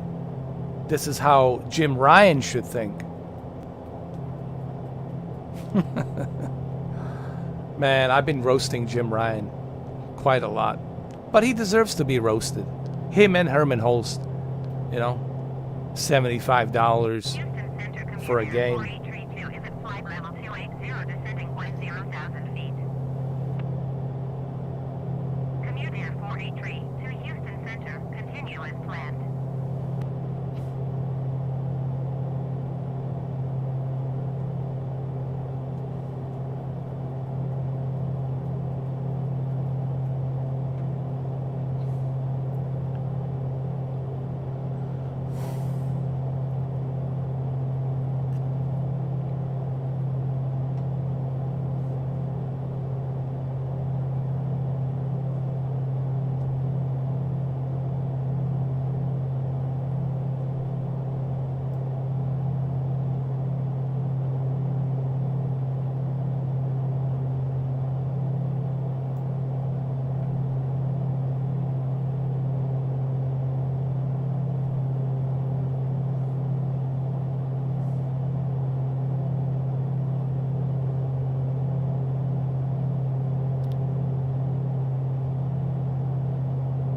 I believe this is all the way in central part of Texas. Central east part of Texas. Tornado Valley.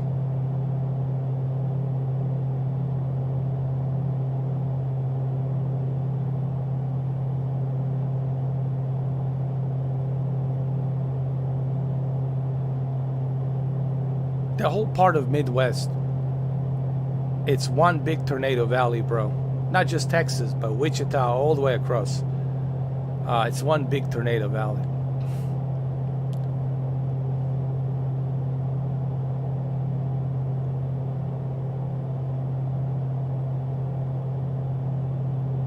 I don't know how people live there, man. Like, I know you gotta live somewhere, but man, how do you get used to that shit, you know? Or building a house next to a running volcano, right? Or building a house next to a volcano. You know that shit's gonna erupt. You know?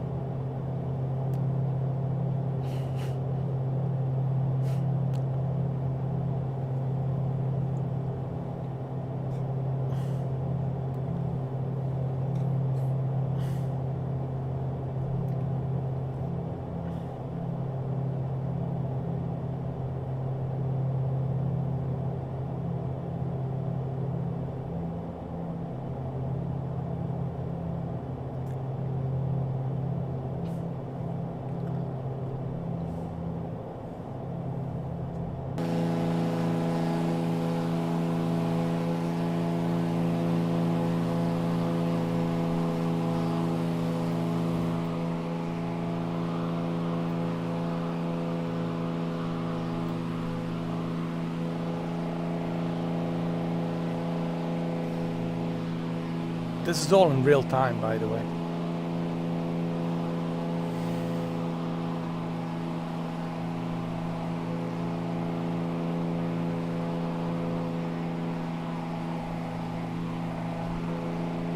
Listen to that wind, man.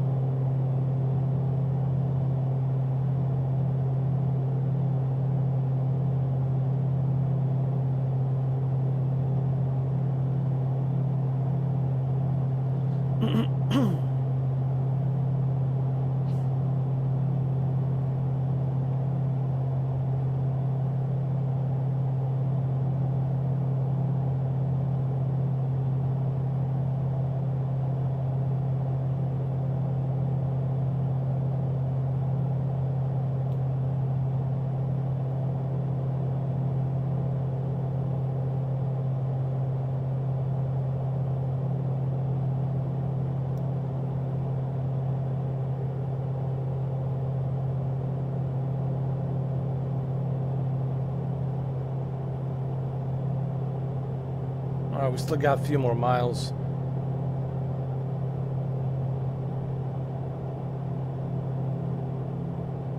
We got a lot of airports around here. But we need KFW. That's the one we're gonna descend to. A lot of airports in this area, as you can see.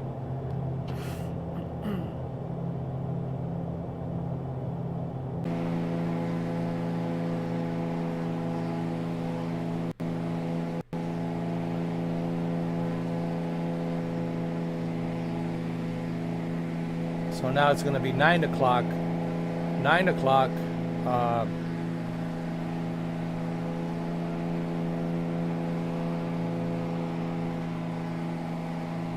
Texas time.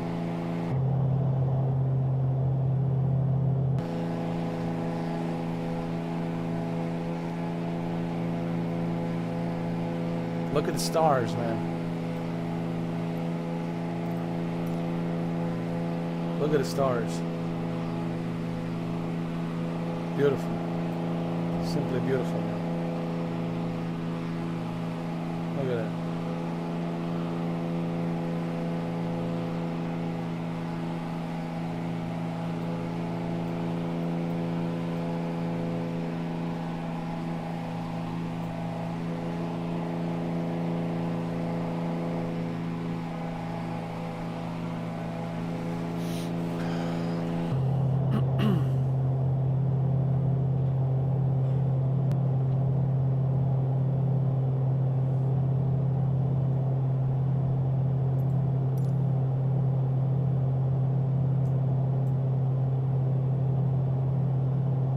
We still got a long way to go.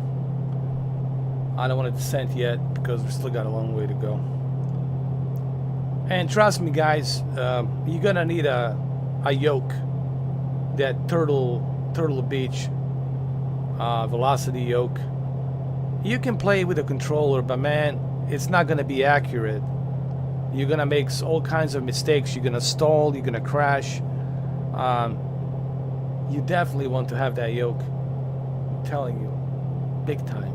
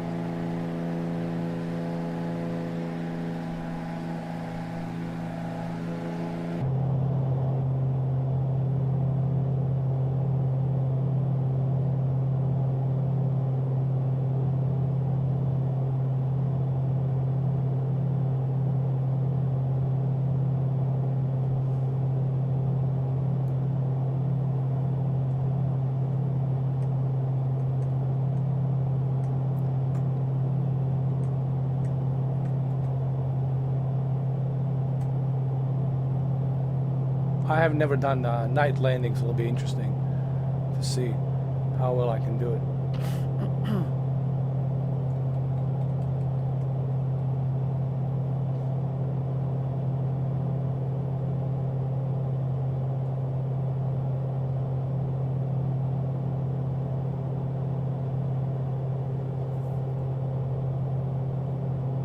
So it's gonna be 9 o'clock in Texas, and then it's already 10 o'clock, almost 10 o'clock here, East Coast, Florida.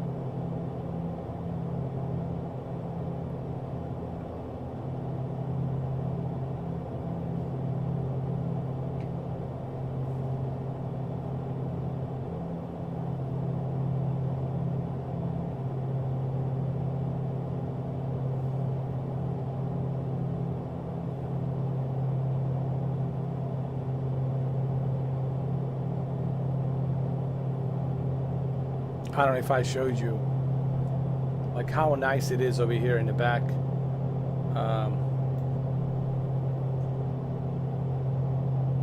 It's really nice, man. Sitting here in the back.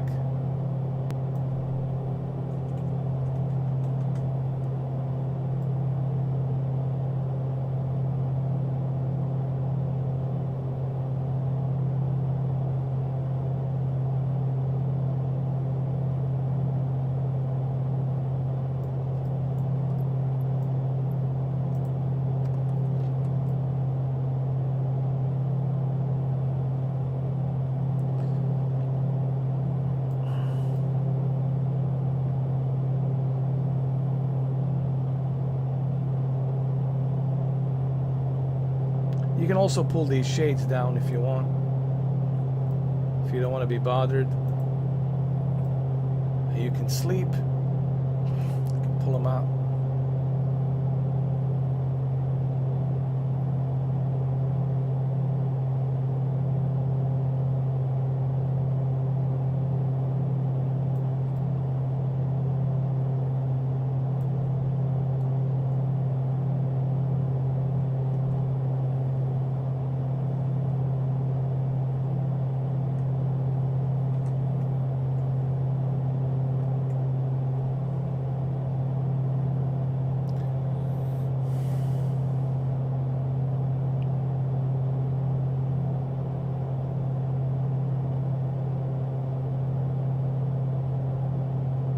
Still got like maybe 20 miles to go.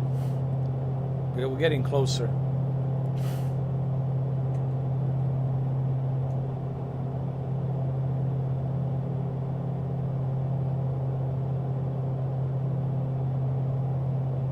Airline license 546, contact FT Worth Center on 135.25.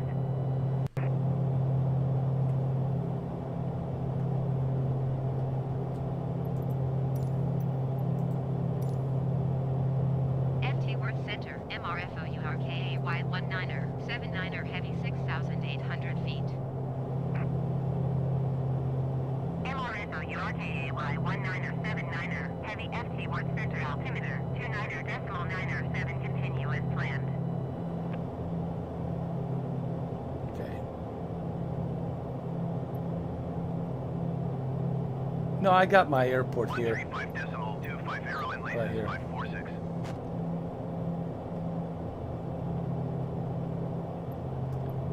It's okay, because I already have my airport. It's right here. I already have it selected. It's right here. Generic 8 Whiskey Bravo contact. FT Worth Center Southwest 5454 is at flight level 390, descending 10,000 feet. Southwest 5454 FT Worth Center, continue as planned.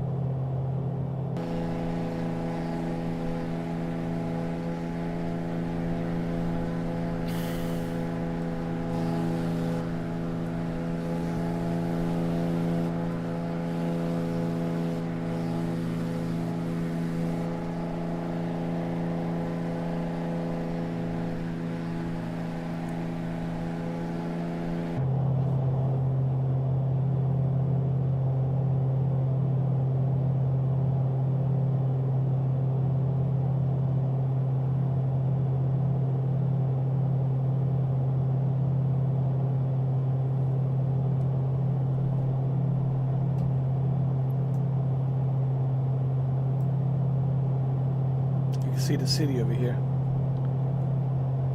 Fort Worth.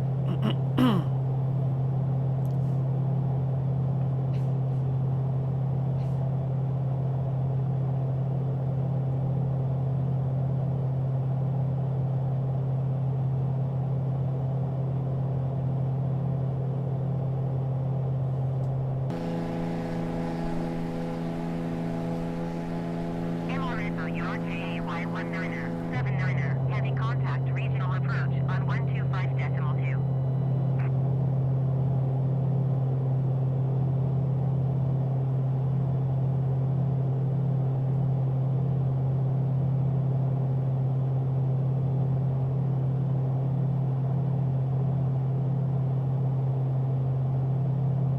MRSO URKAY 19er, 79er, heavy please acknowledge.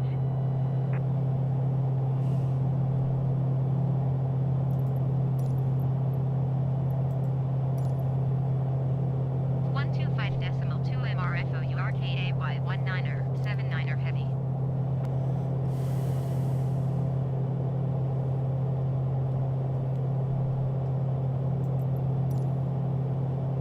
Regional approach MRFO URKAY 19er, 79er heavy 4,800 feet. We're 4K 19er, 79er heavy regional approach altimeter 30.01 continue as planned.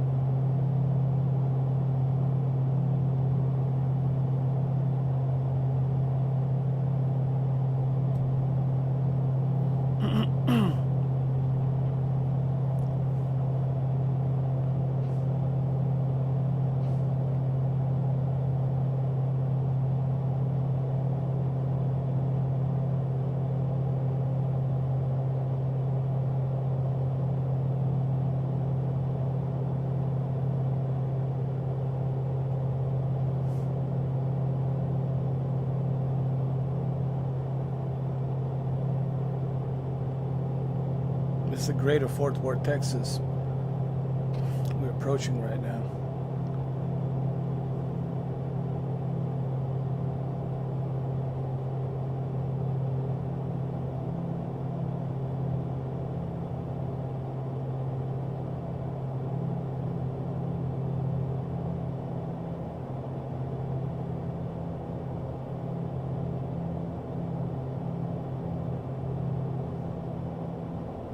Still got a long way to go till we get to KFW.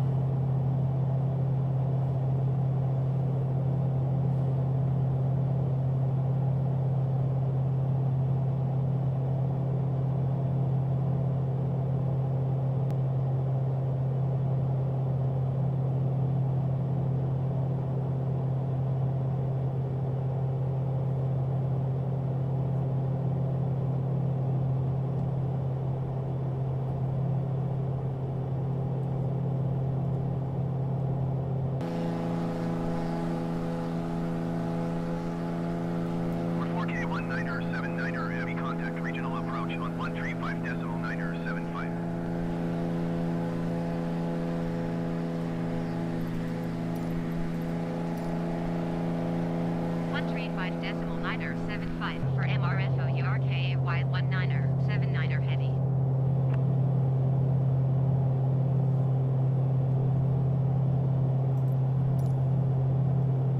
Regional approach MRFO URKA Y1979er heavy 5,000 feet.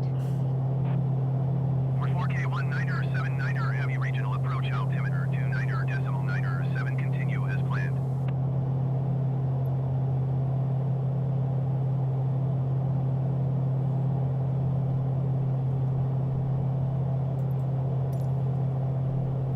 Regional approach MRFO URKA Y19er79er heavy is type 4 miles northwest of 75 Tango Sierra 4,900 feet. Request clearance to transition Bravo airspace.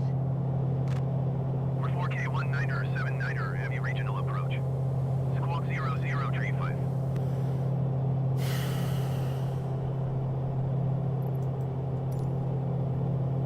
Squawk 0035 MRFO URKA Y19er79er heavy. 44K19er heavy radar contact 6 miles northwest of 75 Tango Sierra 5,000 feet. Cleared through the Bravo airspace.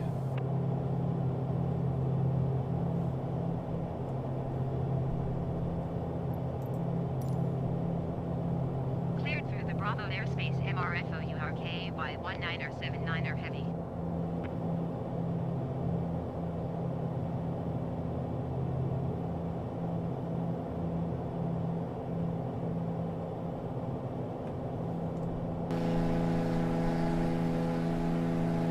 Welcome to Fort Worth, Texas, guys. You're not in Kansas anymore.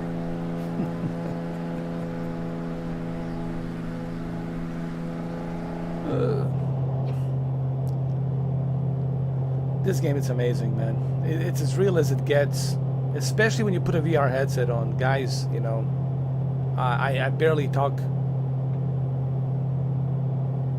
not nearly enough do I talk about how awesome this is in VR, man.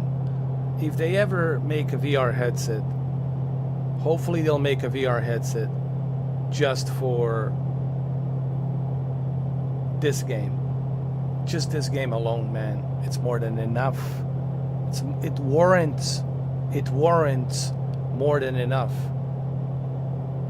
It begs. Not only does it warrant, but it begs to be in VR on the Xbox.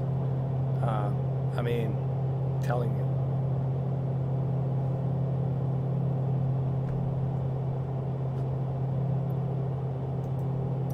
Telling you guys. When you put on that VR headset, man, you can't help yourself but be transported directly here to the Fort Worth, Texas. With real time. It is just bananas. Bananas and coconuts and all that good jazz. Or all that good fruit. Alright, we're almost there, guys. We're almost there.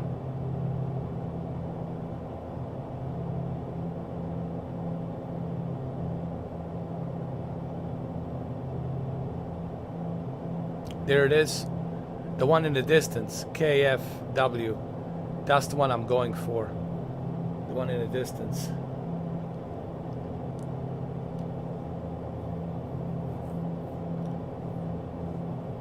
So how long it took?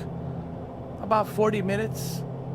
About 50 minutes. Approach American 1041 is at 11,300 feet, descending 4,000 feet.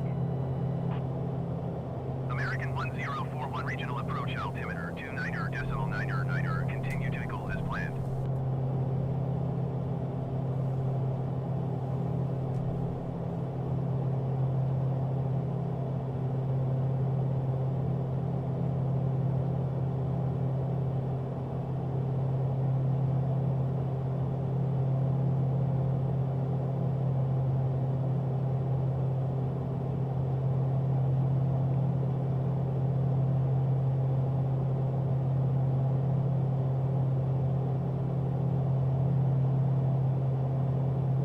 It's a big city, man. Fort Worth, Texas. We're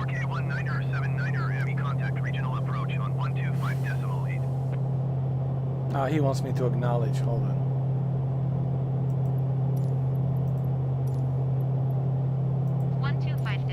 MRFOURKAY 19er heavy.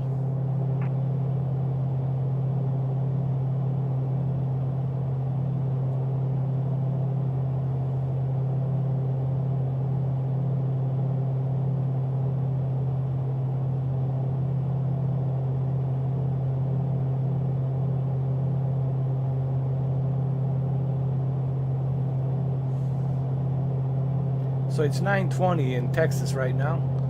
It's 10:20, 10:21 in well, both Texas. It's 9:21 Texas and 10:21 East Coast Florida. That's the time. 9:21 p.m. Texas and 10:21 p.m. East Coast Florida. When I mean Texas, I mean East Coast Texas. I mean East Side Texas.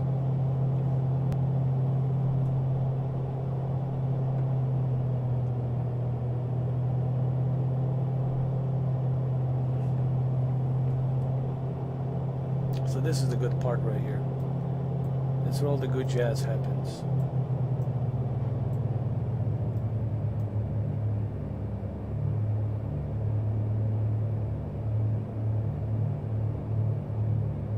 This is where all that good jazz happens, guys.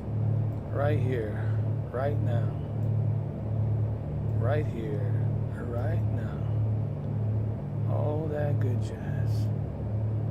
There's the airport, you can see it. It's right there. It's still got a long way to go.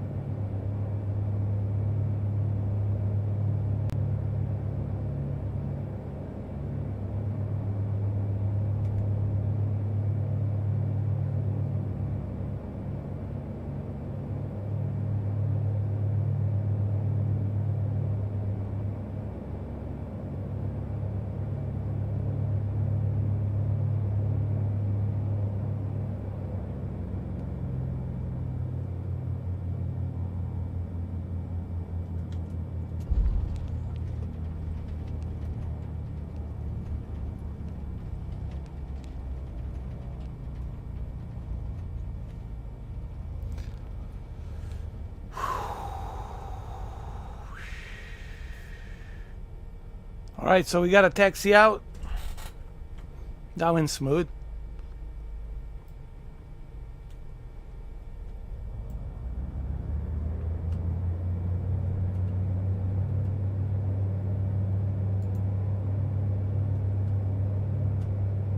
Here we go.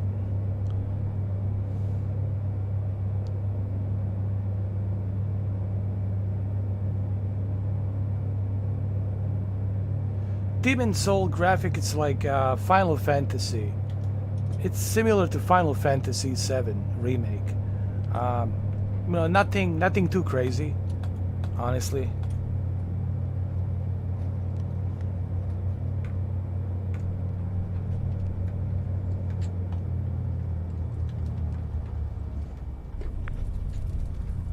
I don't think we have a taxi out here, honestly.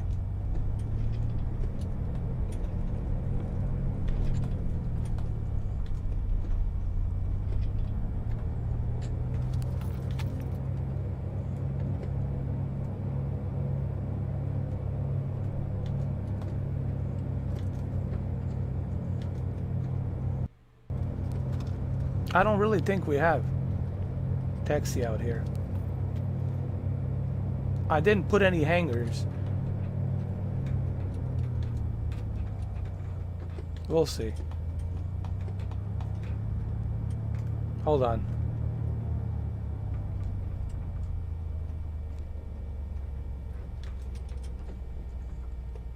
I'll just park somewhere here. That's fine. I'll just find a place to park.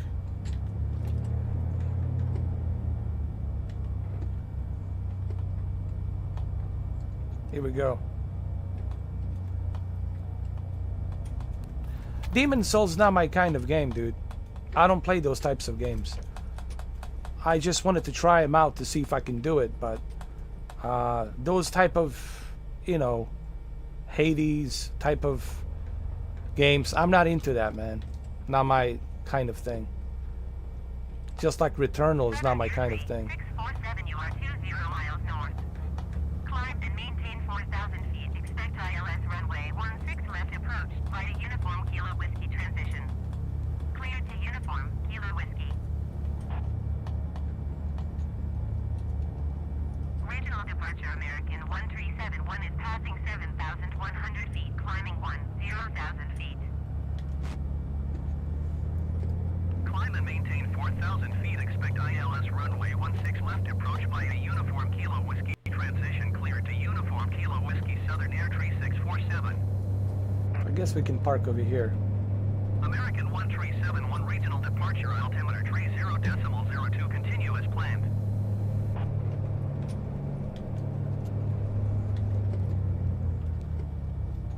Right over here.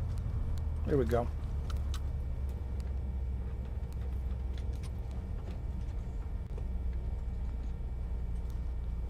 Perfect. So there you have it, guys. I'm done.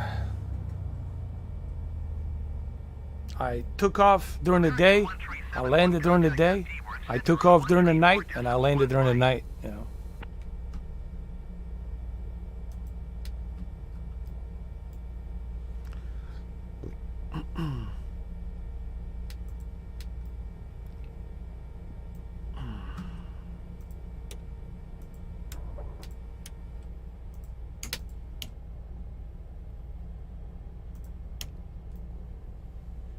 That's it, guys. It's over.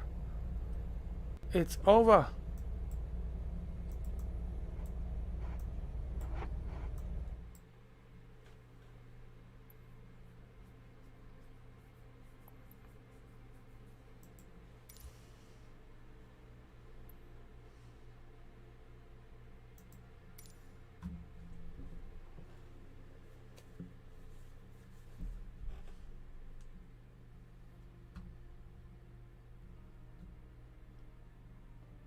It's a good plane. I like it, and it's important to get familiar with the plane that you feel more comfortable with. One of the mistakes I made, I was moving back and forth between all these different aircrafts and these airplanes. You know, from Boeing 77 to A32 to DC Douglas 6, you know, you can't do that. You have to first start slow, entry level Cessnas, and then move up.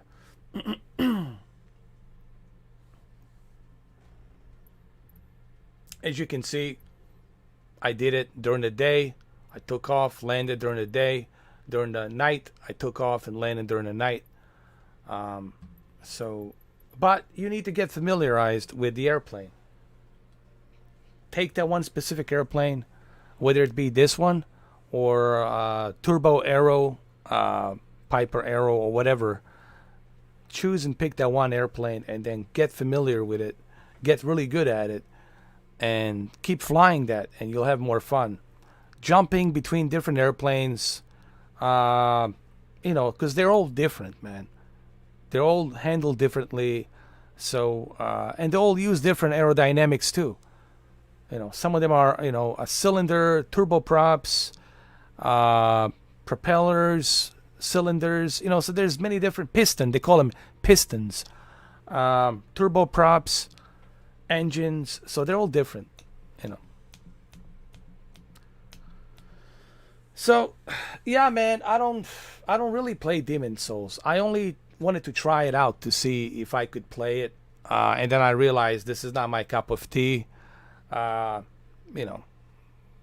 Those types of games I don't like playing, because they're just not my type. They were never my type of games. I just don't enjoy playing those types of games. People who love playing those types of games, that's cool. Just like there's people who don't like playing this, but not my cup of tea, bro. I don't care if it's a photorealistic graphics. I'm not into those types of games, That's not my cup of tea. Just like Returnal, which is the same thing, not my cup of tea. And it never will be my cup of tea, because if it was my cup of tea, in my 40 years, I would have known by now if it was my cup of tea. People who like that, that's good for them. Let them enjoy it. But I know there's not a lot of people out there who enjoy that stuff. There's maybe a certain percentage, but I know there's not that many people who like playing those types of games, man. Why? Because they're unforgiving. People like challenge, but people don't like torture. We play games for fun. Sure, we accept the challenge, but we don't want something unforgiving. To me, that's not fun. That's my opinion on those types of games. You know what I mean? It doesn't mean you shouldn't play it, but if it's not your cup of tea, you definitely shouldn't waste time on it. That's why I never touched Returnal. I have Demon Souls and Returnal. The only reason I got Returnal is because I didn't know.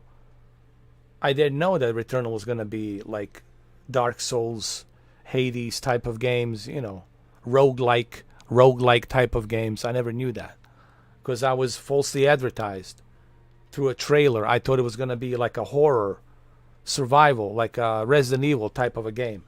And I was like, oh my God, Sony always releases AAA type of great games. But then I find out it's a roguelike type game. And I'm not into that, Same thing with the Demon Souls, Dark Souls, not my cup of tea. Same thing with Hades. I have Hades on my Nintendo. It was dirt cheap, so I got it. I wanted to see if I can get into it. I couldn't get into it. I almost broke my Nintendo Switch. Thank God I didn't break it. But I was this close dropping my Nintendo Switch. I'm not into those types of games, dude. Ratchet and Clank, I can play that. I finished it. Yeah, I like Ratchet and Clank. I finished it. I enjoyed it. I had a lot of fun playing Ratchet and Clank. I really did. I did a live stream. I have a live stream. What's your name? Overexposure? You can check out that live stream. You can check out some of the videos I've done. Just type in Ratchet and Clank, Mr. 4K. I enjoyed it. I praised the game. It was great. I had a lot of fun. It was an awesome platformer. But, I mean, you know what I mean. 3D platformer. But, after you finish the game, not much else to do. There's no co-op. There's no multiplayer. And I don't. Do you want to go back? You can go back and try to earn some more points, but why? Try different difficulties and all that. It's a fun game. Maybe, I don't know, 6 months from now, I might go back to revisit and play it again. But, it's a cute game, and it showcases what PlayStation 5 can do in terms of NVMe solid state drive, no loading time, everything is happening seemingly in real time, no loading time. It's like playing a movie. The only time the game stops is when you stop. The only time game continues is when you continue. And such a great experience. This also gets me excited for Spider-Man, the Amazing Spider-Man 2. Because I considered Miles Morales a DLC. It's more like a DLC. But the Amazing Spider-Man 2, that will definitely showcase the advantage of this seemingly no loading time happening like a movie. Once you start playing, doesn't stop till you stop. And that's pretty cool. Also, the use of DualSense controller, haptic feedback, 3D audio. Right now, what I'm trying to say, right now, if you want to showcase what your PlayStation 5 can do at the moment, as of this recording, 2021, Ratchet and Clank Rift Apart, it's definitely that one game to showcase what PlayStation 5 can do. Also those, what you call them, those little PlayStation bots, what you call them, those little PlayStation bots, you know what I mean? That's a pretty good tech demo as well.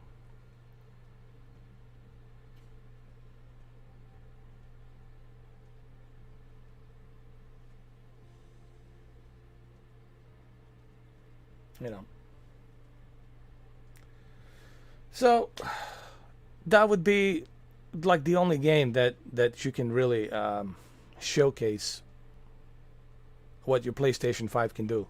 Sadly, PlayStation 5 is not taking any advantage of The Last of Us Part 2, Days Gone. I don't care about the 60 FPS unlocked frame rate, but they're not taking advantage of loading time. They're not taking advantage of dual sense controller. They're not taking the advantage of a higher resolution. They're not taking the advantage of ray tracing. There's a lot of stuff that's not being done on PlayStation 5 right now. They have totally forgotten PlayStation 4 games. There's tons of PlayStation 4 games sitting out there, and I don't know what the hell Sony's been doing in the past, 8 months? 12 months? What the hell they've been doing?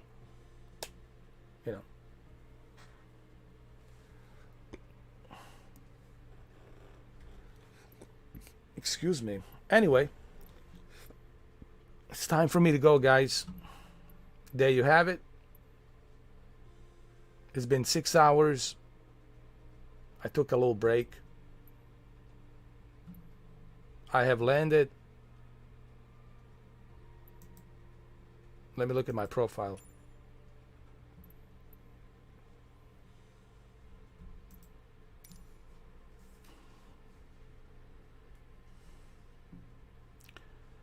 So let me see.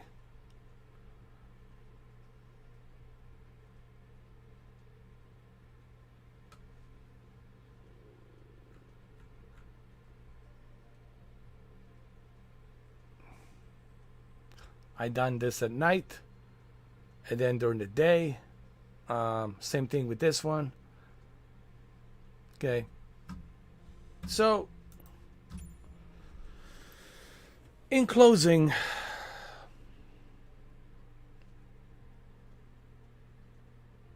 SENECA 5 Carenado, it's a good plane, as you can see, but you have to guys, you have to get familiar with the plane that you're going to be flying. Don't switch between different planes. That's why you make mistakes. That's why you can't land. That's why you crash. It's because you keep switching between different airplanes. You need to pick one airplane and get familiar with that airplane. You know, because when you get familiar with that one airplane, you already know where everything is. You already know how that plane feels. And you already know when you need to land, how much of that speed and mixture and prop do you need to decrease to get that lower speed to land properly. You know, all of these things can help you achieve, you know, taxiing out, taking off, and landing, and trimming properly that airplane as you are flying. Just like I did in, like, right now when I finished this and the previous one during the day. So find yourself a good plane and stick with that plane and learn about that plane. And when you get really good at it, then, dude, your muscle memory, it'll be like a second nature. Then you'll be able to fly that plane like it's like you never seen before. I hate to use that term, like you never seen before, but you know.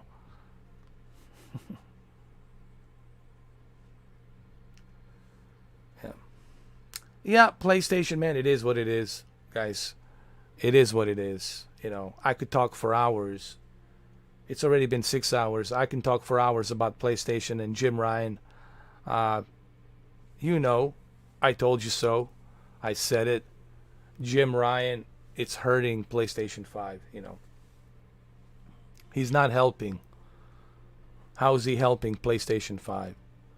He's not even hiring developers. He doesn't want indie developers. He doesn't want low budget developers. Like, you have to meet a certain requirements to get even hired to work to make a game with Sony. They want perfectionists. They want the best of the best. Like, you have to be qualified. It's like, you know, getting accepted at Yale or Harvard, you know, or some shit like that. You know, all of these things that Sony is doing is really bad. And then cross-gen. What's up with that? Like, why are you releasing these games on cross-gen?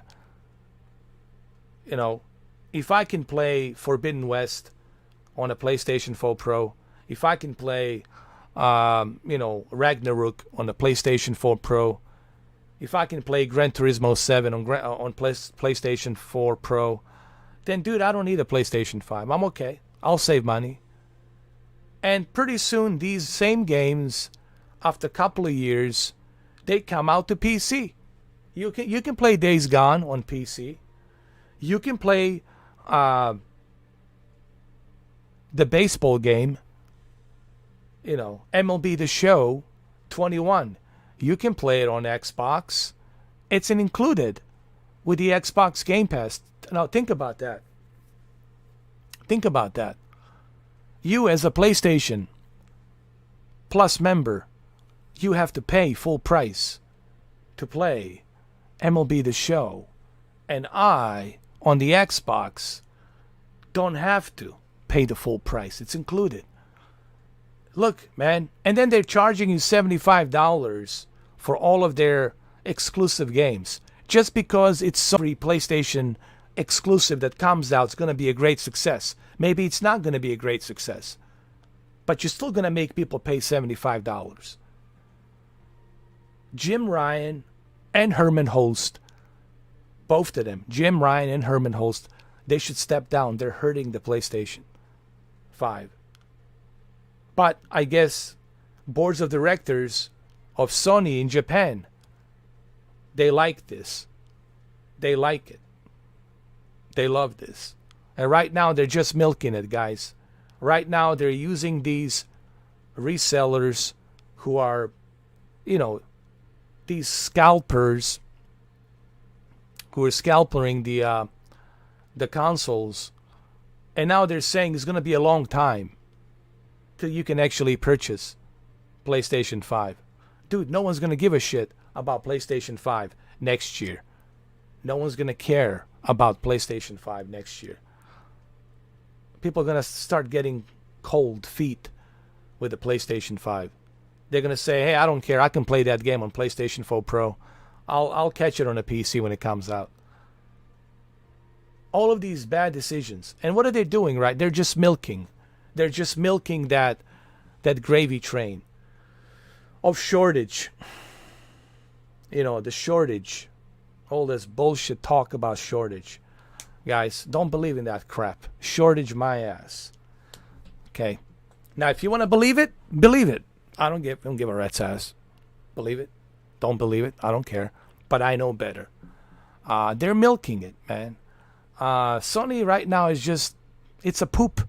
It's a one big stinking poop. When I'm going to revisit my PlayStation 5? Maybe with August 27th, when, or August 28th, when Ghost of Tsushima Director's Cut comes out. Like, that's like the only time that I'm going to go back to check out the PlayStation 5. Because right now there's nothing. Ghost of Tsushima is like the only thing I can check. And where's the variable refresh rate? Where's 1440p 120 Hz option? Where is that option? Even Series S. A Series S has 120 Hz with Dolby Vision, man. Where's Dolby Vision on PlayStation 5? Where's 120 Hz? Where's Quick Resume? What are you getting with PlayStation Plus?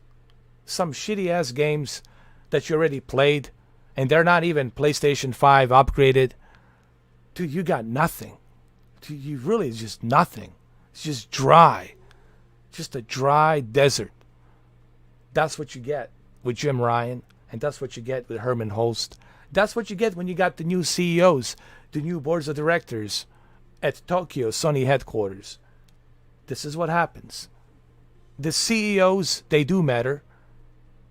The person that's running the show can both hurt the company or help the company, or hurt the consumers, or hurt the fans. And right now, I know a lot of you Sony fanboys are hurt. I know you are. But you're looking for some kind of justification. You're looking for some justification to justify your PlayStation. And sadly, there's nothing right now where I can justify it. Except that one game. Ratchet & Clank Rift Apart. But let's be honest. Is Ratchet & Clank Rift Apart the holy grail of PlayStation? Is that game going to appeal to everybody? It's not going to appeal to everybody. Okay? It's not going to appeal to everybody. It's not like one of those games that you must have, that everybody must have. It's not a Metal Gear. It's not God of War. It's not Forbidden West. It's not Gran Turismo. It's not Grand Theft Auto. You know, it's not like something that you gotta have. It's nice. I enjoyed it. I played it. I had fun with it. I enjoyed the ray tracing. I enjoyed the use of solid state drive, NVMe. No loading time. I enjoyed the story. But once I was finished with the game, that's it. That's it. I never touched it. And this is coming from a guy who has 2 PlayStation 5s. Guys, even I'm disappointed, dude. Like, what the hell? What went wrong? It's not just me saying this. Review Tech USA is saying it. Other people are saying it. Solid Rev is saying it. A lot of people are saying it. What went wrong? It's not just me. The only individuals that are living in denial, it's Sony fanboys. Like they always do. Or, you know, vice versa, Xbox fanboys when they live in denial in 2013 that their console is better because they had Rise Son of Rome running at 720 or 900p. Or 720p, I'm sorry. Guys, it is what it is. You know. Are things going to change next year? I don't know. We'll see what happens. But right now, I'm not seeing anything on the horizon. Sony's talking about graphics. There's a commercial that came out from Sony. They were talking about how awesome the Sony graphics are. And they were showcasing Gran Turismo. And I'm like, dude, the Gran Turismo 7 is not coming out till holiday 2022. Maybe holiday 2022. That's maybe. Why are you showcasing Gran Turismo 7? That's pretty weak. That shows me that Sony is just right now, they're backpedaling, man. They're struggling because they know they got nothing right now where they can say proudly presents Forbidden West coming out in September, Gran Turismo 7 coming out in October. Where the fuck is that? None of that is there. Come on. This is the truth, guys. This is the truth. So you want to hear the truth about Sony? I just told you the truth. But whether or not you want to hear the truth, or whether or not my truth is pleasing to your ears, that's a different story, guys. But just remember, I'm not here to shit on Sony. I like PlayStation. What I don't like is the current CEO that's running it. I love PlayStation brand, dude. Dude, you don't understand what kind of joy I had in the past 20-something years with PlayStation. I had nothing but joy. Great experience playing a PlayStation. The PlayStation, it's very dear to me. Do you understand that? It's very dear to me. But right now, this new CEO and this new studio of Sony, game studio of Sony, Herman Holst, and the new boards of directors in Tokyo, Japan, they're not really helping this console. They're not really helping. They're not doing what they're supposed to be doing, keeping that momentum. I hope it changes. I hope I see some major changes. But right now, there's nothing on horizon. There's nothing there where I can say, holy shit, I'm looking forward to this. Give me a reason, and I'll turn on that PlayStation 5. I'll turn it on right away. How about this? Why don't you release The Last of Us Part 2 in native 4K, 30 FPS, ray tracing? I'll do it. Give me that native 4K. Give me that ray tracing. Give me that no loading time. Give me those better textures. Give me that ray tracing. And that shadow surface, whatever. Dude, I'll play it. I'll play it. But I'm not seeing it, So. Anyway, that's all I got to say about that, guys. Excuse me.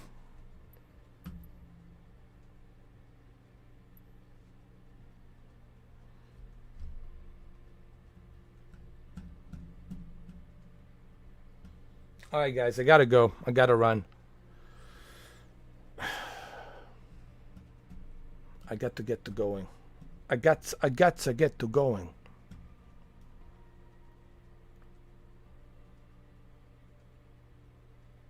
Unfortunately, what's coming out next week? What's coming out week after next week? Is there anything on PlayStation 5 where I can say, oh shit, I gotta play this? No. We have Flight Simulator on the Xbox. And why? Why wouldn't I want to play Flight Simulator on the Xbox? Why would I want to go back to PlayStation 5 for what? They can't even update Gran Turismo Sport. I mean, how pathetic is that? They can't even upgrade Uncharted 4. What are you doing with Uncharted 4? Bump that up to native 4K. Bump it up to ray tracing. What are you doing with Gran Turismo Sport? Bump it up to native 4K 60 with ray tracing. What are you doing? You know? Come on, you know? What are you doing with Horizon Zero Dawn? Why don't you bump it up to native 4K 60 FPS with HDR? I mean the ray tracing. What are you doing with The Last of Us Part 2? Come on, you know? Days Gone, it's only 60 FPS unlocked. Everything else the same. When people can go and play it on a PC. So why would they play it on the PlayStation 5? When they can play it on a PC and it runs better on PC. It looks better on a PC.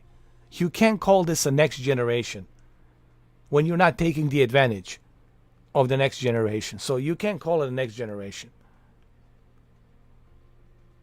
So that's all I want to say about Sony.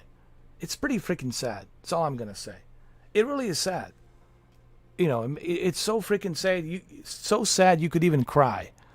Really, it's so sad you could cry. Really, you could cry because it's really that sad. What the hell happened to this such a juggernaut of a monument of a console brand, PlayStation, around the world?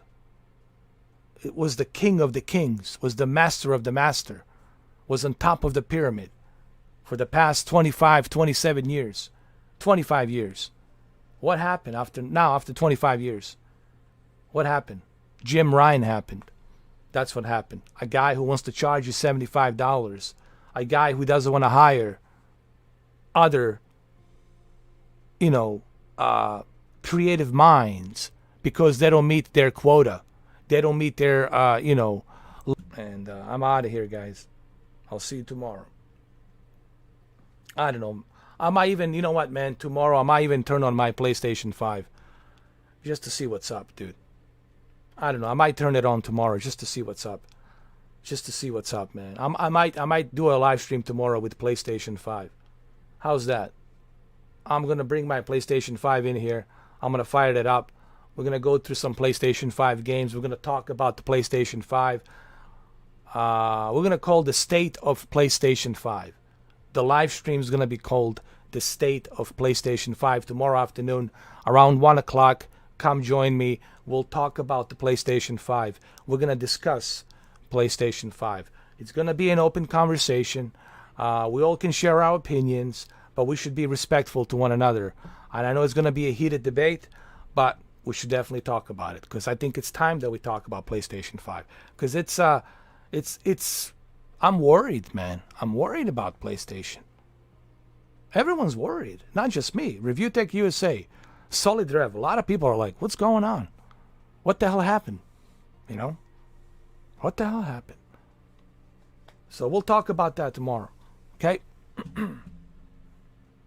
1 o'clock tomorrow.